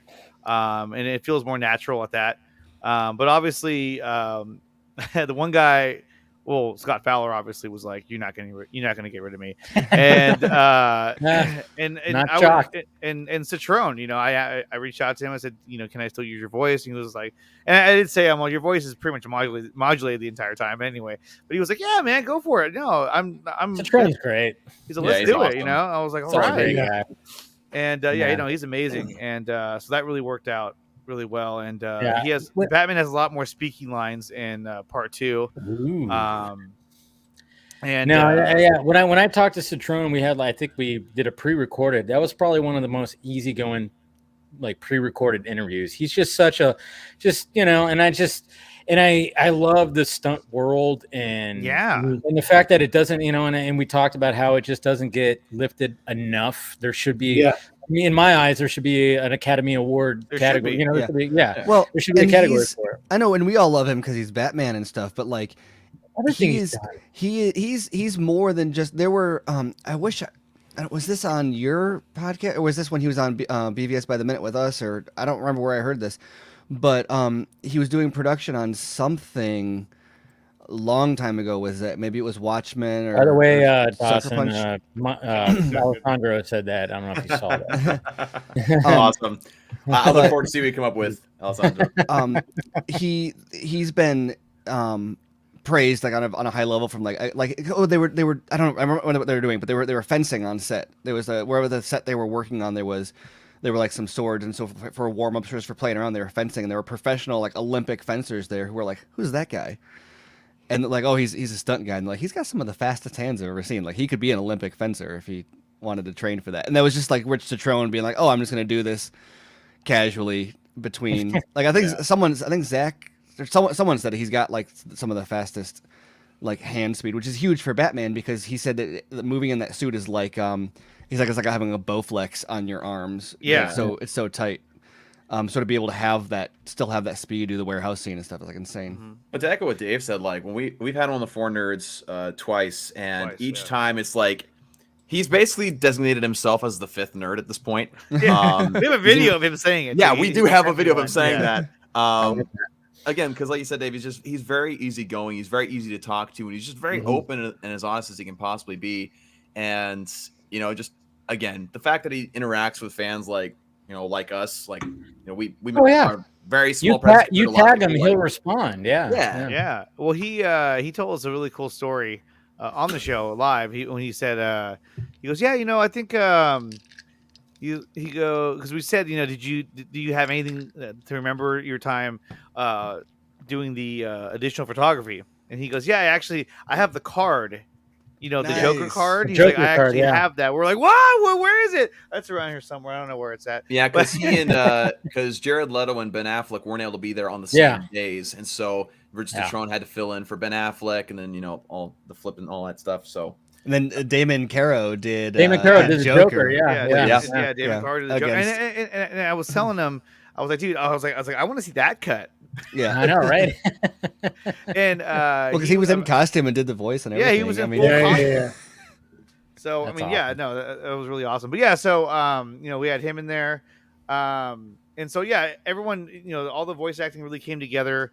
Allie Brooks from Super High DC, I got her to be Lois Lane. Okay, I was wondering. I was like, where did she play? Because we love Allie. Yeah, and that's the other thing too, is that like at the end when you see the credits, it doesn't say what role each person played. Yeah, because and the reason why I did that was because I thought, okay, like this is not really about who played what character. This is about who's involved, who came together to make this happen, and what the story is about. And so it's not about the individuals; it's about everybody. It's about this project, and it's about raising money for AFSP. And right now we're just about at $1,500, which is great. I mean, for a fan project that we put together. Being able to raise anything over $100 is amazing, and we're over 1,000, so that's awesome. Yeah. And it's this whole thing is just it's really incredible, and it's such a relief to get this out, because I've been listening to this thing forever, and to finally be able to share it with everybody was just an amazing feeling. Yeah, I mean, I remember you even shared some things possibly, like beforehand. You were like, "Hey, I mean, look at this." And then I was like, I would be in the same boat as you. Is like, I don't want this to go to waste. I mean, exactly. Like there was just too much good stuff. And what's funny is that, well, I shouldn't say it's funny, but what's going to be great is, believe it or not, Anthony has a scene that it's so good. And even Ill Life, who did all the audio, he was like, man, he's like, can I tell you something? What? Man, Anthony's part. Dude, he freaking killed it, man. I was like, I know, right? It just hits really hard. And I was telling Anthony that there's a scene where you have Deadshot and Mara, so I have Anthony and Meg in a scene together. And I was just like, if I could just find a way to get Joey. So Anthony, you're Deadshot, huh? Yeah, he's Deadshot. We just revealed. Exclusive though. And he's like, dang it. Yeah. Well, I wasn't going to say. I was going to wait for him to Yeah. I was like, because I was wondering. I was like, what voice are you supplying for part 2? Yeah. Like, are you going to sue me if I reveal this, Andre? You better. Yeah, I know, right? No, yeah, I know, right? For an NDA that's been talked about. No, I mean, to me, it's. I don't think it should be any secret, but that's the reason why at the end it just says everyone's name, because it's not really about who we played. It's about what we all accomplished and what we can still accomplish as long as we work together, and we can make amazing things happen. But if you keep playing, I guess you want to keep playing. Yeah, no, we'll get back to it. Because I think I was going to get to this point right here where I love this shot right here of the mother boxes that. Yes. Okay. So this was another aspect. Right there. Look at that. That's a cool shot. And what's funny is that if you watch the trailer, the official trailer, it looks different. It looks kind of like the way this scene started off.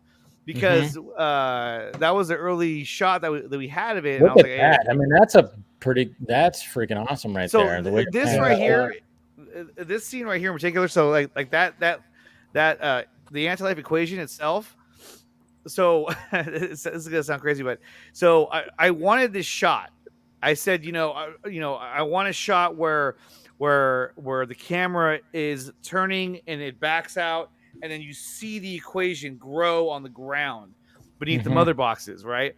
And so we were like, well, how do we do that? And so I took a freeze frame from the movie, and then Luis was like, okay, I can't. That's not detailed enough. Like I need it to be flat. I remember this. And so then I was like, wait a minute. I know that there's a picture of it in the steelbook or the box set. And so I called Dawson. I was like, hey, man, I need you to do me a favor. And Dawson was like, oh, I'm really busy right now. I'm like, that's great. But listen, I was like, can you Andre send has me a no picture? consideration for my time whatsoever. I'm like, can you send me a picture of the anti-life equation that's in that box set?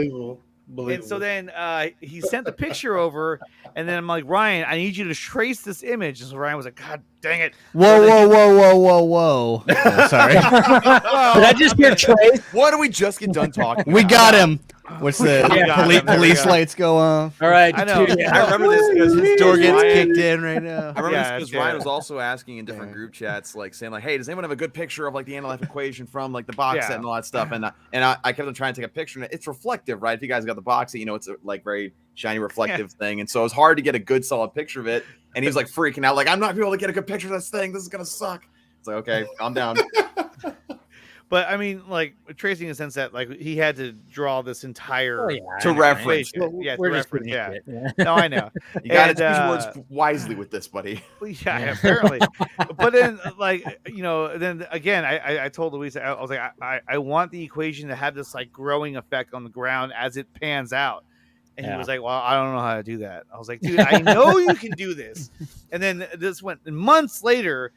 The day that the day before it was going to come out, I had him redo this shot, and then this was the final product where you see it kind of grow onto the ground, and we're like, because the Omega symbol right there, yeah, and so you know this obviously is, and if you guys remember, I was asking for on social media like, what is the Three Rivers? And then like Steven gave his answer, and everyone started giving their answers, and then that was really helped because then we realized where exactly it is located and what it is. Because at first, when I'm reading the storyboards, I'm like, what the hell is the Three Rivers? Like, is that a stadium? Like, I don't understand. Three River Stadium. Well, Pirates play there. Right? Yeah.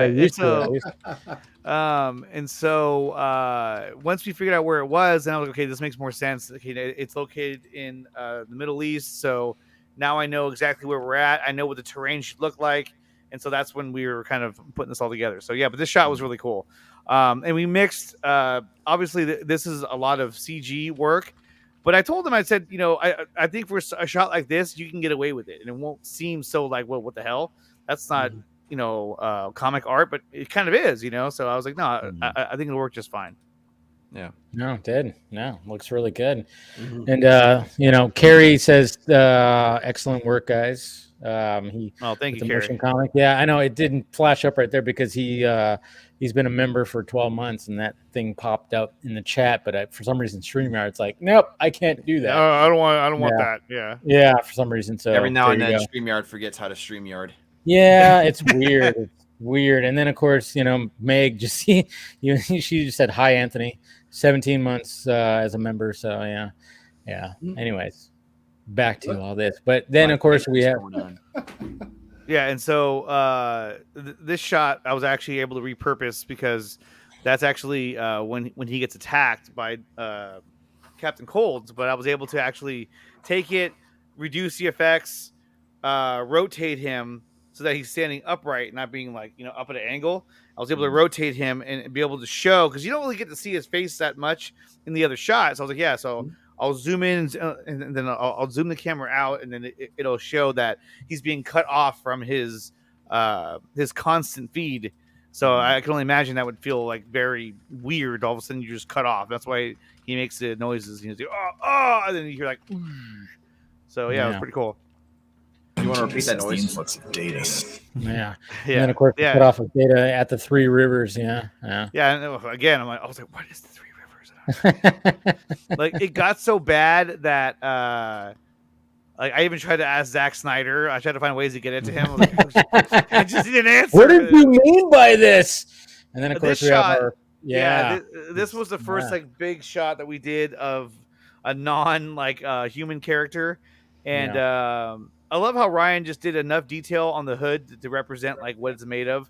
And then there is not a lot of images of Desaad out there, and so and with the texture of that, like when it comes to comic book art, you only need a couple of pieces in order to register that texture going on. Yeah, he's already drawing this. He's like, I'm so glad Steppenwolf died at the end of part 1. That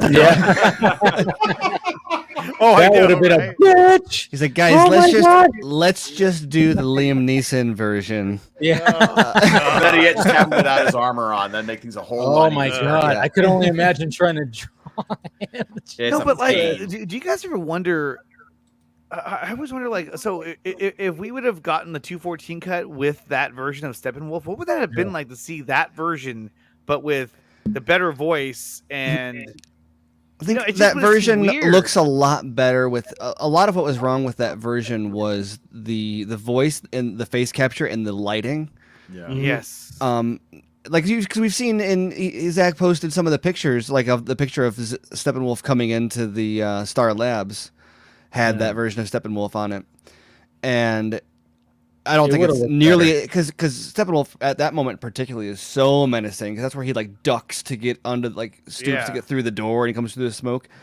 But it's still a lot more menacing than what we got in the 214 version. Walks and says, "I will find you, and I will kill you." Yeah, I have a specific skill set, particular set of skills. So this shot, and also too on his little on his outfit, you can see the design that we put on there, just to try to give as much detail as possible. And this is actually the second iteration of his face.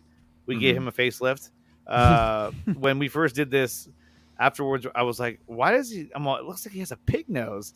He's like, "Oh crap!" So he had to go back and change it because sometimes when you draw it and then it gets colored in, you can see some of the more details, and so then he had to go back and we had to adjust his face a little bit. But yeah, no, I think it came out really good. Yeah, absolutely. I do like the whole like Greek pattern on the shoulder parts. That's pretty nice. And then obviously this leads to the first appearance of Darkseid, which I tried my best to hide this shot of Darkseid in all the trailers. And so, and then as the Ubuntu closes, you get more color and detail on him. Yeah. And I know it came out really good. His head was like. Well, I also like how because how it's pulling back. It's not pulling back it's not like you just edited it's just pulling back smoothly. It's like it's got a shakiness to it. Yeah, I like that. And a big shout out to Mariano for the coloring here, because as a strapping artist myself, when you're coloring individual pieces like this armor here, it is so freaking annoying and it takes such a painstaking amount of time. And so the patience to pull that off and get the good glossy, shiny look of the armor is just it's well done. Did he use the Weta statue as a reference for that Desaad? Ryan used that as a reference because in the same pose, in the image on the storyboards, he has his hand up. He's sitting there kind of a side angle. And so we're like, okay, so and then when he found the Weta image, he's like, well, look, he has his hand up. I'm gonna draw him with his hand up as well. Like, okay, yeah, that's fine, because he's pointing over at Lex anyway. Like, look, no, that's cool. It reminded me of that. I looked up, I was like, oh, that's cool. That's a cool reference, because I don't know if that's a shot from the movie or not, but it's from the Weta pose. Cool. But like I was saying, did we actually see shots of Desaad's hands in the movie at all? Really? No. I don't think so. No, he was always just standing there. We always just saw his face and the hoodie and everything. The hoodie, yeah. Oh yeah, that is interesting. He's got the Nike swoosh on the hoodie. This is Darkseid branded. Can you wear this? Yeah, because he's got those 7-fingered freaking Steppenwolf hands. What are why does I wonder? I guess that's Darkseid perfect PC gaming hands right there. Oh yeah, yeah. With I guess that makes sense as as an ascendant being. If an opposable thumb is what is supposedly what separates humans, to have another opposable thumb, the other side of your hand would be the logical oh no, I'm even more evolved. Yeah.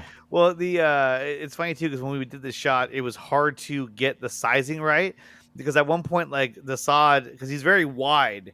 Because of his outfit, and so at one point he almost looked bigger than Darkseid, and we're like, okay, hold on a minute. So when we first rendered it, he was a lot bigger. We're like, okay, we need to shrink him down and move him over a little bit because he was bigger and he was almost on top of him. We're like, okay, hold on. And so then little things like that, and then you have to re-render and do it again, and it takes a while, but yeah. Oh yeah, rendering. Yeah. But I mean, I love the like I said, the pullback, and it's kind of shaky, and then of course the added stuff, and then part 3.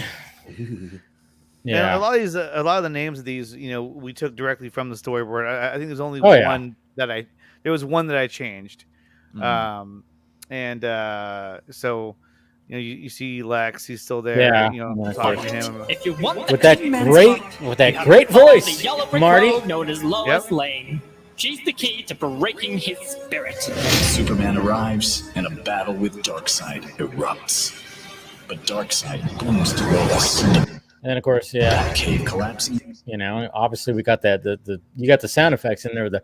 So yeah. I was able to get the pretty much exact sound effect that they use for the boom tube, and also it being open as well, like when it stays open, like.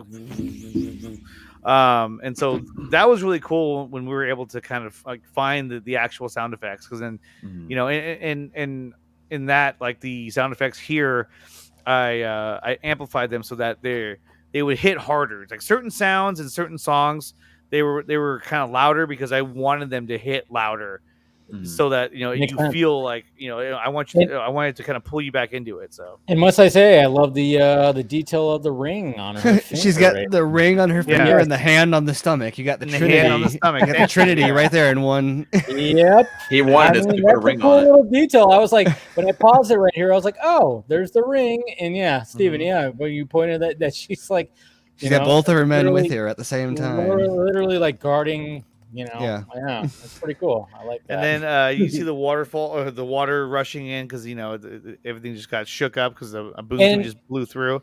And I do kind of dig I do dig the like the fact that the gauntlet has like these like gold, like the little, I don't know what they call it. Yeah, I'm not like sure. Yeah, but even like why he like did that, but it looks better though. It looks pretty cool. And then of course, like if you actually look at the fist, obviously Batman's going to add a little more padding on the knuckles. They were also gold too on the previous shot. Yeah. Yeah.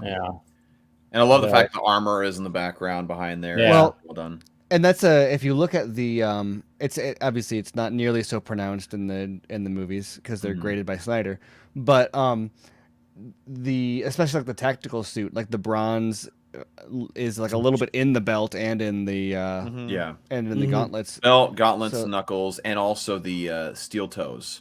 No, okay. Yeah, and again, you mentioned the texture of the gold as well. Like that's when you're making something bronze or golden, you want it to make it like war torn, right? I mean, you got to make it to where it's not just crisp and clean. Because if this is like a brand new or young Batman, that would make sense. But this guy's been doing it for 20 years, so it makes sense. He knows where to put it. For lack of a better term, yeah. He sure I know does. that sounded bad. I know. I mean, especially talking about the whole Lois thing. Yeah, I know. I see Ray going. Yeah. What's so bad about it? I'm just gonna leave it alone. That's all. We're just like I saw Ray go, yeah, you ordered that just like that, didn't you? I wasn't gonna say anything. I was just gonna let it roll. I know, but it was just funny because when I clicked back to this window, I was like, oh shit, I did say it like that, didn't I? Did we lose Travis? He come back. Yeah, he kind of disappeared. Oh, he did. His Wi-Fi dropped. Oh shit. Okay. I was like, okay, because I had the other screen open, but this shot right here, we kind of talked about it already, but I do love the fact that I mean, it is a beautiful shot, and with the sound effects and everything. Speed to Gotham, he arrives just in time to see Darkseid unleashing his Omega beams from his eyes, turning Lois into ash. That right there. That's pretty cool. That's really cool. Yeah. Right there. And it was funny. Well, Alessandro was asking, Mask Shy was asking, why was Bruce behind the glass? Because and then you'll see a little bit more of the scene in part 2 when the Flash revisits him. But essentially, they're up top by the computer having the discussion about, he's trying to get to the point of like, I know you're pregnant, and she tells him, you're not the father, and so she's trying to tell him about the plan that Lex has, but now he's so caught up in being, distraught over being told that it's not the child's not his, that she ends up like, they get into a fight and she ends up walking away. And so that's when she goes downstairs. I mean, you're in the back here, where else are you gonna go? So she goes downstairs, and then that's when Darkseid shows up, and then he's up top. He's still up top because that's where she last saw him. And so he's just down. He's up top watching all this happening, and it's all happening, so fast. Well, and he's like, "Oh my god, what do I do?" And also, the way the time travel works is it's in the same location. So that's where he was sitting was up there at the computer when Flash appeared to him the first time. Yes. And so then that's where they set up the cosmic treadmill. And so then therefore that's the exact same location 5 years in the future that he's coming back from. Which, by the way, I can't say it enough. I love that concept of time travel. It's the one that makes the most sense of any of them I've ever heard. Because again, the planet's got to be in the right location. You can't just go back to any year you want, or else you're just going to end up in space. And when I first heard them explain that at was it SnyderCon? I think it was. Dave was there. Dave was there. I was there. Well, lucky you bastard. I know, right? No, I heard that. I heard that. And my brain just exploded. I was just like, wow. Oh yeah. Okay. Well, everybody's brain exploded too. Like when he was explaining that, I was like, "Holy shit, that's that." Well, because time travel normally ignores the fact that like space and time, like you can't cancel one of those factors out. Earth actually moves. Well, and that's what makes me excited about, or I don't know, thinking about what we would have seen with Flash then going back in time. So we've seen like the cosmic rewind in Justice League where he runs across the Russian city and it comes back together. So then imagine like supercharged by the mother box as he runs across the cosmos back to and you see the universe turning around him, and not just like that's such a cool like a different version of that the Justice League scene. Yeah. And he comes through a hole at the end. Basically, Bruce! Back to the Future is full of it.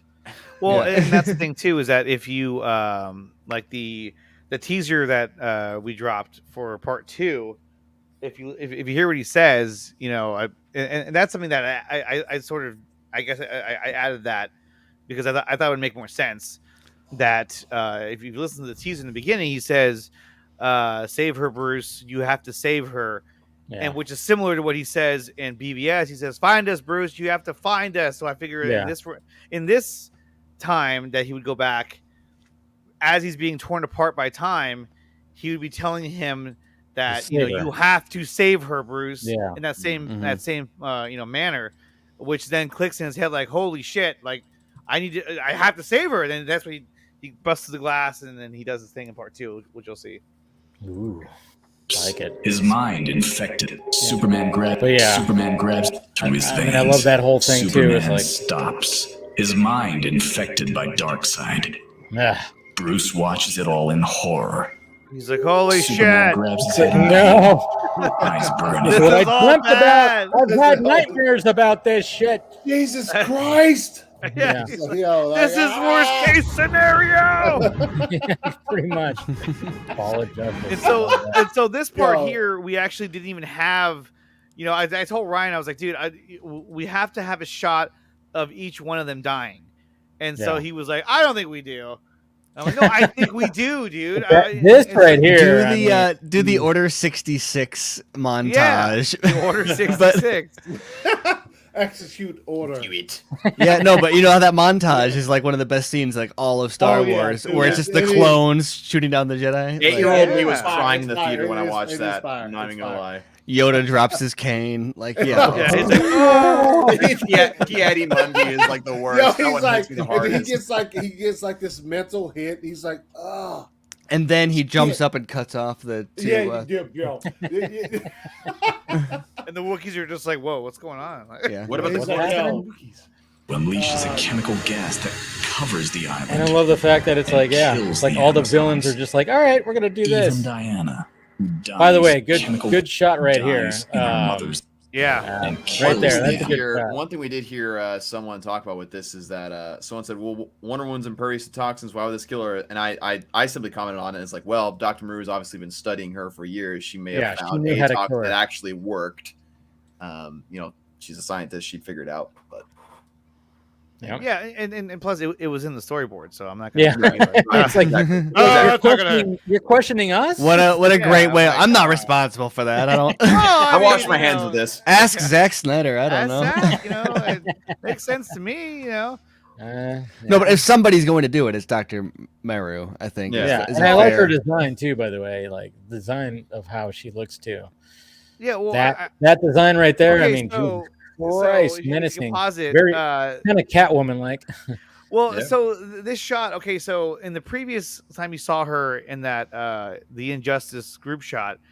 So what we did was, originally it was just that same image, and then we started talking about, okay, well, like we gotta do something different, right? And so Mariana was like, well, what I can do is I can add some cracks in her mask. Like, yeah, I'll do that. And then I'll give her some dead looking eyes. Okay, yeah, do that. And then he added a smile. See the little smirk on the left, and I'm like, okay, cool. And then I was like, hey, do me a favor though. He goes, what? I was like, add some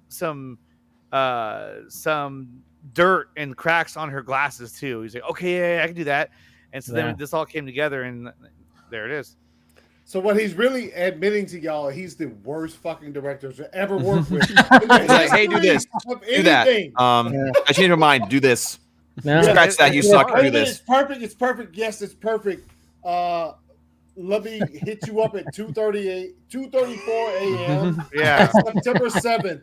Hey, fix that though. So this shot was hard too because I told him, I was talking to Luis, and I said he was like, how do you want this scene to play out, and I said, really, it's like, and I'd be like, I want him stabbing him in the same fashion that Darkseid was stabbing him in the cyborg vision, and as it's panning out, I want Manta to all of a sudden show up in the forefront and then blast the screen with his beam, and they were like, the hell are you talking about? And then eventually we got it to work, and it was like, dude. I mean, and the sound effect for that was actually that took a lot too. That did it really? Yeah. Killing Arthur.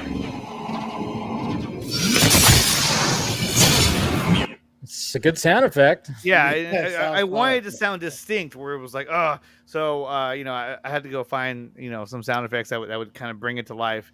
And then also too, if you go back to that scene, the background that he's in is actually the same background from Zack Snyder's Justice League when he's getting stabbed by Darkseid. Yeah. So again, we were able. Well, to I take do that like the background. parallel because when I was first watching and I went, oh, okay, that's similar to how. But at the same time, I kind of it's now Orm stabbing Arthur with his own trident, and I was like, all right, yeah, okay. And so the blood, like in right this there, blood in the water, yeah. In this iteration, instead of Darkseid doing that, it was Orm. Yeah. And Black Manta who are attacking, and I like that Black Manta is shooting off in the distance because it's not like they just came to and everyone turned on Arthur. No, like they showed up and they're like, yeah, I'll kill everybody. Yeah, that's cool. But yeah, that sound effect's pretty good. It works. It works. Sick. Yeah. And then this one was hard too when we did. Oh yeah, the Captain Cold and Cyborg. Yeah. Look at that. Look at that shot. Yeah. What's funny is that at one point he had two guns. You wanted to go all John Woo, huh? Yeah, he had two guns, and then Ryan was like, he should probably just have one. I was like, yeah, have just a freeze gun. gun. Ho, yeah. ho, ho. And ho. And then the middle of him is actually already broken. Like if you got rid of the beam, there's nothing there because so he was able to separate them. So it was pretty cool. Yeah. So cool. He's like, got you. Cyborg is blown apart, saving Barry, losing his lower half. Back at the Batcave. Poor guy. And then of course the recreation of Batcave. Batman watches in right horror here, that right there, kind of full control of Superman. That's pretty cool. Because obviously. We saw a version of it. Obviously we saw this shot. Obviously repurposed. Right. They came for Zack Snyder's Justice League, but the eyes and everything was. Yeah, I know that came out really good in the final draft. We're like, dude, that looks awesome. Yeah. The actual the full blown shot, you actually see more of his logo, and you actually see all the way up to his shoulder on Darkseid's shoulder. But we decided to kind of bring it in more because we really wanted to show off the eyes. Well, you got to emphasize that. Yeah. Mm-hmm. Yeah. Just in horror as Darkseid takes full control of Superman. Superman turns on Batman and he barely escapes. See, that's what's cool too is the fact that there's, as it's narrating, you still hear sound effects. Yes, and so I added that because I was like, "Why?" It still has to tell the story of what's going on. I like this shot right here too. That shot right there, that's pretty cool. Superman taking on Lex, who's in the exosuit. Yeah. Yeah, it's pretty sick. Yeah. He looks at Lex with burning red eyes and It's like, lights. I'm about to F you up, dude. And then damn. Look at that shit. Just burning his fucking head. He's like, I don't like your bald head. That's like I'm gonna bright burn burn it stuff right there. Yeah. Yeah, well, and I had told Luis, I was like, because at first he didn't shoot the heat vision. He just like his eyes got red, and then it just the video just stopped, and I was like, Boom, what right the there. hell? And so I told him, I was like, hey, I need the beam, which looks incredible, by the way. And I told him, I was like, dude, and when he shoots him, aim for the head. Yeah, I'm just like, I need blood. I need blood. Well, because originally he hit his chest. And then he was like, well, what do you? Yeah, he's like, what do you want me to do? Do you want me to just light him on fire after that? I was like, well, but he got shot. Feora got shot in the chest by that, and it didn't damage the suit. I was like, just have him aim right for the head, so you know immediately, like, yeah, he's dead. Yeah. There's no getting out of that one, you know. Yeah. Seriously, I mean, when I saw this, I was like, holy shit. Yeah. Like, Well, damn, and that was the thing it's too. Is that I wanted it to be like when you saw it, you're like, "Fuck," you know, you're like, "Oh, that's exactly what I thought. I was like, "Jeez, it's totally firing off on his head right there." And then that was a cool shot too. Him staring Yeah. right there, fantastic. With Darkseid and Superman right there, both their eyes just like And that was a shot that we originally didn't have because we were trying to figure out a transition because the hand, the shoulder scene was supposed to be right here, but then we figured like, you know, it doesn't, I don't know if that's really the way we want to end it. And so, you know, then we realized, you know, that actually works better when he takes full control of Superman because it talks about how his eyes were burning. So then, you know, when he puts his hand on his shoulder, the burning stops because now he's under his control. I was like, that makes more sense.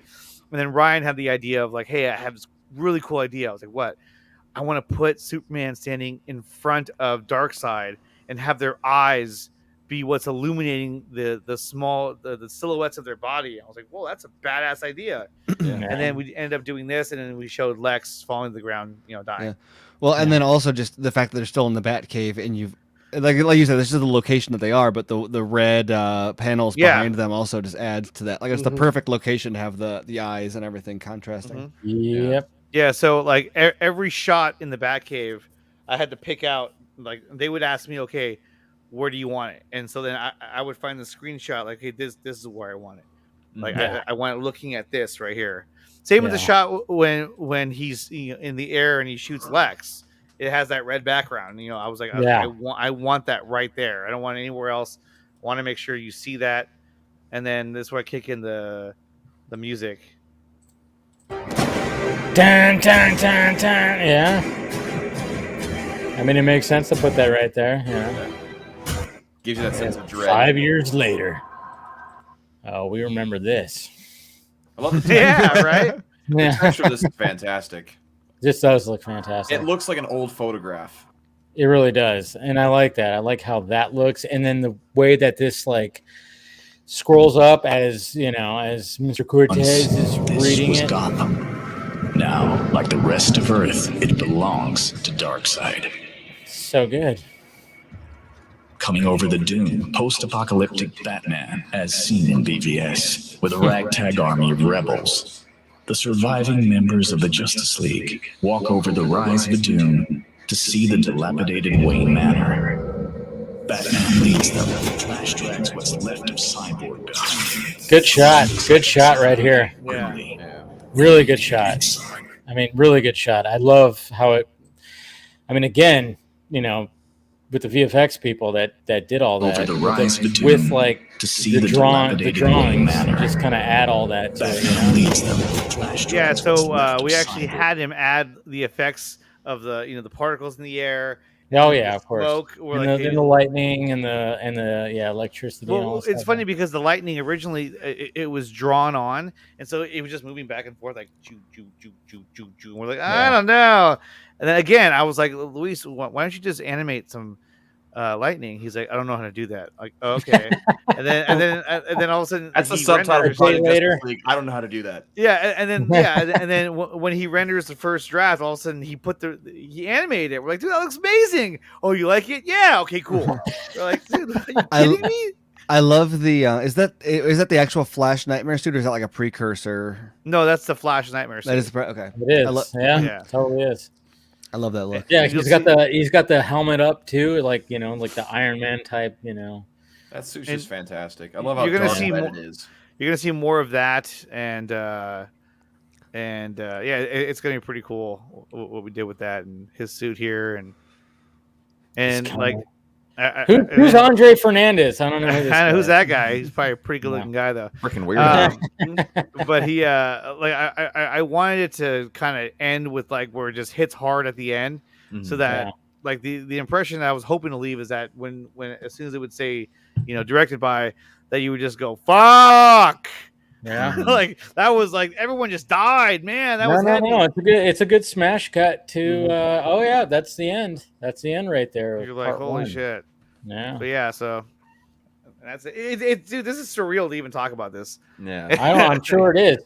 I mean, yeah. I mean, I can only imagine. And I love the fact that you use, of course, the font right there. Mm-hmm. Everything, Allie's name is like way too big. Because we added that I had to add that last minute, and watch. You can see when it comes up. It's like boom. Yeah, I mean, it can be a little difficult when it comes to doing the credits. And it's like, all right, hey, who's that? She was on here. Yeah. Oh, and then it's just like, oh my God, it's coming at us. Yeah. So pause it. Pause right there. Okay. Oh, yeah. Wait, so what? Who's this guy? The only issue that I have with this motion comic, Andre, is you spelled my last name wrong. Did you? I tried. Oh, mad fail. How long have I known you, Andre? Big time fail. I before E except after C, my dude. Like, wait. I didn't say anything. But it's right there on his screen. Oh yeah, it is. There's supposed to be an I in there. So I actually misspelled two names on here, so I got called out on the other one too. I was like, oh shit. Man. Because I didn't care. I saw it because you didn't research. Don't. I didn't do my research apparently. Well, the sad thing is that this was done like this credit was done months ago, and I never went back to go. Well, it's funny because like you sent me the copy to upload it the night before it got up on the channel, and I watched all the way through just to kind of check everything and the sounds and all that, and I got to this, and I was like, do I dare? No, I would have been like, not uploading it. Fix my name. I probably no. I thought about all the effort that I'd have to go into to like change that up, and I was like, no, that's just too much. Just upload. I don't care. Yeah, but I figured I'd shame you on live, so Oh yeah. The real answer is like I thought about having all the effort he'd have to go to upload it, and then realized how long I could hold saving him that effort over his head. Yeah, there you go. It's far more valuable. There was a lot of like ideas going through my head, but I decided on the merciful one. Yeah. Until what was the other misspelling?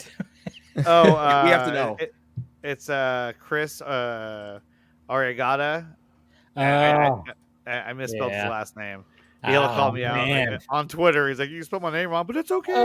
Yeah. Well, at least everybody's like cool with it, and we're fine. We can make a joke of it. It's fine. Well, and his credit, that was actually done the day before. Yeah. So right there. It's Ariagada. Aria. So it's ARRIAGADA. But there this it is one, again. There's my name again. Yeah. At least we were consistent, right? And I love the fact that you put Mask of Shy. You didn't put actually like Alessandro. Oh, I was going to put Alessandro, but I was like, you know what? Do Mask of Shy because it's just a badass name. Why not? I was like, why not? And then the cool thing too was that it was going to be a bigger thing, but we were able to add Aaron Bailey right there, of course. Yep. Yeah. And I like the fact I really like the fact that you incorporated like other artwork into this whole thing. Like that's very animated series. That's Axel, I believe. Yeah, Axel Droga, who's a new member of the show.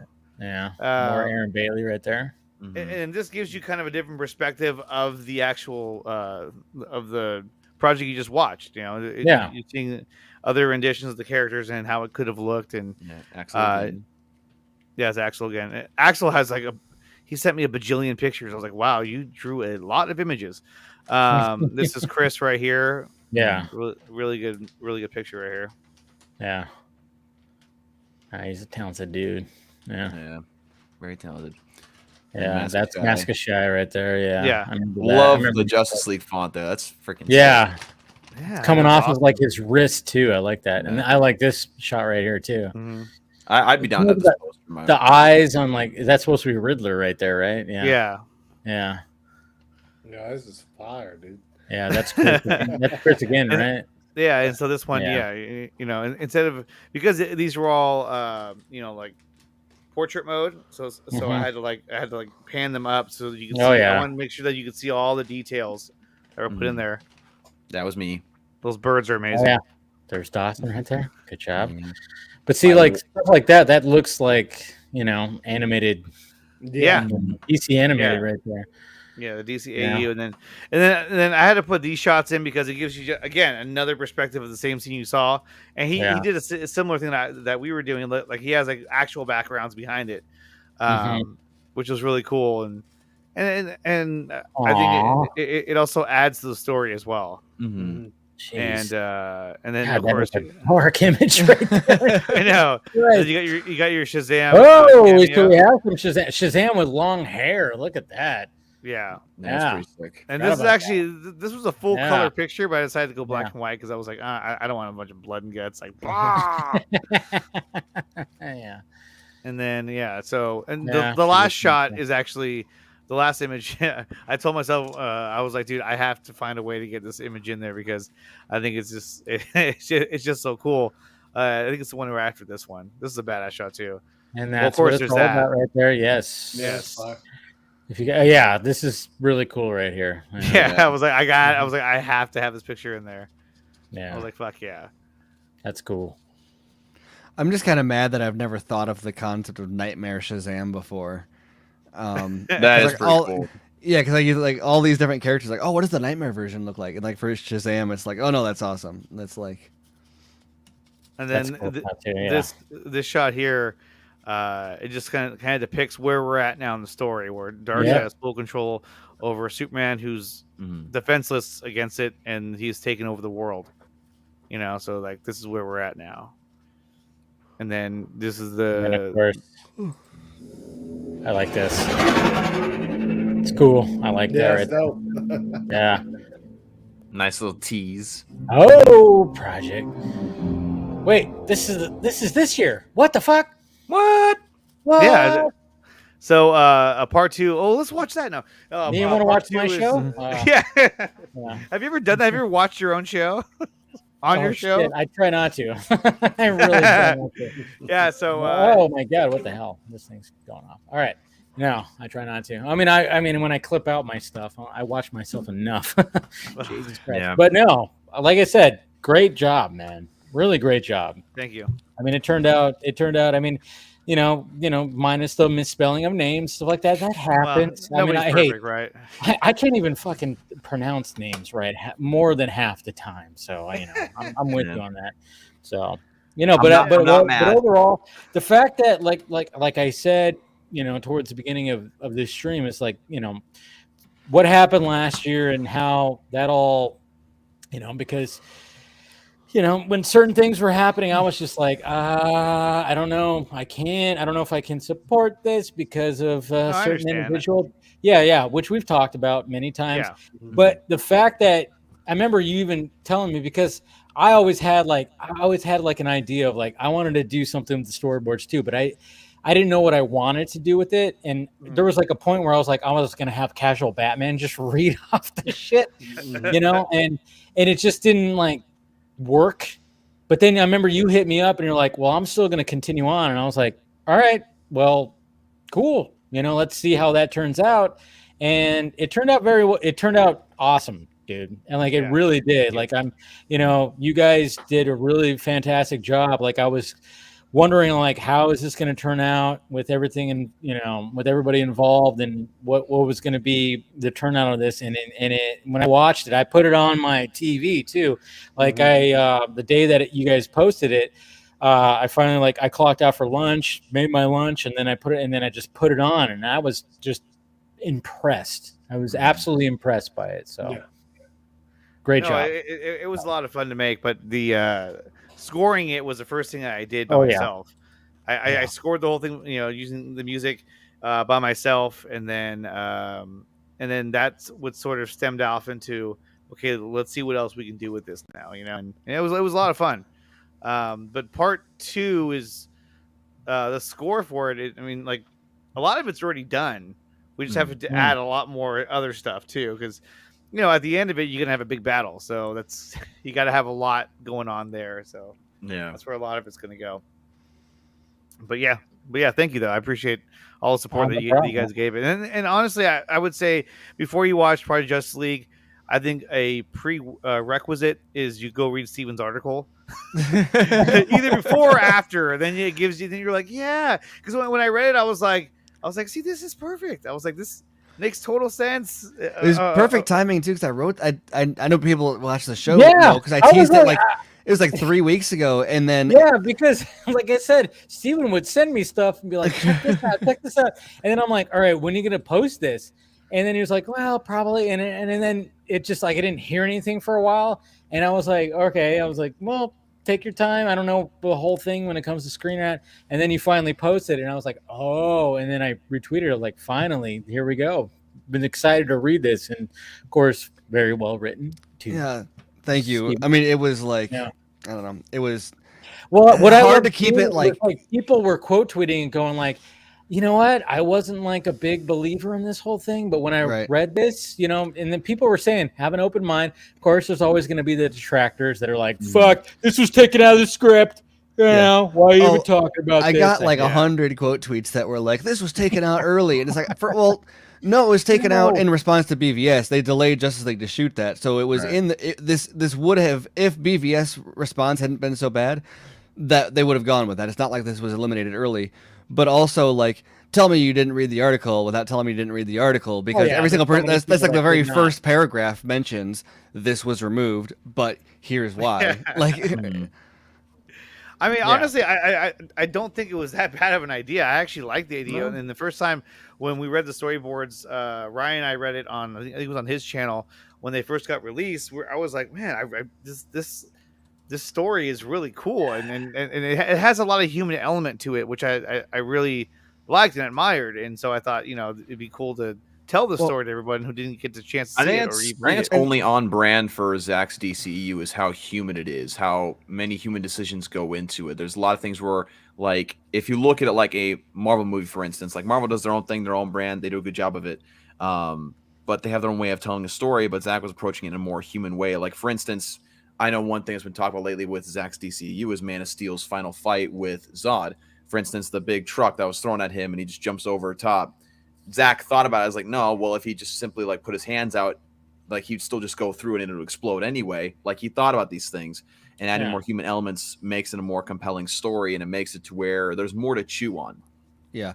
Well, and as I say regularly on Batman v Superman by the minute, is one of, like, to me, one of the most boring things about discussing anything like art of any kind or anything in general is the default is like to determine, like, we need to decide, is this good or is this bad? And even most of the people that love these movies, like, I love everybody's, podcasts and shows and everything. So I realize I'm throwing shade at like a lot of people by saying this, but so many, like, whenever you get people that love these movies together, you almost always get this conversation that devolves into BVS was good and the critics did it. It's like, it's not, let's not talk about was it good or bad. Let's just talk about it. With Zach's stuff, what's always far more interesting for me is the why.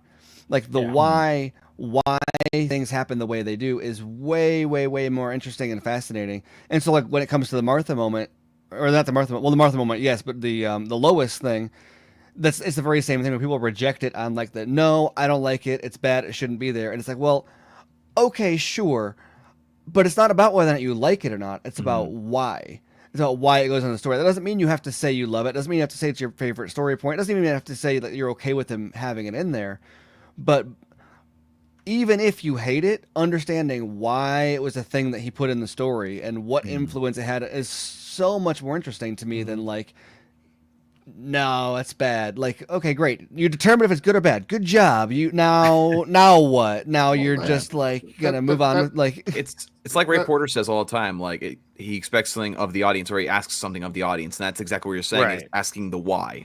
Yeah, that's why the majority of discourse surrounding movies in general is boring as shit now. Because the reality is that the discussion that you want to have with respect to why this is happening, or what do you think about this, regardless of whether you like it or not, what do you think about this concept? Like actually getting into the meat of whatever the content is. Most people nowadays don't want to do that. They just want to hit the easy button and say, this was good. I'll talk about it if it's good, but I'll only talk about why I like it. But you get that with the haters. You also get that with people that love it, who all they can talk about is the fact that people don't like it or proving that it's good. It's like, okay, even if you prove that it's good, but let's talk about why and how. Right. Like, but so much more there. But there were people, like there were a couple of people that, like when I retweeted your article, I had somebody that responded. I had a couple of people that responded. Were like, this really pisses me off when they bring this up. Same laziness we're talking about. But I asked them. I said, "Are you? Do you not like it? Like, do you think the idea doesn't work, or are you just offended by it?" And he wouldn't admit that he was offended by it, but he clearly was. He was offended by it. Yeah. It was, and he's, and the idea of it is like, because I would rather have a discussion of, okay, why don't you think it works? Right. Like where's your where's your logic? Where's your perspective on that? I really do not care to hear about why you think it's a disgrace or why you think that this is why Warner Brothers. I don't give a fuck why you think Warner Brothers scrapped it. That's not the discussion. I really would just like to talk about it because I don't have a horse in the race. Like before reading, when you brought up this idea weeks ago, I was intrigued because I've never felt strongly one way or the other. But every time this idea has come up, the battle lines, and it's like anything on social media. Yeah. Either this or that, either left or right, either up or down, either black or white. And it's like, I'm so fucking tired of those discussions. I'm so fucking tired of being pulled to one side. It's like, can we just all understand that most of how we feel and most of these discussions take place in the gray area? And what is the gray area? It's all subjective. It's like you said, a lot of things when it comes to discourse on social media or just discourse in general, I find that the correct answer, or the most correct answer you can come to, not necessarily with movies there's a correct answer or anything, but the most agreeable thing is somewhere in the middle. That the truth usually lies somewhere in the gray. Whereas, like you said, a lot of people like to polarize things and like, no, let's look at both sides of this. Let's analyze, see what works here and there, and then come to a more logical conversation in the middle. Right. If you want to tell me that you don't like the Martha moment, you need to give me something other than it's stupid. You need to give me an actual logical fucking reason why you think that moment doesn't work. I don't want to hear about how, it's lazy or it's this or it's bad, right? No, stop hitting the easy button and and let's have a discussion about it. I will not blast you. I actually want to hear I may disagree with you, and you are going to have to accept whether or not I disagree with you. Right. Just like I will have to accept whether or not you disagree with me. Yeah, so discourse works, And again, there's a big difference between, and especially with fandom-oriented stuff, because there's so many people that are involved in this because they're fans because they're invested in a particular ship, or they're fans because there's a particular character or story that's their favorite, and so they don't. Fans hate your article, so they don't. So they don't. Well, so do the Clark and Lois fans, or most of them. But actually, surprisingly, I refuse to use that word. Surprisingly, I got a lot more of them though that said like, "Oh, I actually appreciate this." I think that's because I pointed out this story actually serves as proof that Clark and Lois are the supreme. Batman's whole plan is to reverse time to save Lois for Clark so that they can be together. Like that is the whole. And that's the whole thing too. Is that he's literally. I mean, even before we get to this. To Justice League Part 2, which was what we just went over in the story, he's already he's building a relationship with Lois, and he's like starting to convince himself that like this is the right thing for me to do. Like I feel very connected to her, and then also obviously, and because he had that Clark was like there. I have no connection to humanity anymore. He had given up his Clark Kent, right. And it's Bruce's baby that Lois has that convinces him Clark Kent needs to be in this world so that he can raise, because Kal-El can't raise Bruce Wayne Jr.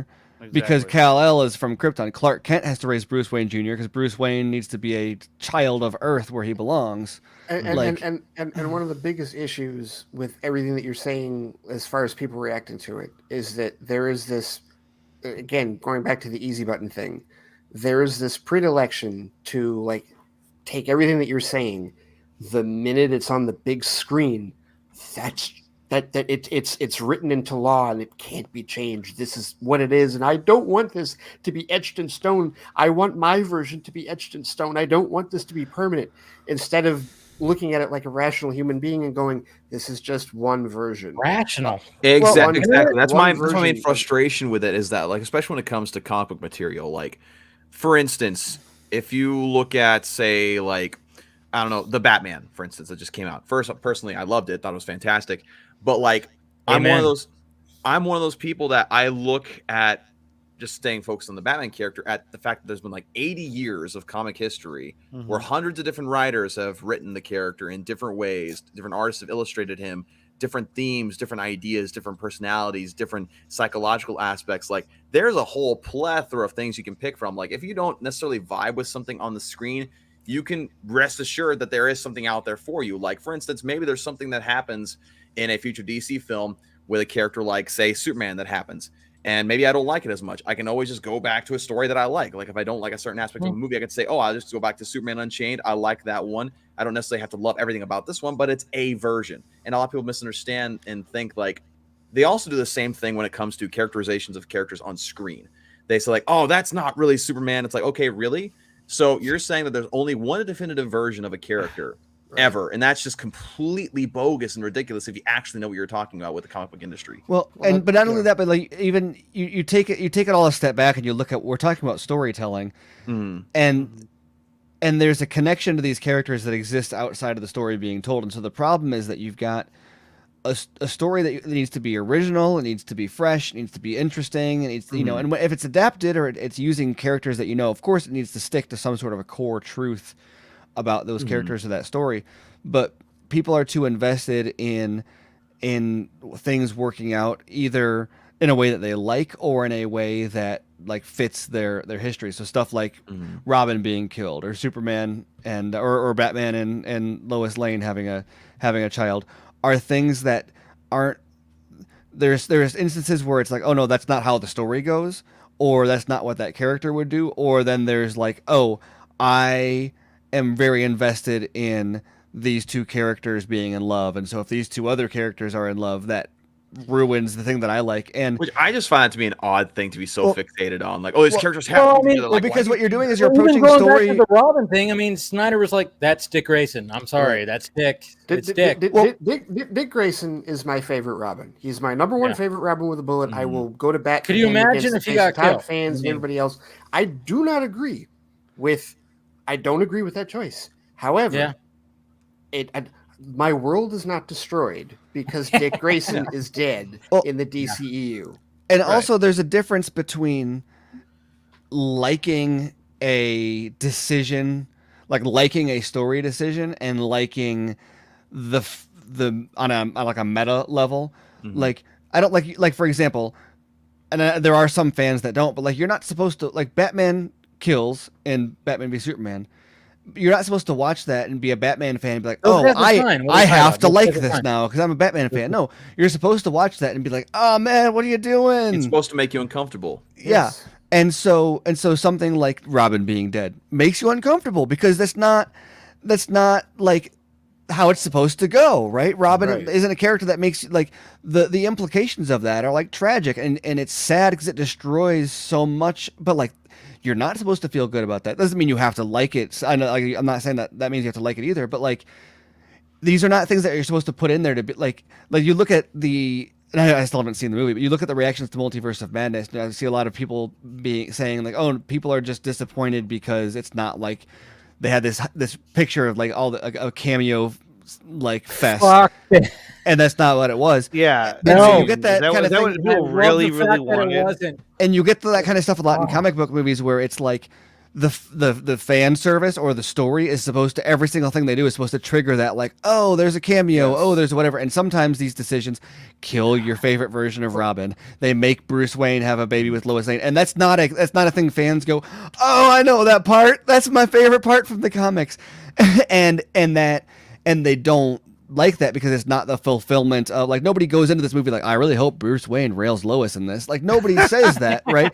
But you do say, like, well, oh, I hope. But, like, people will say, like, oh, I hope Lois and Clark have a baby, right? That's like, and so there's a sense of fulfillment, and, like, you're not necessarily supposed to, and even Bruce Wayne and the story itself says that was not supposed to happen that way. That was wrong. Yeah. I mean, and because that happened, the nightmare happened. Like, I mean, like, the thing is, like, the fact that he threw a curveball. I mean, I wasn't happy about it either, because I was like in that group of like, no, it's supposed to be Lois and Clark. They have the baby, but then.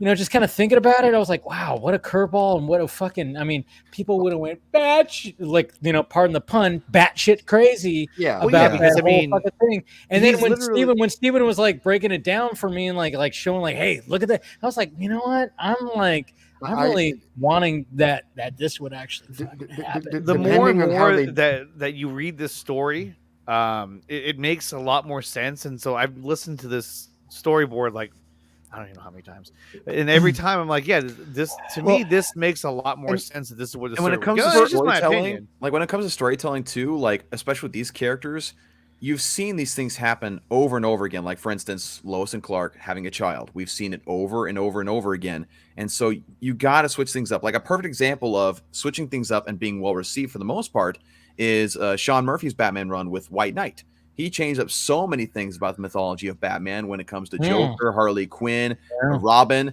and Nightwing, and how like the Gotham PD develops into the GTO, right?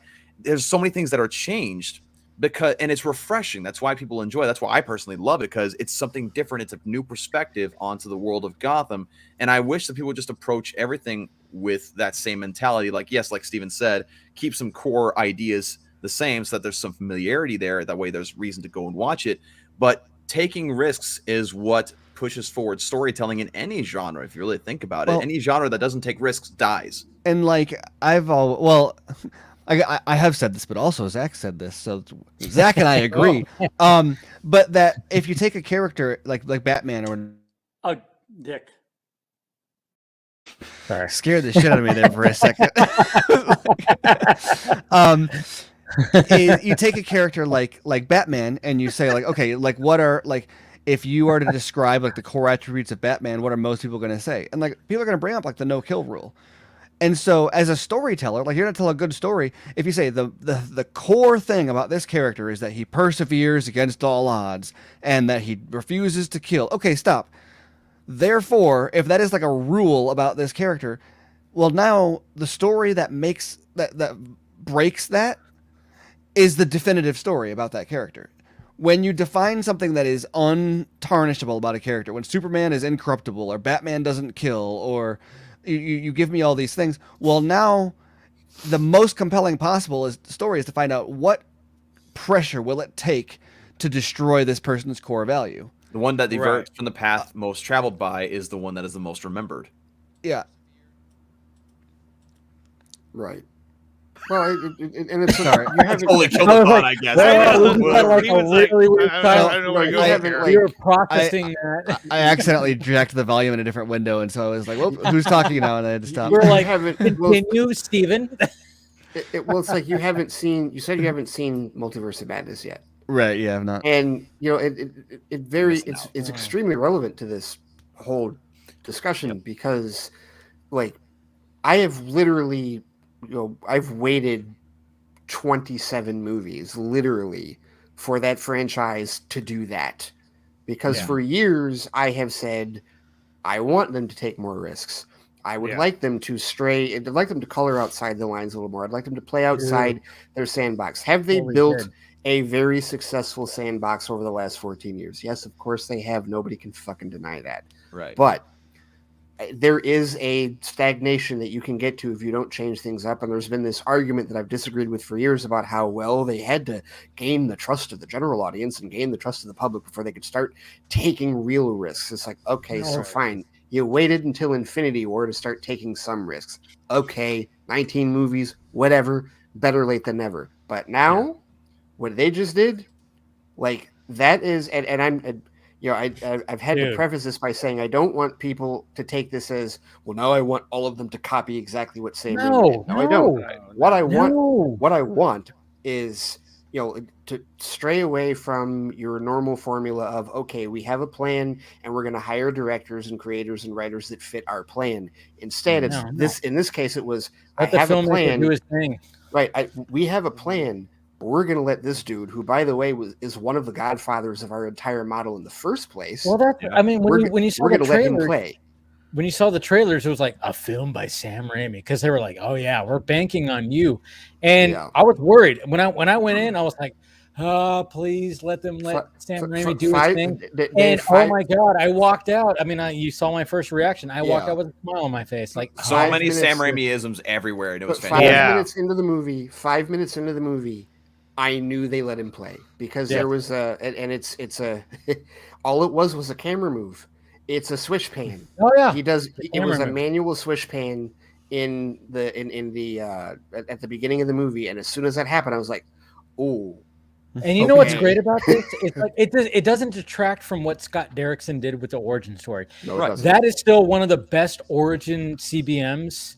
Yeah. Scott Derrickson did a fucking miracle with what he did, but then just passing the baton. I mean, I know who knows what like happened all behind the scenes, because he was supposed to direct this one, and he probably was like, "Well, I want to do it this way," and they're like, "No, we don't." But at the same time, I'm going, at the same time, it's just the baton passing just worked for me, because this still was just a fan, and maybe it's just a bias for me because I love Sam Raimi movies. I mean, he made The Evil Dead is my all-time favorite horror movie, so I might be a little biased because I just love the Sammy Raimi-isms, and I walked out of Doctor Strange: The Multiverse of Madness just like going, okay, I didn't want to have a bunch of cameos. Yeah, there was like a scene that had a bunch of cameos, but then that scene is not what probably people were expecting, and I was so happy about that. And part of that also, Dave, was like the expectations. Yeah, and this is really weird. This is where the core of all this trouble comes from. It's from personal expectations that fans place on what they want to see. After No Way Home, Troopers did it too. Yeah, and after No Way Home, the expectations shot through the roof. And it's funny, all the stuff that I told people about managing their expectations with No Way Home turned out to be wrong for that movie, but right for this movie. They should have managed their expectations for this film. Yeah, I mean, I absolutely loved where they went with Multiverse of Madness, and I really enjoyed the movie all the way through. I mean, there really wasn't a point where it just got slow or got stupid or I lost interest. No, I mean, the entire movie I thought was very interesting, and it had a really good pace to it, and we got to see, different worlds or universes, which I thought was amazing. I thought it was really well done, and plus it had a very 90s feel to it. Yeah. Yes. Which I loved. I was like, wow, this is like the first time I've seen an MCU movie that has like a 90s touch, which is awesome. I loved it's it. arguably the most unique movie in that entire franchise. I agree. And there was 3 moments, kind of going back to what you were saying, Ray, about Sam Raimi, like when you realize they let him play. 3 moments that let me know that Sam Raimi gets to do whatever the heck he wanted. Careful. I mean, it's so. No, don't let me ruin the conversation. I mean, I've seen some stuff. One creepy moment with Wanda. I think everybody knows what I'm referring to. Like one really creepy moment. That part I knew, like, okay, they let him do his thing like he did in Evil Dead. How they handled like the match between Wanda and a bunch of these different characters that appear. Oh, yep. Yeah, how that was handled was really well. And then there was another scene where it felt like a chase scene straight out of Evil Dead. Oh, and yeah. I knew right then. I was like, okay, yeah, they let him play. I know exactly what you're talking about. Yeah, I'll add one too. One that was, and it's funny because I've seen people call this scene cheesy, but I read an article yesterday that said it was purely his idea, and it's like, I know it was your idea, Sam, because this is what you do. The music scene.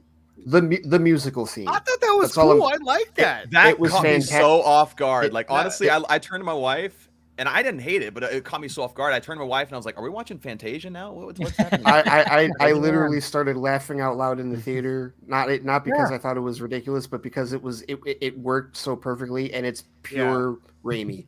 I was just so surprised.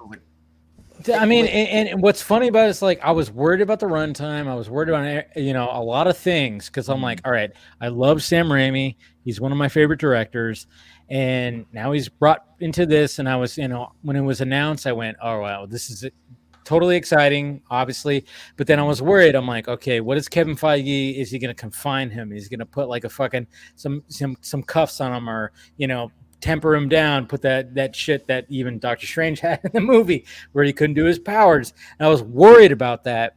And when we heard about the runtime, I was like, oh shit, we've talked about runtime. It's like, how can that be effective? And, great that the runtime didn't have an effect. I mean, yeah, maybe some things could have been drawn out a little bit more. Sure. At the same, I get that. But at the same time, I was just like going, man, Raimi just went for it. He went for it. And there were some fucking scenes in there where I was going like, that reminds me of Army of Darkness. That reminds me, of Evil Dead. That reminds me, there's things in there. I was like, holy shit. There's enough of him in there that if you're a diehard Sam Raimi fan, you're doing yourself a disservice if you don't see the movie.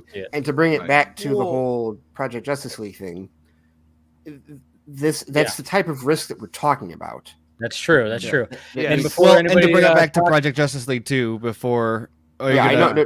He's got to go. Yeah. I know. But one more thing from Steven. Keep it under 30 minutes. All right. Let's see. No, I was gonna say is with sort of tying that through, and also the way the conversation started about like big bold kind of decisions. I think like the Robin is a really good example of that. Not because I'm picking on the one that Ray doesn't like, but just because I think it's a lot of people, not necessarily Ray, really, really hate that decision because, or even the Bruce and Lois one, because they'll say like, that's not a good way to start a shared universe, or that's not good for future stories. Or with Robin, what you see is like, oh, but if they killed Dick Grayson, that means there's no Jason Todd, which means there's no Red Hood, it means there's they can't Nightwing movie, and like you can't do all these movies, and it's like, but that's not. Like fittingly, as I said, because we're talking about Project Justice League that you guys just did, and like that because that's what the story was going to be, and like you're saying, like that's the point. So like, yeah, sure, we weren't going to get a Nightwing movie or Red Hood or any of that, and like I love all that stuff too, but like that's just not this. Like who watches Man of Steel and like, this movie doesn't have enough Red Hood in it. Like no one. Maybe you'll say, oh, I hope they do a Red Hood movie down the road, and like sure, that's fine, but like. The universe shouldn't, and like talking about like Doctor Strange and the reaction to it, the universe and storytelling should not fit to like, and that's why I hate all these people like the Restore the Snyderverse stuff that specifically. I need to finish the sentence real quick before I talk about. Before you get but you'll have these whole lists of Restore the Snyderverse, and it equals, and there's like a movie of like a list of like 30 movies that they want to greenlight. It's like no. That's not what this was. This was these and then sure do those separately. Right. So yeah. But the story should not be conforming to like cameos that you want. Yeah, exactly. No, and also too, I mean, when you look at the story arcs of all these characters, I mean, you actually have a really big story arc when it comes to Lex. I mean, you see him in BVS where, he is going by the ideals that he learned from his father, right? And so now he's when it comes to Justice League Part 2, what was going to be Justice League Part 2 is that now he's almost flipped it where now he's driven by revenge and anger. And so he's gone on, he's become kind of like what Batman was in BVS, where he's assembling his own team. He wants revenge. He wants to get back at Batman and Superman for what they did to him because, as he said in BVS, I don't know how to lose, Yeah. And so in doing so, he literally brings Darkseid to Earth, may it be on purpose or inadvertently, and which essentially leads to his own demise and the end of Earth as we know it. And so in the third one, we see this arc where then he goes from that to realizing that, who he's become. He now he's become that guy who's waving, roses at tyrants because, he was cheering this guy on when in reality, Darkseid had no intentions of ever really keeping him around. And so now then he realizes, okay, now I have to stop him, and which he was eventually going to do. Well, and you also have like Superman, like Jonathan and BVS, literally like back to back to back. You have Superman on top of LexCorp Tower. He's got that ball of the Earth like he's tossing the ball, and then you go to Superman goes to the top of the mountain and sees Jonathan, where he says, what made the horses stop screaming, and he says, it was meeting your mother, she was my world. And then he goes on to say, you were my world, to Lois. And then you have Batman who's talking about, I'm older now than my father ever was. This may be the only thing that I do that matters. And so you have all these three orphans who are talking about their idea of a legacy, or she was my world. She was my world, and you took her from me, is what Superman says in the Nightmare, because that's what kind of brings him to that place. And then Batman, in part 2, he tells Lois, like, you gave me belief that there was a world outside the Batcave. Like, you're playing with, and then so then once again you go back to those 3 scenes in BVS are juxtapositions against each other. They're both talking about their world, their legacy, their whatever. Superman's up on the mountain, Batman's down in destroyed Wayne Manor, Lex is on top of Lex Tower, has the Earth in his hand. So you have the world is mine, you have you are my world, and then you have, like, I don't know what Batman's spin on that would be, but it's a really interesting parallel. And then you see how each of those turns out. That Lex thinks the world is his, and it turns out no, it's never yours. It was always the next bigger guy. Yeah. Like, No, I just thought that was cool that you would see Lex kind of go through his own arc as well, which I think is really cool. Then obviously, we talked about, Superman would just be Superman. He would abandon his whole identity of Clark. And then once at the end of the movie, at the end of part 3, he would, realize that there's a reason to be Clark again because of the child. And so I just thought this was just like really, really cool and kind of beautiful arcs that were set up. And I just thought, man, like this needs, like, people need to know this story and not just look at it at face value. Like, oh, I wouldn't, Batman and Lois, that's stupid. Well, right. You could say that, but if you actually break it down and look at what the story was, in my opinion, it's actually not that bad of a story. Well, that's the problem. You're asking people to think. Exactly. That's where you go wrong there. Well, and then I think that you also never ask people to think. Like, how dare you, man? Well, you're asking them to stop determining. You say Bruce and Lois have a baby, and they say, well, that's bad. It's like, well, no, take a step back. Let's not decide, is that good or bad? Decide what's interesting about that. Like, sure, it's stories have good and bad things in them. And that's the thing, is that what's the circumstances surrounding it, and that's what you have to take into account. You can't just take it as face value by saying, "Oh, that's dumb." Well, it's like Batman kills. Well, that's bad. Well, but that's an arc that he is on. Exactly. Why? Like, why? It just feels like too many people. Feels like too many people watch Total Recall and they just have Cohagen in their head. Who told you to think? I don't give you enough information to think. But I mean, it's like if you watch Zack Snyder's Justice League, like Batman goes through this transformation where now he's somebody, like he says, he goes, for the first time, Alfred, I'm going strictly on faith. You know what I mean? And he's become somebody who believes in humanity, who believes in, he has a firm stance on himself. And so, you see him kind of like become the Batman that everyone was complaining that he wasn't in BVS. Right. Well, if you would have given him the time to get there, you would have saw that. And the same thing with Superman. You would have seen that Man of Tomorrow, Superman, eventually come to pass. The problem is that what was so hard for so many people was that the DC universe was so brand new, and the only thing they knew was what was already there, which was the MCU. And so they're like, and kind of like we got to saying earlier, so whatever iteration is produced, that's final. There is no, multiverse. There is no iteration. It's final, and it's the foundation for 20 more movies. Right. Exactly. Yeah. And on top of that, like, you're also there's all of that plus the fact that whether people want to agree with this or accept this or not, there's far more of an investment from the audience in general, globally, for characters like Batman and Superman than there was for any of the Avengers pre-2008.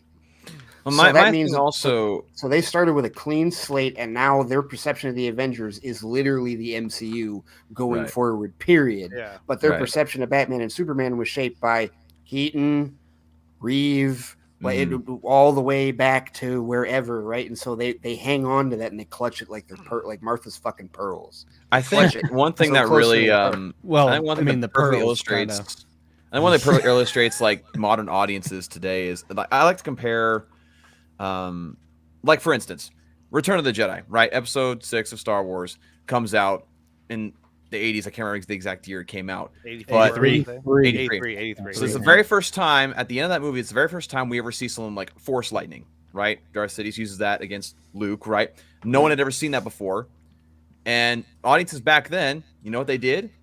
They thought, oh, that's a cool power I didn't know was there. They start making theories. They start thinking about it, discussing it. Whereas nowadays, if something comes out that's somewhat different to what they're used to, like, oh, wait, hold on, that's not right. That can't be right. Why would you make it different? Why would you do something that's not been done That came before? out of nowhere. They didn't set that up. Nowhere. No precedent. No build up to that. It's like, okay, hold on. That's why I have a Where's really the hard time with modern- Palpatine solo movie? Right. Well, or like Palpatine is a new villain introduced in Return of the Jedi. Basically, he's in Empire Strikes Back, but like, Right. if you you wouldn't necessarily know that if you saw the original Empire Strikes Back, because it was like a monkey wearing a hood with an old woman voicing. Like, it's a freaking animatronic, is what it looks like. and so it's not like. It's not this big lingering thing at the end, like, oh, who's like in terms of setup, there's not really there's a tease that he exists, and then this is not even necessarily a defense of the Rise of Skywalker, but I don't think that it was wrong to bring back Palpatine necessarily. But I think there was almost as much setup for him being back, and like the problem was not bringing him back. The problem was just kind of how they did it. Yeah.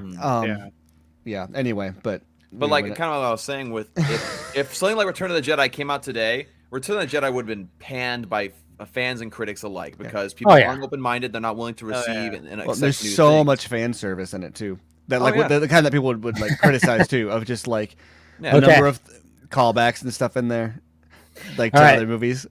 Hey, what's going on? Andre's really got to go. He's got to go now. So he's really got to pee. Keep on going, Steven. Keep on going. Yeah. All right. Hey, Andre, thank you for joining us. Thank you for having me on here. Great job with Project Justice League. Like I said, I was really impressed. Yeah. Especially after everything. I mean, kudos to you, man. Like when I watched it, I was like, wow, good job. Yeah. Good job. Yeah, and if you guys haven't done so yet, check it out. Donate to AFSP. The link is there, and if it'll let me do it, I'll paste the link to Project Justice League. But yeah, check it out. We put a lot of work into it. And I posted the link down below. The video's there, and guys, please, donate to AFSB. That's what it's all about. So, yeah, I have the link down below. Do it. All right. All right, you guys. All right. Take it easy, man. later. Talk to you soon. Yeah. All right, now that all the non-important members of the Foreigners are gone. I know, right? Dawson, I am impressed. I was like, I thought, because you're like East Coast, I would have really thought you were going to be, one of the first to go. People like to say I'm a lightweight, but but now you're sticking it out, man. No, my sleep schedule's effed. Yeah, that's how it is. That's what happens when you're like, you got that Batman hat on. It's the Batman. I have no idea what the sleep schedule is. None. Yeah, I know. And I'm like a night owl. I get most of my like artistic work done at night, so like people don't realize that. So I have a hard time getting to sleep at a regular hour. So yeah. Nah, man, there's nothing wrong with that. But I mean, of course, there's there's a lot of things that happen this week with things. Not really. I mean, that we It was a slow ass news week, is what it was. People were hunting for shit. It was slow, and then it was just like, all right, hey, let's look at certain things. And I mean, I know like a lot of people were joking about it, like, hey, look, fellow bots and stuff like that. And it's all a weird thing because I mean, when I saw that, I went, "Oh, jeez, really? We're gonna go here now?" I thought it didn't matter. Okay, I thought it didn't matter. I thought it didn't matter because I mean, when you have a category that is Twitter based, it's like, what were you expecting with certain things and whatever the fuck? And I mean, but it's there's not so a many real like Oscar, Dave. It shouldn't fucking matter. Why are we making a big deal out Well, of it? my biggest gripe with the thing that came out Yeah. this week is one thing they pointed out. They said, "Oh, one of the reasons we think this is because the average you, voting Aaron. day." What's up, Aaron? The average votes per day was like 4,000 to 5,000 in a day. Then one day it shot up to 23,000. That's really suspicious. And I looked at that and I was like, "You have any idea how many trending events this fandom sets up on like a monthly basis?" Like, No, they don't. That's why they don't. That's why they right, think it's like weird. this fandom organizes itself in such a way that I don't see a lot of other fandoms do, to where like they can get stuff done in a day, to where they can boost up the amount of votes that are done, like up to 23,000. Like if they actually paid attention, like a certain writer probably should have paid attention to, then they would have realized that. And I thought it was just dumb that they just did not understand that was a thing. And trying to find a way to say this that I'm gonna make everybody mad, but like it's not that ridiculous to assume that like bots, like you've got thousands of people that are trying to do this, so maybe somebody made some bots and like that's dumb and they shouldn't have done that. Yeah, But, I mean, there's always a chance of but that. also Right. there's like bots on people, like there's a lot of like online, or I don't know, this might be more conspiratorial of me, but I don't think it's like that far out there. There's a lot of bots online that just kind of engage. And so if there's something that is like trending, they'll just jump on it because it's a bot that is like built to like grow an account or something like that. And so it'll just jump on trending events, and then eventually they'll clear it and sell it off because it's got 1,000 followers or whatever. And so the notion that like a percentage of the votes were bots is not that outrageous, but It's not outrageous, but it's also very speculative. and at the it's same right. time. Well, and it's also going to happen for other ones. But for a social analytics firm to look at the numbers and say, oh, this is consistent with behavior that we've seen from bots before, isn't ridiculous. What is to write the article when none of the, like, people were mad about the sources and whatnot. Like, it was sourced. The problem is that none of the sources actually corroborated the headline or the claim, because the first firm just said it exhibited behaviors that were consistent with, and the next guy was a specific person they interviewed that said, like, oh, I can't determine, like, it is suspicious, but like there's not enough there to determine if it is human or not human, because you got people who are just, they'll just do a tweet and it'll just contain only a hashtag, and that looks like, how are you supposed to know if that's a human or not? But then when they cited the Academy, that was the key part, because there's a difference between votes cast and votes counted. You're not rigging or tampering with anything. If there could be 1 million bots that cast 1 million votes that were invalid. That's entirely separate from whether or not those votes were counted. The Academy had mechanisms in place. So the claim of it is rigged versus it was rigged versus there were votes cast that also weren't counted is it doesn't line up. But then on top of that, like, as everyone's been saying, like, nobody, like, if you looked at the quote tweets from like the article when it was posted, it was like a bunch of Snyder fans who were like real angry, and there was like a bunch of verifieds who were laughing because they don't care, but nobody cares about that award. Like, I'm not saying that to diminish the award. I'm saying, like, the opinion of like people in the industry and professionals or whatever is like, this is the Oscars where you have to be an Academy member to vote for something, and then they also had these that didn't have any trophies or anything presentation associated with them, Twitter polls that were counted as whatever. And so the notion of and this is, like, again, it's not diminishing the award, but the notion of like fact checking the votes on the award that like people shrugged off from the Academy Awards is just such a weird level of energy to be like, well, didn't they also like say like, well, we only counted like the ones that were supposed to fall into what we said is like, hey, you can only have 20 allotted. Yeah, very specific. They clarified. Yes. Yeah. Well, and that's a thing to prevent against brigading or use of bots, and so that's why that was their way of trying to prevent that. But I mean, obviously, bots can still get through that. But because what the firms are counting, if there's an external firm that's analyzing trend behavior, which is what they were doing. It would be like Sprout Social or whoever is doing this. They look at the hashtag and they say, okay, here's all the accounts that use the hashtag, and they do it does an analysis and says, does it have a profile picture? What's the username? How old is the account? What does it engage? And they look at these things that can indicate whether or not, what's the percentage of retweets versus original tweets, and that determines like, okay, this is like a human, this is a bot, whatever, or it expresses bot behavior. But they're looking at the trend numbers, which is different from the votes that were counted by the Academy. And so they can't claim, if the Academy says we didn't count those, then the Academy says they didn't count those. It doesn't matter if they were bots or if they were not bots. They weren't counted. And so it's I don't know. There's so many, and then I don't know. It's on from every angle. It's not worth exposing. It's not worth, even if it were true, nobody cares.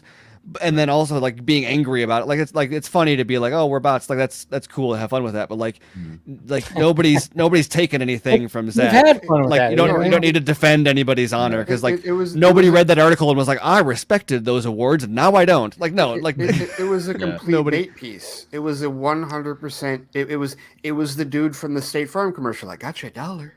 That's totally what it was. That's all it was. Oh, you almost got it there. Gotta try a little harder than that. And they fall for it every time. Every single time one of those happens, everybody's like, "No, let's." And part of the timing on it was, I think a couple of days ago, I saw an article because the Academy is sending out like a questionnaire now to all of their members, because they're working on, because I think they just announced the date for next year's Oscars. Yeah. 23rd, I think, or something. Yeah, and so they want feedback from their members because of this year's show, largely not because of this, but this Oscars fan favorite thing is one of the questions. Like, what do they want to know? What the Academy thought of that particular measure? So, like, the timing of it is like, okay, fine. If you're going to say that you're going to come out with this, this expose, that's why the Academy responded to it. Because they're sending this questionnaire out, and it's like, why? We're trying to poll our members about this, and you come out with this shit now. There's also this might be sometimes social firms will do this on their own, just because to use it for marketing or whatever. This is one of those conspiratorial things, like, do I put that out there or not? But there's the timing of the report versus the timing of the evidence doesn't make any sense to me. This happened. The Academy Awards was over 6 weeks ago or something like that. And so this is data that would have been gathered back when it was fresh. And then the other data that they included at the end of the article was like, oh, it turns out there were bots with the campaign that got the Snyder Cut greenlit also. And it's like, well, that is not evidence that somebody gathered this week in an attempt to write this article. And so I don't know, I guess without pointing fingers or making the conspiracy any more specific than that, this is something that I think somebody has been aware of for some time, and then for whatever reason decided that now was the right time to put it, because it's just and probably they were sitting on it because they got it and they're like, nobody cares about this, doesn't matter, and then somebody decided it was time to take a dirty, cheap shot at something that, like, literally. This didn't reduce anybody's opinion of fans or Snyder. They either don't care or already had it. Just confirmed an opinion that they already had, but it did make all the fans like really pissed off, which is like all they were trying to do. It is fascinating. You just absolutely pointed out something that I was going to say about it was hate. If you look at it, like Ray said, it was a hate piece, right? And those who already have a negative opinion about Zack Snyder as fans immediately looked at the heading of the article, the title of the article, and just simply went with it and laughed, saying, I knew it couldn't have been legitimate, and it just proved their biases, rather than them simply actually looking at it, thinking about it logically, and saying like, okay, maybe there's a lack of evidence here that actually proves this. Because it's funny, you look at the wording of a lot of the different sites that retweeted it. They said that, oh, the rap has quote unquote learned that that there was alleged bots that helped him win it, which is interesting that they use the words learned and then or reportedly and learned, because learned, if you say learned, it makes it sound definitive, like, oh, we got this information that it actually happened, whereas reportedly is supposed to cast doubt on it, saying like, oh, well, we're not sure if this is absolutely verified and absolutely true, but it's being reported by somebody else. So the fact they had a sort of affirmative word in there along with a word that casts doubt was kind of interesting to me because a lot of people clinged on to the word learned rather than reportedly. Yeah. Well, and it's not, they're not using named sources. That particular outfit, which is part of what I like to call now Scooper Madness, doesn't they don't have it's always sources say. It's always we've learned from sources, or sources tell whatever the Scooper Madness outfit is, because it's not just them. They all do this shit. And it was a slow news week. And for whatever, they needed ad revenue. They needed revenue, but it's no different than the shit I saw today where, Wanda Sykes Hall is still traumatized by the slap. And it's like, what the, and what I love about that, I don't love the people that keep comparing it to the Ezra Miller situation, because that's bullshit. I hate that. But the people who quote tweeted it and went, we've all moved on, get the fuck over it.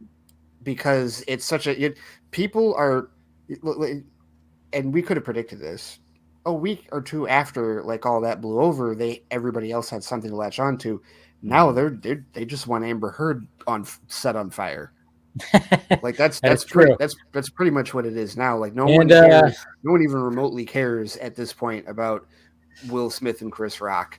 Right. And it's the same deal with the fan favorite thing. Yeah, and as we continue, Kate, sorry, Dawson, I don't mean to cut you off, but I meant to, send a link to Mr. KC, and now he's here. He said it in the chat. I was like, oh damn, oh yeah, I forgot to send KC a fucking hey, you don't have your camera on. What's going on, dude? You're always the eye candy when it comes to this. What? I'm sorry, buddy. I totally forgot. I was like, oh shit.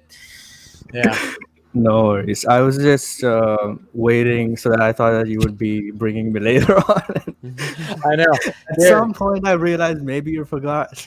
I know I did, because I had a lot of people going on in this stream right now, and I was like, "Oh shit!" And then so I was too busy looking at Ryan's icon. Yeah, that's what happened. But anyways, how's it going, Casey? It's going good. I'm actually waiting for my new lens and adapter to come on because that's what I've been waiting for this whole week. It got delayed, so that's why I don't have my camera right now. But I'm really excited for that. Nice, cool.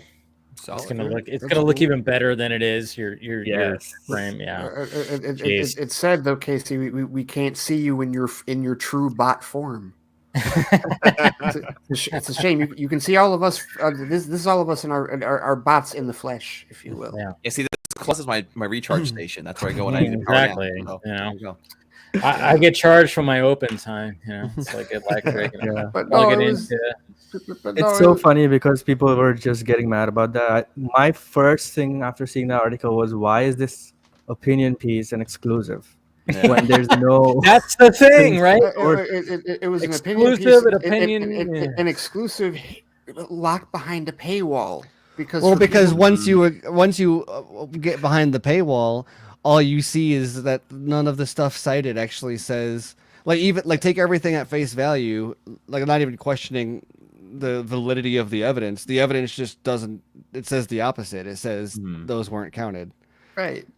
And it's like, again, it's one of those pure examples of clickbait. And it's one thing that about journalism nowadays that actually kind of really bothers me a lot of the times, is that a lot of journalist sites, whether it be reporting on anything, movie news or anything that's worthy of reporting, a lot of times these journalistic outlets are more focused on getting stories out there or getting stories out first rather than being accurate.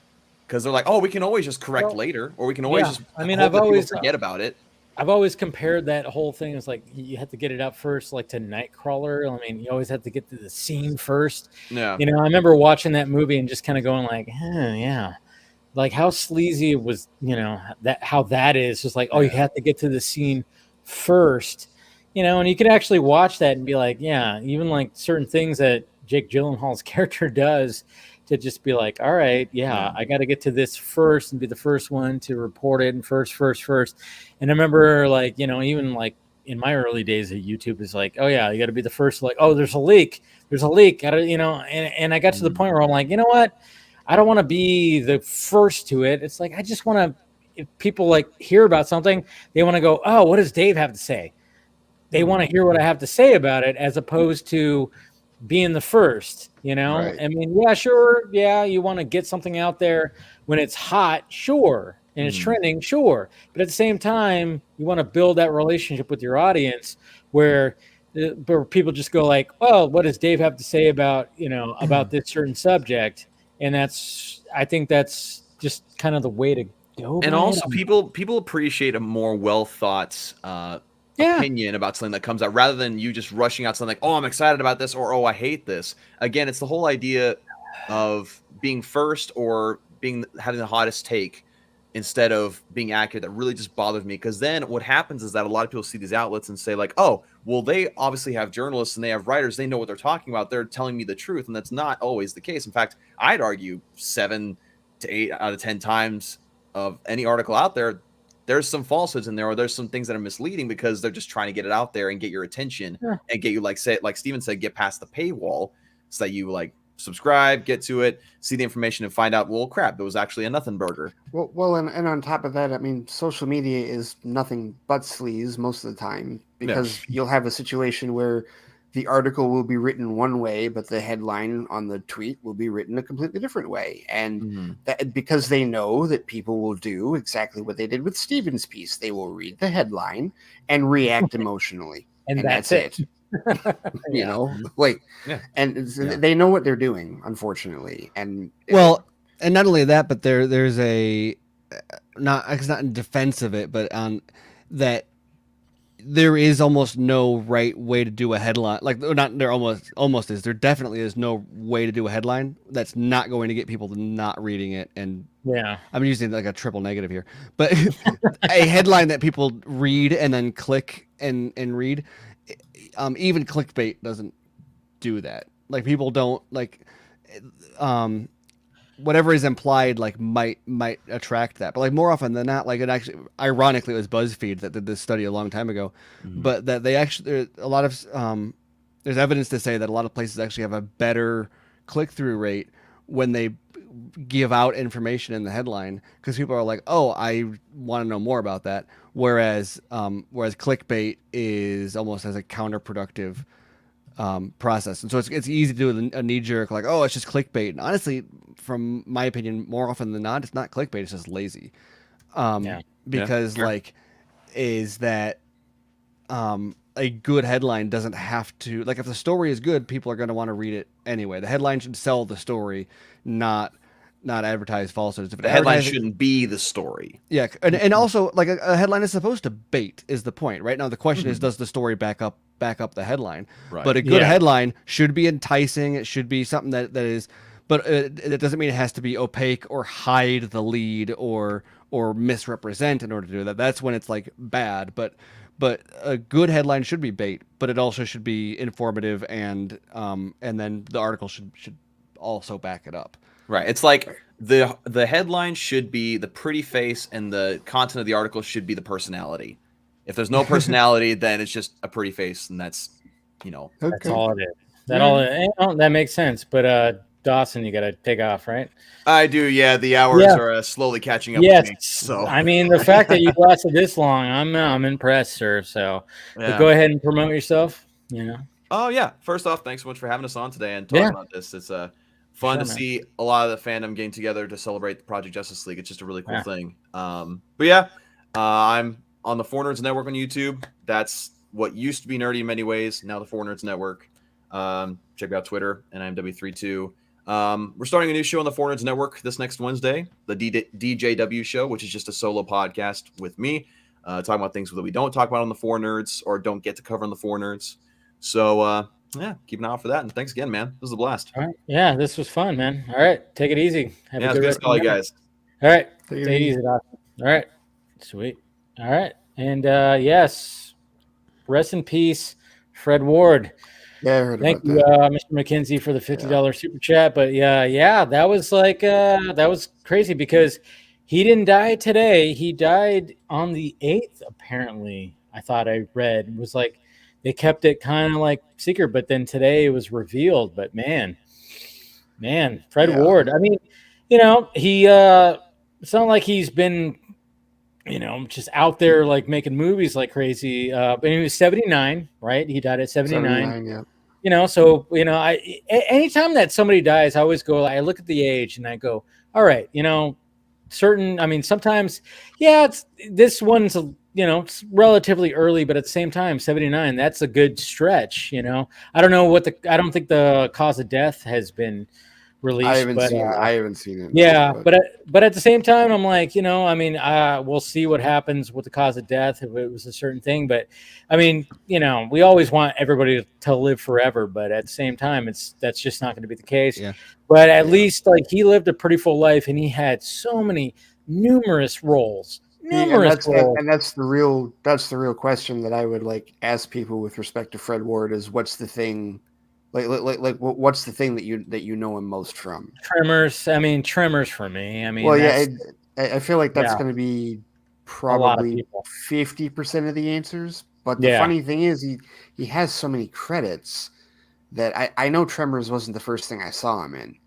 In fact, I'm pretty sure that. Well, see, but the thing is, I don't if I go down this list, okay. Well, you know what? A lot of people were talking about a lot of the movies that he's been in, and I'm like, all right, yeah. There's a movie that he was in with Clint Eastwood, and that are not a lot of people were talking about was the Escape from Alcatraz. That movie I watched numerous times. He wasn't the main character, obviously. Eastwood was. But it was about the one escape from Alcatraz that happened. But he was like a side character. But at the same time, he was always that character actor, kind of like a Steve Buscemi. Totally. In a sense, anytime he showed up in a movie, you just kind of went, "Oh yeah," and then somebody even brought up he was in the third Naked Gun. Yeah, I was just about to say that he was the villain in Naked Gun 33 and a third. He was. Totally. He was also, yeah. And that might be the first thing I saw him in. Really? Yeah. See, my whole thing was Tremors was that's just darling to me. That movie is in my top 10 favorite movies of all time because it's so, it's just one of those movies. That's why I even when we started, I played the drop I have from Tremors and even Kevin Bacon tweeted out today, about that and tweeted out the shot of him and both of them. Yeah. But it was always Tremors. But at the same time, it's he showed up in all these different movies.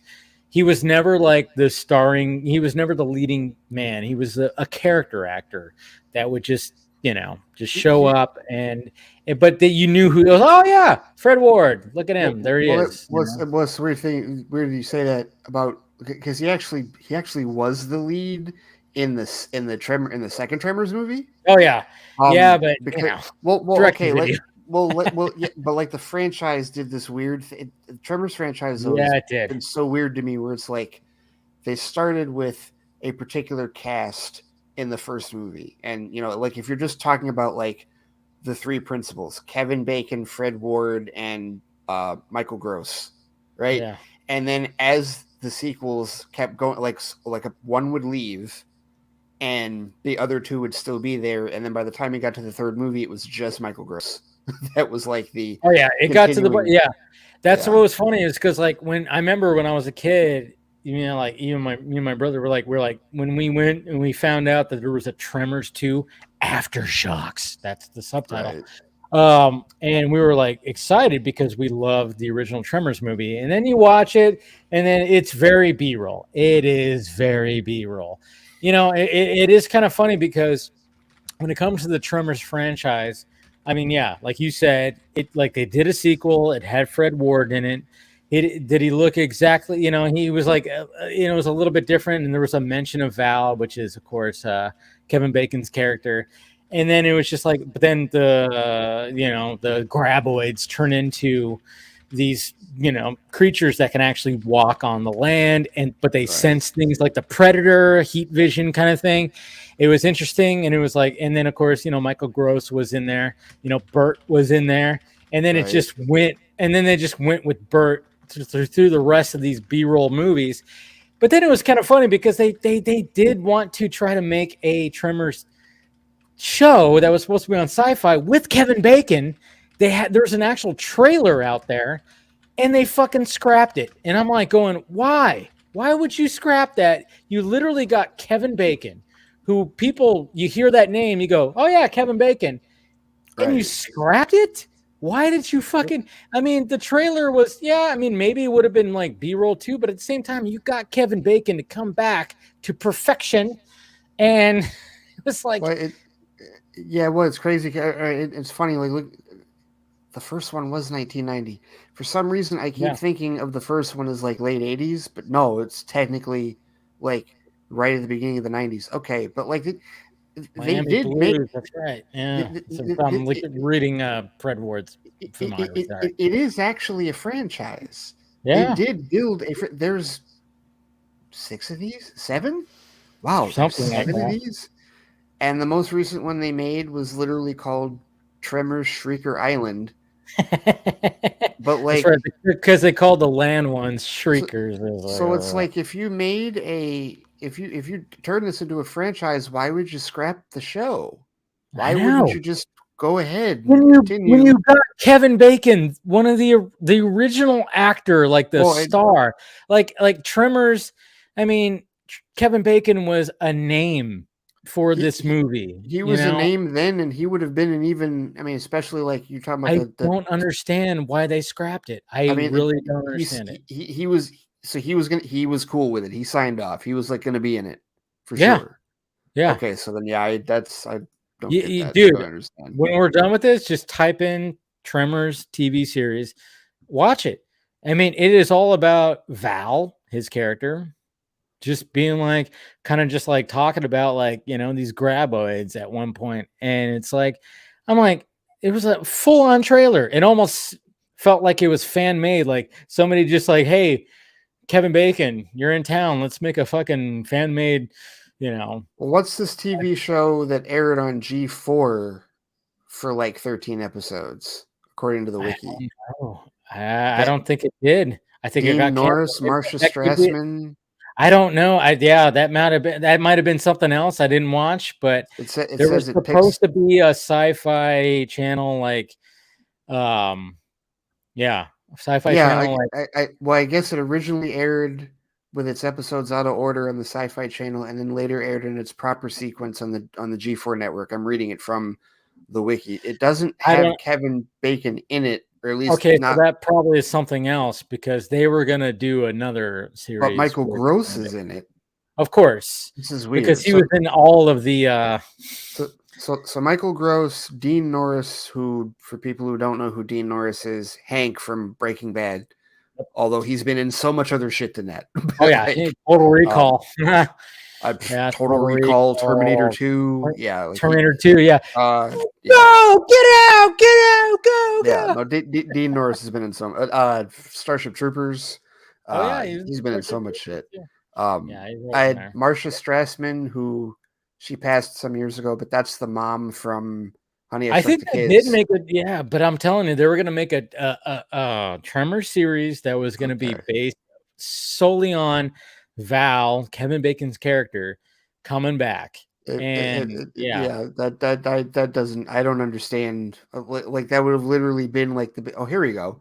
On November 28, 2015, it was reported that Universal Television and Blumhouse were developing a new Tremors series that Kevin Bacon. Okay. Yeah, there was a full-on fucking trailer, man. They said in September 2016 it was going to move forward on Amazon Prime, but then in June 2017 it was moved to Sci-Fi. In August 2017 they had a director, they had a showrunner, and I guarantee you that Fred Ward was going to show up in it. Oh, he was. There's no way there was going to be a reunion with those two. And it would have been funny if I fucking dropped the ball on that. It would have been funny if the Kevin Bacon is tough enough. The real prize is if you can get Reba McEntire back. Oh man, because Reba McEntire is in the first movie. I'm telling you, they could. I mean, there were some missed opportunities when it came to the Tremors like lore, because the first one it's just so. By the way, Casey, have you seen Tremors? I mean, I know Scott has given you shit on like. No, I haven't. Yeah. Well, okay. I'm not. All right. I'm not going to. That's a homework assignment for you. Just to watch the B-roll like grindhouse grittiness. Yeah, that's Tremors. Yes, grittiness. Seriously, it's gritty. Think Planet Terror, Casey. Have you Yeah. have you seen Planet Terror? No. Okay. All right. What have you seen like any like B horror movies? You know, like really cheap horror movies. Not really. Yeah. I haven't watched any of the old stuff, so you can assume that as the starting Dude, point. put Tremors on your list because I mean, Steven, how do you feel about Tremors? I don't know. I saw it once and I saw it as an adult. I had very little exposure to the franchise. And it was good. I mean, it's not something that I like. It's not something that like stuck with me or is like, but I know a lot of people who like saw it a ton of times. Yeah, exactly. Yeah. So I didn't have. I mean, it was enjoyable. Like I don't mean to be like, oh, it was fine, I guess, but like it's just not something that's personal to me. But like I'd recommend it to people if they hadn't seen it. I'd be like, oh yeah, no, it's a classic. Like yeah, what I love about it is like when it comes to these types of movies, it's like you have a horror movie. And I mean, obviously, it probably cost little to nothing to make. Well, I mean, it reminds me a lot of like arachnophobia. Probably went to Kevin Bacon. Yeah, it's like arachnophobia in tone. Yeah. It's like a very maybe a little because I am arachnophobic. Yeah, same. No, I can't. Like I tried one time. I remember. I literally like it was like a long time ago. It was on TV, and I'm like, you know what? I'm gonna try to watch this. And of course, it opens up with that whole jungle scene, and then they find that spider that's like laying there, and then it leaps, and I went, "Bop! Okay, I can't." And I'm like, that's it. I tried. Most of it is surprisingly okay after that, except there's another scene where one jumps like onto the camera. Oh, I can't do that. I think it's yeah. I just can't do that. But you give me some underground worms for snakes as fucking tongues. Yeah, I'm all for it. Yeah, see, that's the crazy. These are the movie is about underground worms that are huge that sense vibrations when people are walking, and then they'll reach up and eat them, pull them into the ground and eat them because they have snakes for tongues. Right. And that's in the first movie, and then in the second movie they evolve into smaller creatures with legs that can run. It's a little wonky, but the first movie is and then in the third, I think in the third movie is where they grow wings and they can fly. And they literally just like shoot fire out of their ass. I get it gets really wonky, but the first movie is so classically good. The fourth movie is a prequel. Oh God, yeah, takes place in the West, Old West. Yes, I know. But Michael Gross is still in it. He's playing Hiram, Bert's predecessor, his ancestor. Okay, I'm trying to sell this movie, Ray. You're not helping it when announcing all the fucking B-rolls. Well, okay, but there's three franchises from like the 90s, from like this period that I just think of. I put them all in a bowl. They're like the same thing. There's Tremors, Gremlins, and Critters.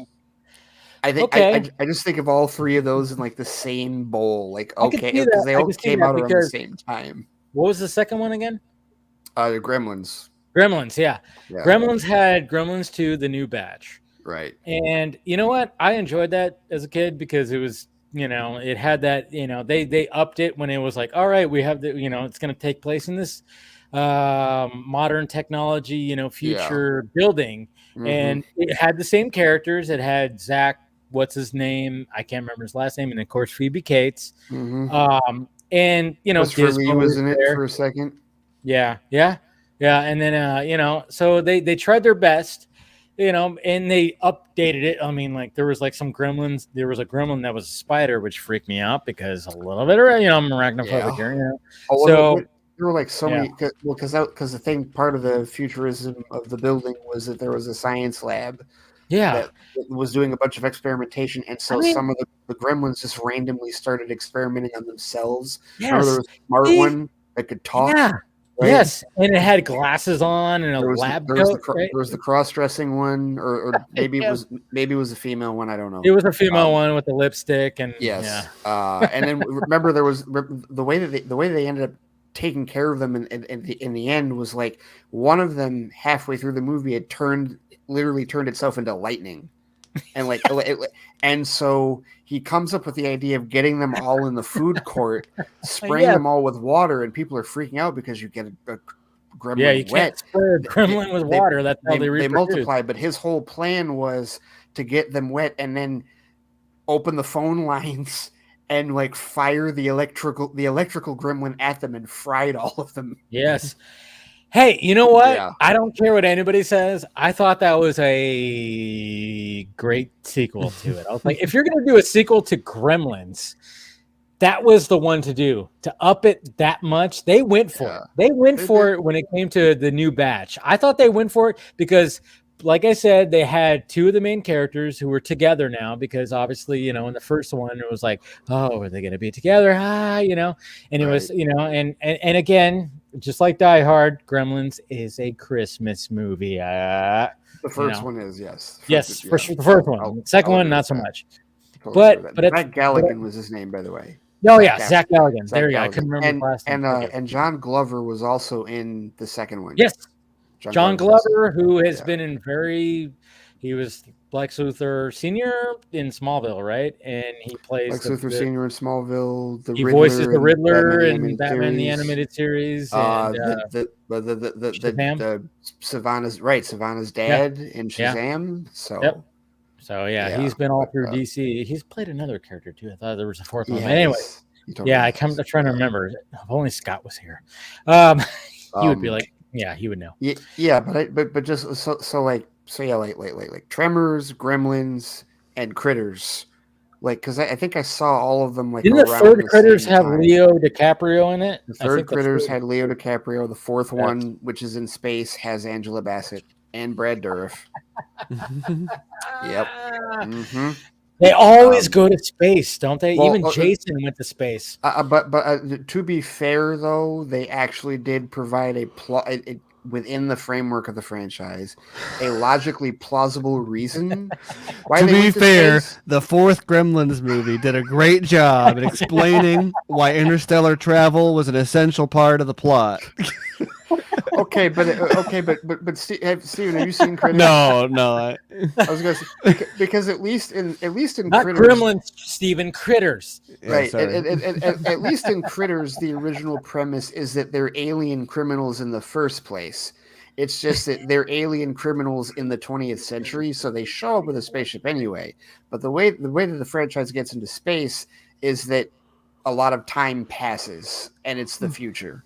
But isn't it crazy that the fact that there was that many Critters movies, but there's only 2 Gremlins movies? There's even more than that because Shudder rebooted. Shudder went crazy with it, right? Shudder made a new movie and a show, I think, with Critters, and I saw this a couple years ago, and I'm like, what? Really? All right, fine. Oh man. Man, what's funny is like back in the early 90s, they were really trying to bank on stuff like this. There was a movie called Ticks.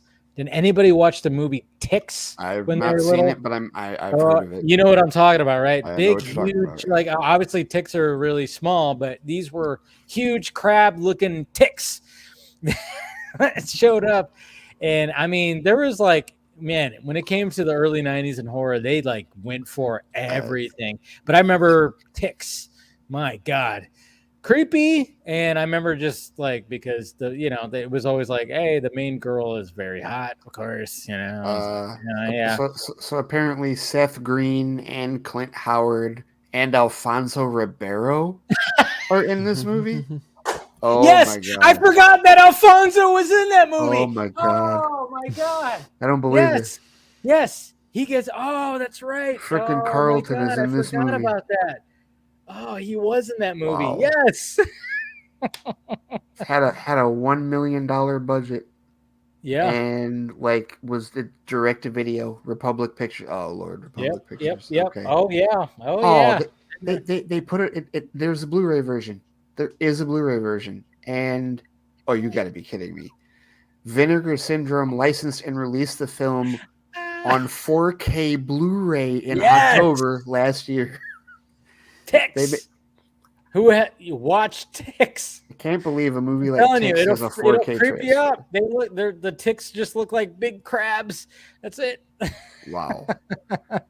But okay, so you were talking about Yeah, arachnophobia. Ticks was pretty gory. Like, yeah, Alfonso Ribera. Yeah, I'm like visualizing how he dies from the ticks, Of and I'm course like, he yeah, does. Yes. yeah. But no, you were talking about arachnophobia. So you've never seen like 8-Legged Freaks? Oh, 8-Legged Freaks is hard to watch too. I can't. Okay. I'm just being arachnophobic. It's very difficult. I mean, I tried that one too, but it's just like. Did you ever have an issue with Buzz's tarantula in Home Alone? Yes. Okay. Yes, absolutely did. Like that shot that they do when like Kevin like reaches for it and then puts it on Daniel Stern, and like the shot is like that. I just go I can't. Even to this day, I'm like because it's a slower version of what Steven was talking about in arachnophobia, where it jumps at the camera. It's slowly coming toward the camera. Yes, because it's supposed to be mimicking him putting it on Daniel Stern's head. Oh my god, I would scream just like he did if that got put in my face. I can understand. Spiders are fucking creepy. Hey Casey, are you arachnophobic at all? Yeah. Yes, big time. There it is. So okay, so where you're at, and like is there like spiders a thing? Like, you know? Yeah, it's not as big as Australia here, but okay. Whenever Seriously. I see like huge spiders and stuff, that's always freaky to me. And even when in movies, it's fine if they're like in far distant things, but especially when they do the 3D thing and slowly coming the hairy stuff and all that. The hair. That's what it is. The hair on the spiders. Why is that the thing? And so many eyes. Yes. I can't sleep now. Because they have that hair and they have that many eyes in real life. Well, see, that's the thing. Is like the deadliest spiders aren't like hairy. Tarantulas aren't deadly. That's why people have them as pets. But like I'm more freaked out about them than like a fucking Black Widow. Black Widow, I'm like, and I'll Black just Widow is the one that will literally kill you. Yes, but it's smaller. It's smaller, yeah. Yeah, you can't see details.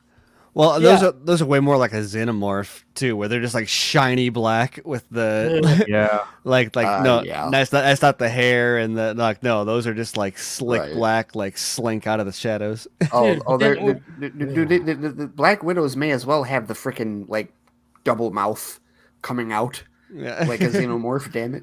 Yeah. I remember getting freaked out. There was an episode of Gilligan's Island where they go into a cave and they find a big spider, and it's literally just somebody in like a stupid spider suit that the legs don't even move, and it's just moving like this. But it was hairy and stuff like that, and it still freaked me out. It's Gilligan's Island, for fuck's sake, and I was like still going. So Raiders of the Lost Ark, when. He's got all the. I know what you're talking about. And what makes it worse is like that's the part of the score where John Williams is like, okay, everybody pluck your violin strings really high pitched and make it sound even more uncomfortable. Yeah. Like the way that Indiana feels about snakes. That's me or spider. It's like it's just. Right, and that was the thing too. Like he's just. I've always found this hilarious, even when I watched it as a kid, when. Like Satipo points out all the spiders on him, and he just very calmly is like, "Whatever," brushes them off. I'm like, "Ugh, are you serious? No, that many?" And then of course there's like 50 of them on Satipo's back. No, and they like crawl over his face. It's like, and he's just calmly like taking the whip, like brush them off, whatever. It's like, really? You're not? Because no, if it were me, I'd have been screamed and ran like out of the tent. The Javitos would have shot me early. There's no way, because I would have been running out of the temple. So then Return of the King. You know what? I have a buddy of mine. He had the same. He was worried because he had read the books and he knew about Shelob. And he was really worried that he wasn't going to be able to handle it when Return of the King came up. And so. Hello? Uh-oh, what happened? Oh. Dave, can you hear me? Okay, I can hear Dave you. Froze. Uh-oh, Dave froze. It's funny. I wonder, was he scared going into Two Towers, or did he know that Shelob didn't show up until? Because I was sitting in because in the books, Shelob is the cliffhanger at the end of Two Towers. Whoa. Yeah. Oh, you're okay. back. My thing just freezed up right now. I was like, what happened? Yeah. I totally just everybody went froze and then just like did the circles, and I was like, oh, shit. No, like you totally froze. But no, like no, he didn't mention anything about. Like he didn't say anything about it before Two Towers. What happened was that when you get to the end of Two Towers and Gollum starts talking about she, and he was like, "Oh, it's clearly Shelob," and so that's when he got freaked out. So I don't know that he, I don't remember him being freaked out going into Two Towers, but he was definitely on edge, knowing that was coming in Return of the King, and like he hit. I think he did have to turn away, like at that point in the movie, like when all that. Like when the web stuff happens and when she shows up and like when Frodo gets cocooned and all that, like he did not he did not handle that very well. Dude, there was one time I went to Not Scary Farm, okay? And we decided to go into one of the mazes that was a spider maze. That was rough for me. That was very rough because when you first get into this maze, you get into the circular room, and then when everybody gets in there, all of a sudden it's like does its thing, and there's like lightning, and all of a sudden there's a big huge spider that just like lowers down into the whole room, and I went, oh, okay, I can't look up. I couldn't look up. I was like, okay, I can't do. I was like, that was the freakiest maze. I mean, all the mazes are freaky because there's people that pop out, there's things that pop out. But I didn't mind that. But when it came to this maze, I was the whole time I was like, I was just kind of going like, I just want to get out. I just want to get out. Just want to get out. But yeah, being in that big circular room, and all of a sudden it was just like, man, it was like lightning and blah, blah, blah. And then all of a sudden like a big, huge spider just shows up like in circular room, huge. And it was the size of the room. And I was like, nope, I can't look up. I can't. That just sounds like a movie I'm going to see later this year. Nope. Yeah. No. No. God damn. But yeah, I mean, that's what makes watching Home Alone hard to watch because of that fucking tarantula. It's like, why? Why'd you have to add that to it? Well, Columbus. And it's worse because like, they introduce Buzz's tarantula like relatively early in the movie, so you know that like, oh, it's going to show up again. Like you don't spend that much time. As soon as he climbs up the shelves and it freaking breaks down, and then you see it like crawl away. I'm like, no. Yep, it's gonna show up again. See, but that's why like the smaller ones are like scarier for me because it's like, okay, a big tarantula at least it's big enough that it can't hide unless it's hiding behind something bigger. But the smaller ones, which are faster, can hide in it. Stop saying faster. I'm not gonna sleep tonight, Ray. Sorry. It's weird because I don't have that with snakes or lizards either. It's just spiders. Yeah, so weird. Spiders, right? I don't like any of them. I mean, like snakes are creepy because I mean, they can kill you. Shit, like, I mean, yeah, they could be, and they could kill you, sure. But at the same time, it's like, yeah, lizards are freaky too, But at the same time, it's like, I always say, like, spiders are a minion out of the devil's asshole. Like, what the fuck? Like, why was that created? Why is that here? The way that they move and it's like, why? Well, see, and that's like why people are like, Ray, you should travel, see the world, see the rest of the planet, and I'm like, no, not all the rest of the planet, because I've seen like the big sand ones in like the Middle Eastern countries is like. All right. Oh, when I was in Middle Eastern countries, there will be more scorpions than spiders. Scorpions. Whatever this. Okay. Fuck scorpions too. No. There was one time when I was a kid and I was at my grandparents' house. A big, huge, fucking spider. It was fucking like, it was like this. Walked up the driveway. It was just doot. Yeah. And it was like, what the fuck is that? And I remember it freaked me out as a kid. And my grandpa just got a shovel and just went, boom, and just sliced it in half. Ugh. But it was like, I mean, it was probably not as big as I remember it because I was a little kid. It was probably smaller than it actually, but to me, it was like the size of a fucking, like, I don't know, a hamburger, like just fucking huge. Oh, God. And that has been embedded in my brain. A spider the size of a. Sorry. I know. I couldn't think of like what is this size? Like I'm talking about a big hamburger, Steven. All right, shit. A spider. Yes. See, my mom was there. My mom was there. It was a tarantula that walked up the driveway. A tarantula the size of a hamburger. He sliced a tarantula in half. Okay. I know. I believe you. I think I dare Ray say a spider the size of a hamburger with a straight face. I can't do it. I can't do it. I'm trying. I couldn't think of anything to compare it to besides a hamburger. A spider that I can't do it. It was a spider the size of a hamburger. Okay, but you're leading the witness, Steven. I can't do it because you won't stop laughing. Yeah. No. It's all right. That was the first thing. Here, try it now. No, it's still not gonna work. It's still not gonna work. No, but but I remember, my mom was there too. She saw the thing. I mean, it was huge. Like it was probably it was like that big. It was just walking up the driveway, and it was like, holy shit. Maybe that's why I have this arachnophobia. And then my grandpa would just like grab a shovel and he was like, all right, and just went boop and just sliced it in half and just went bam. I mean, all it takes is like one. All it takes is one incident when you're a kid to like scar you for, and you don't know like how long like you're gonna be scarred that way, especially if it's something like there's a. Have you ever seen Crow? Yeah. Okay, so the Widow of the Web, that whole anything with spiders. Dave, did you? Sorry, go ahead. No, it's just that if I remember another spider.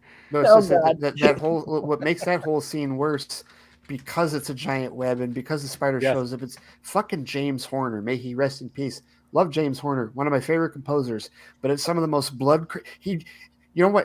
The high pitched like screechy sound in Aliens is from that scene. It's from the spider scene in Crow. Yeah. Like he I remember that first. Too. I remember it. The face hugger is also similar to the spider. Oh Jesus Christ! True. But it doesn't freak me out as much. No, you've seen Love, Death, and Robots. Oh yeah. So it's not exactly a spider, but in Beyond the Aquila Rift episode, where he goes through that whole, and because that one's especially messed up because you go through this whole thing, and at the end it's like, actually, I need to see that. It's like you know what? Gotta watch that series because the end of it, the end of the episode's like, I know we made this seem all like sexy and stuff, but you want to know what's actually been happening this whole time? I've seen. See, my mom even said it's the size of a White Castle burger. See, it was smaller than I thought it was. To me, it was huge. To me, it was huge. A spider the size of a White Castle hamburger. No, it's got to be a spider the size of a slider. Yeah, slider. Oh, right? Man. Yeah. No, if I ever write a book, I'm using that description. I've seen one episode of what was it? Love, Death, and Robots. Yeah. I've seen one episode. I've seen Lucky 13. That is the only episode of it I've seen. The new season premieres as Monday. When does it premiere? Because man. It's It's on May 20th. May 20th. Is it the third? Oh, season? there's a fan premiere on. Technically, it's the second half of the second season, but they split it into 3. That's good. So because the second one came out, but they only released half of them. So but it's an anthology series anyway. Oh, yeah, it doesn't matter. It's just right. Yeah, but it doesn't. You can watch it out of order if you want. I think they're getting it on that Netflix cycle of where they do like a shorter season every 6 months or something like that instead of and so hopefully I'm hoping we get season 4, before the end of 2013 would be awesome. But I have no idea. I just know 2013. That 20 what did I say? 23. 2013. 22. 2022. I don't know. You said 2013. You Yeah, meant you 2023. did. Oh man, Steven. Time for me to go to bed. Did you guys realize that the feed from Steven is coming from almost 9 years ago? It's crazy. No, I get what you're saying, Steven. It's like Steven is stuck in the multiverse. Yeah. Steven is stuck in the multiverse. Yeah. Which Casey, have you seen Multiverse of Madness? Of course. You have.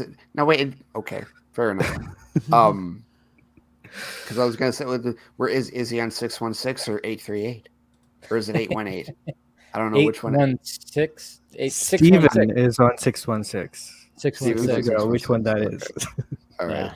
Now, Steven, you haven't seen Multiverse yet, have you? No, I have not.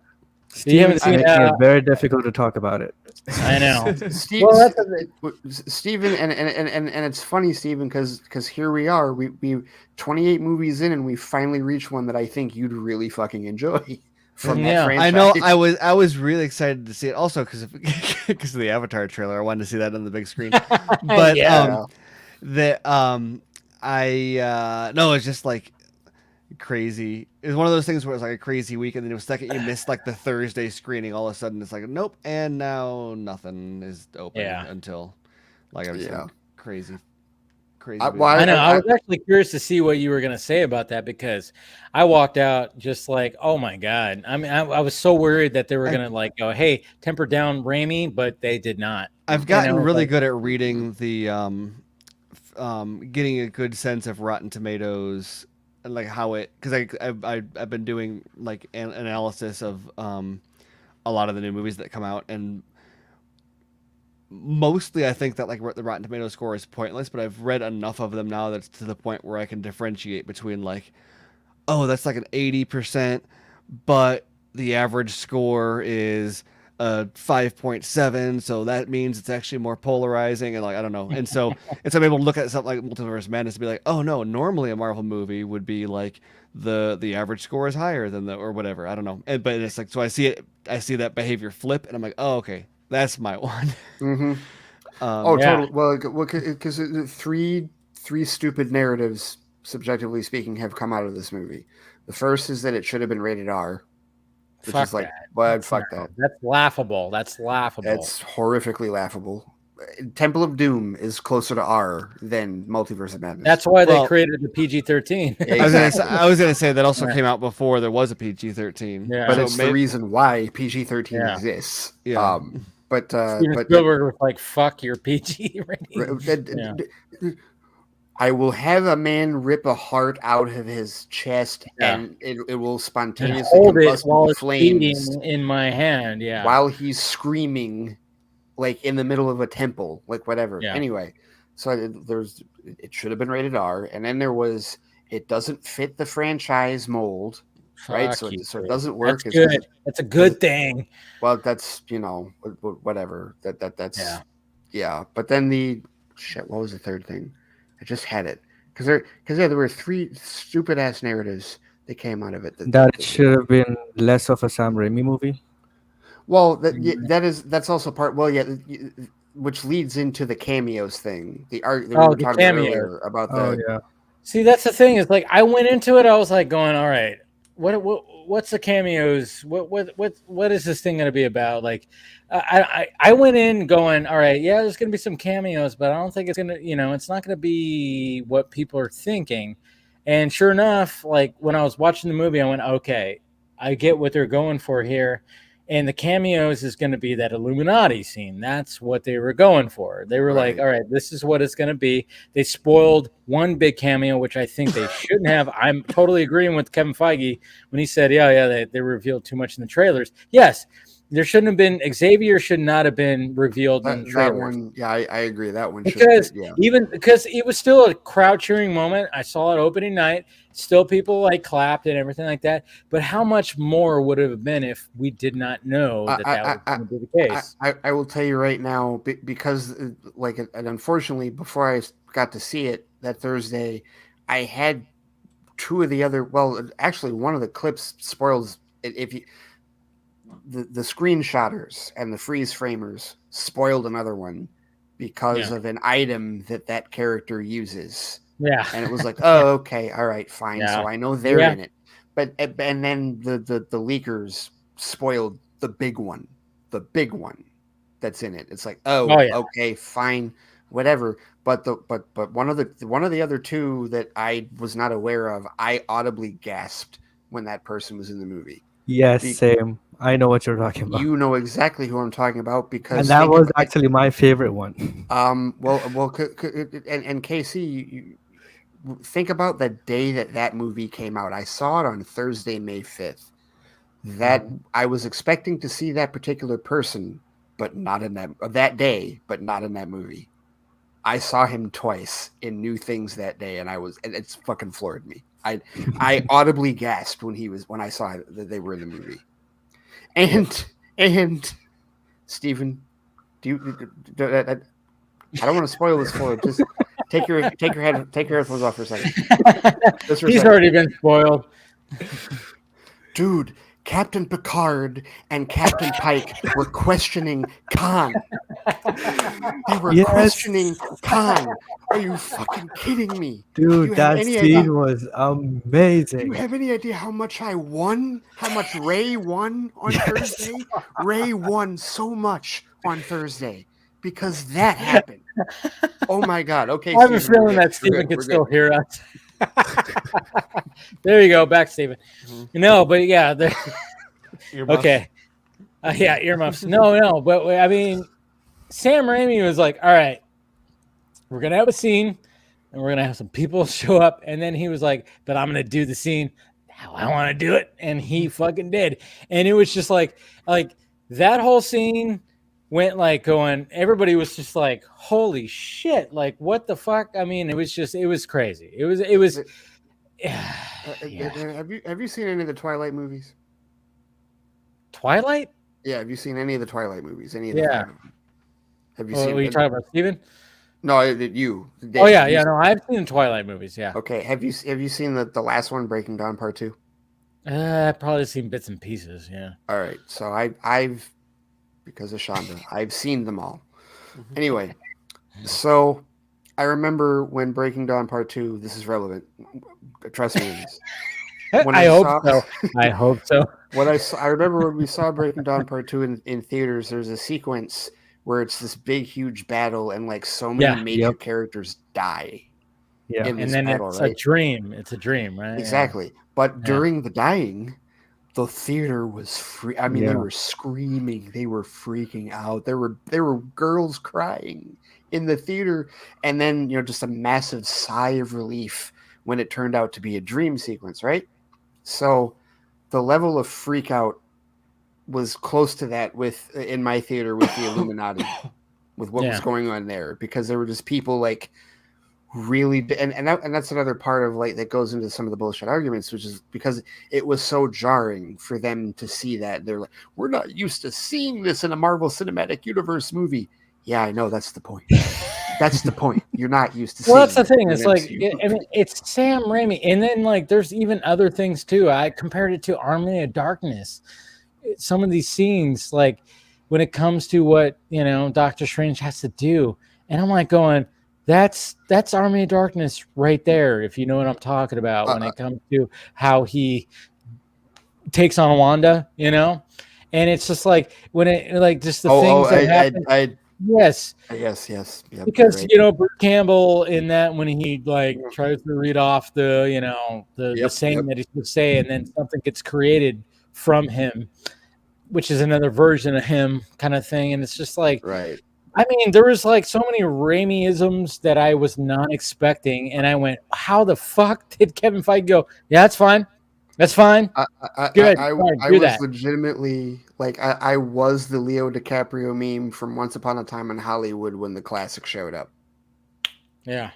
Because I mean, literally, like I had to like there was nobody sitting in front of me, fortunately, so I didn't have to worry about hitting somebody in the head. But I was literally like, yeah, because that's the other thing. Steven, Was like, you really got to see this. I want to know your reaction to this movie. You Yeah. know? No, Because you're always like about a movie that goes against the grain, and I think you'll actually, you know. But then, of course, we're hyping this up for you, where you go, you might go, Right.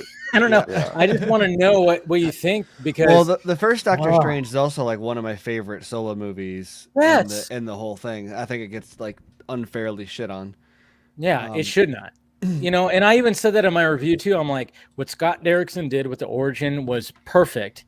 And I think that's one of the best CBM, especially in the MCU, origin stories. It's one of the best CBM origin stories. But what Raimi did with this one, and of course, a lot of people go like, is it a Wanda movie? Is it a Strange movie? I'm like, I thought it was a good balance of both. Like, yeah, like Wanda is, you know, but at the same time, it's like the whole time they're like running from like basically her, and she's on a tirade of like. That's the other thing, though. Dave was like, and I didn't know that was going to be the case going into the movie. Okay. And so that was like when it became clear that they were going in that direction, I was like, oh, okay. Yeah. And I cannot wait to have discussions now about WandaVision because now we know exactly what that show was. Yes. Exactly what it was. And that's the thing is like a lot of people like, you know, there see people like, you know, do you defend Wanda? It's like, well, no. No. I mean, because but at the her same show time, was essentially you kind of go like, all right, but okay, she's fucked up. But at the same time, it's like, yeah. And people go like, oh, was Doctor Strange 2 like, were they trying to like, you know, continue that? It's like, yeah, I mean, there's mention of it. And I thought they did a good job of mentioning it. And then it's just like, you know, I was kind of wondering how were they going to handle her? Was she going to end up, you know, what was going to happen with her character? But I thought they did a really good job of being like, hey, yeah, this is the villain. And you could see that in the trailers. It's not any kind of spoiler, Steven. But I think you kind of gathered that yourself was the fact that it's like, you know, she is like, when it comes to magic on magic, it's like it's different forms of magic that are facing each other. But you understand where she's coming from, which is always a good thing when it comes to a villain. You understand, like, okay, we get where she's coming from. And then Doctor Strange still being even though he's been like an all-star in the past 5 movies, he still like has some like parts where he's like, fuck. There's I he makes a lot of mistakes.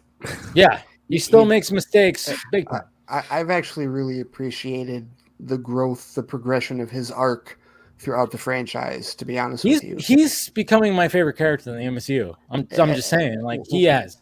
And especially, you know, one of the things that I really like that they did in the movie was that they tied it back to his role in Endgame. Yeah. Because that gets glossed over.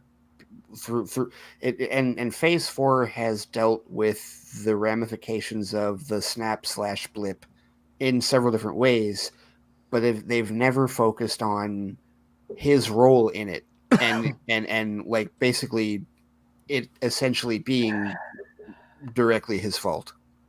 Yeah, and I really appreciated that they dove further into how it affects him and how like he could be perceived as a result of it being 100% his fault. Yeah. So yeah, it's they for me worrying about the runtime being like, you know, just over 2 hours, and you know, but at the same time, it's like, yeah, like some things, could have been drawn out a little bit more, but at the same time, it didn't ruin the movie for me, and I walked out just going like, yeah, you know. There's not a ton of cameos that a lot of people were expecting, because I was like going in, please don't just have it be a cameo fest, even though I wanted, they would have been cool if like there's some certain things like, hey, maybe Deadpool shows up in this or something like that. But at the same time, I walked out going, hey, I love Sam Raimi as director. He made my all-time favorite horror movie. I followed his work, and absolutely does this have Raimi-isms all throughout to the very end. To the very end. And I'm like, when people were complaining, I'm like, well, fuck you. I walked out just satisfied because I got a Sam Raimi movie with a superhero that's, and I'm so happy that Kevin Feige was like, all right, do your thing. And I'm sure there were some things that Raimi was like, can I do this? And maybe Feige was like, no. But at the same time, I'm going, wow. They let him do that. I see it, but that's funny. There's a lot of things were like they let him do that. I think that I'm sure that like I said, whenever the whole creative freedom argument with the MCU comes up, I feel like that's another thing that people try to polarize it, and nobody ever frames it properly because it's always either too far to this side or too far to that side. And I'm sure that when it came to Feige and Raimi, and understanding was certainly approached. I'm not saying that there were any issues or any like divisiveness at all, but that being said, there were multiple times in the movie where it felt like Raimi told Feige to jump and Feige said how high. Yeah. Oh yeah. There's some times where I'm like going, I mean, I just started smiling, and even my brother was like, dude, this movie's fucking insane. Like this movie's insane. Like especially in the final act. You're just gonna go like, what the hell? Another thing about the Raimi-isms is that some of the dialogue is very cheesy or campy. 100%. But that works so much because the Raimi visuals are there, the camera work and stuff. Exactly. So it just feels as long as you could back it up with whatever's on the screen. I'm fine by it. And you know what else works? Sorry, Dave. What were you gonna say? No. Go ahead.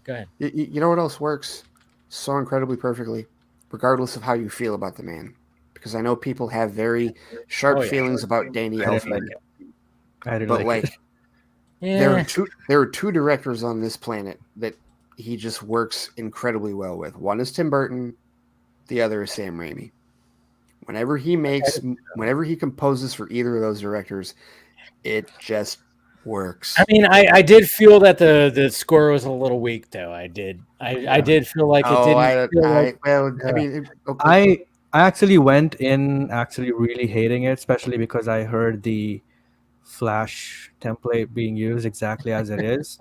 But to my surprise, there are some really good, scores in some scenes. Especially in one scene, some of it is. Some of it's fine, but yeah. That it's just some of the stuff is pretty good, but the rest of it is very generic. It's all subjective. I will disagree.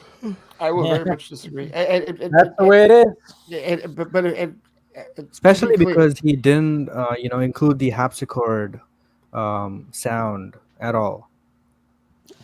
That's such a signature. They should have done with they should have pulled from the first score. They definitely should have a little bit more. But Giacchino did the first score. Yeah. And he was busy with the Batman, so he couldn't do it. And Jurassic Park and everything else. The franchise has a history of lack of continuity with scores anyway, just like Iron Man. So. They do. Anyways, I think this is a good way to end it because we're going to 4.5 hours. But this has been a fun one. I mean, when you see Steven yawning, I mean, that's when we know we got to fucking, end this thing because he's never yawning. But thank you to, of course, Nickatina, Zeeverfett, ACS, Dawson, those guys. I mean, obviously, this was the whole stream was about Project Justice League, and they did a great job, and I'm glad we got to break it down a little bit, talk with them about how creating that whole thing. Great job. And then thank you to Wonder Meg for showing up. Travis showed up too. We had a lot of people showing up, but great stream. And let's go around the horn. Steven, you can go first. Yeah, I'm Stephen Colbert. You can find me. I was like, where's my mic? I gotta go. Yeah. What? You can find me at screenrant.com. We talked a little bit or a lot about my Bruce Wayne Lois Lane article, but it's pretty long. So there's probably a lot in there we didn't get to. I also did a why everyone's wrong about Avatar 2's box office. Some stuff that I didn't even realize about James Cameron and his box office behavior of his movies. So we talked about this a lot last week, but yeah, definitely check that one out too. And also check out BVS by the Minute. You can find that on Twitter or at SnyderMinute.com. Here it is, Casey. Yeah, you can find me at Krypton Cage on all social media and also at the Real Talk Live. We'll be talking about Multiverse of Madness and other stuff tomorrow, hopefully with my new camera setup. Yeah. He's going to look prettier than he actually is. All right, Ray. On Twitter at the Flightcast. My show, my twice a week show, and my blog can be found at theflightcast.com. I've got you can find the Flightcast on YouTube. The last video I posted was my review of Doctor Strange in the Multiverse of Madness. I'm totally in Star Trek mode right now because I have a Star Trek show that just ended its season and one that just started its run. So I've got 8 more weeks of Star Trek glory to experience. Plus Obi-Wan Kenobi is coming in a couple of weeks. Can't wait for that. That's gonna be great. Yeah, tons to talk about with respect to all of my favorite geeky franchises going forward. There you go. And Top I'm also Gun coming out. Yes, Top Gun Maverick for sure. And I'm also still doing DC TV Squadcast over at Squadcast Media as well. Perhaps I'll talk about the recent CW bloodletting and more stuff that's come out lately with respect to that, because there was an article that was printed out by Hollywood Reporter a couple of days ago that basically validates everything I've been telling people for the last couple of years about the CW. So all of you can please update your arguments, because it's never been about live numbers ever. And the article proves that. But at any rate, so. Well, look forward to that. All right, guys. Well, this has been fun. Like I said, thank you to everybody who showed up. Smash that like, thumbs up before you leave. Make sure you subscribe, notification bell, all that stuff. If you want to become a member, do that. Patreon's down there. All the links are down below. And we appreciate you guys spending time with us on this Friday night. And we will talk to you later.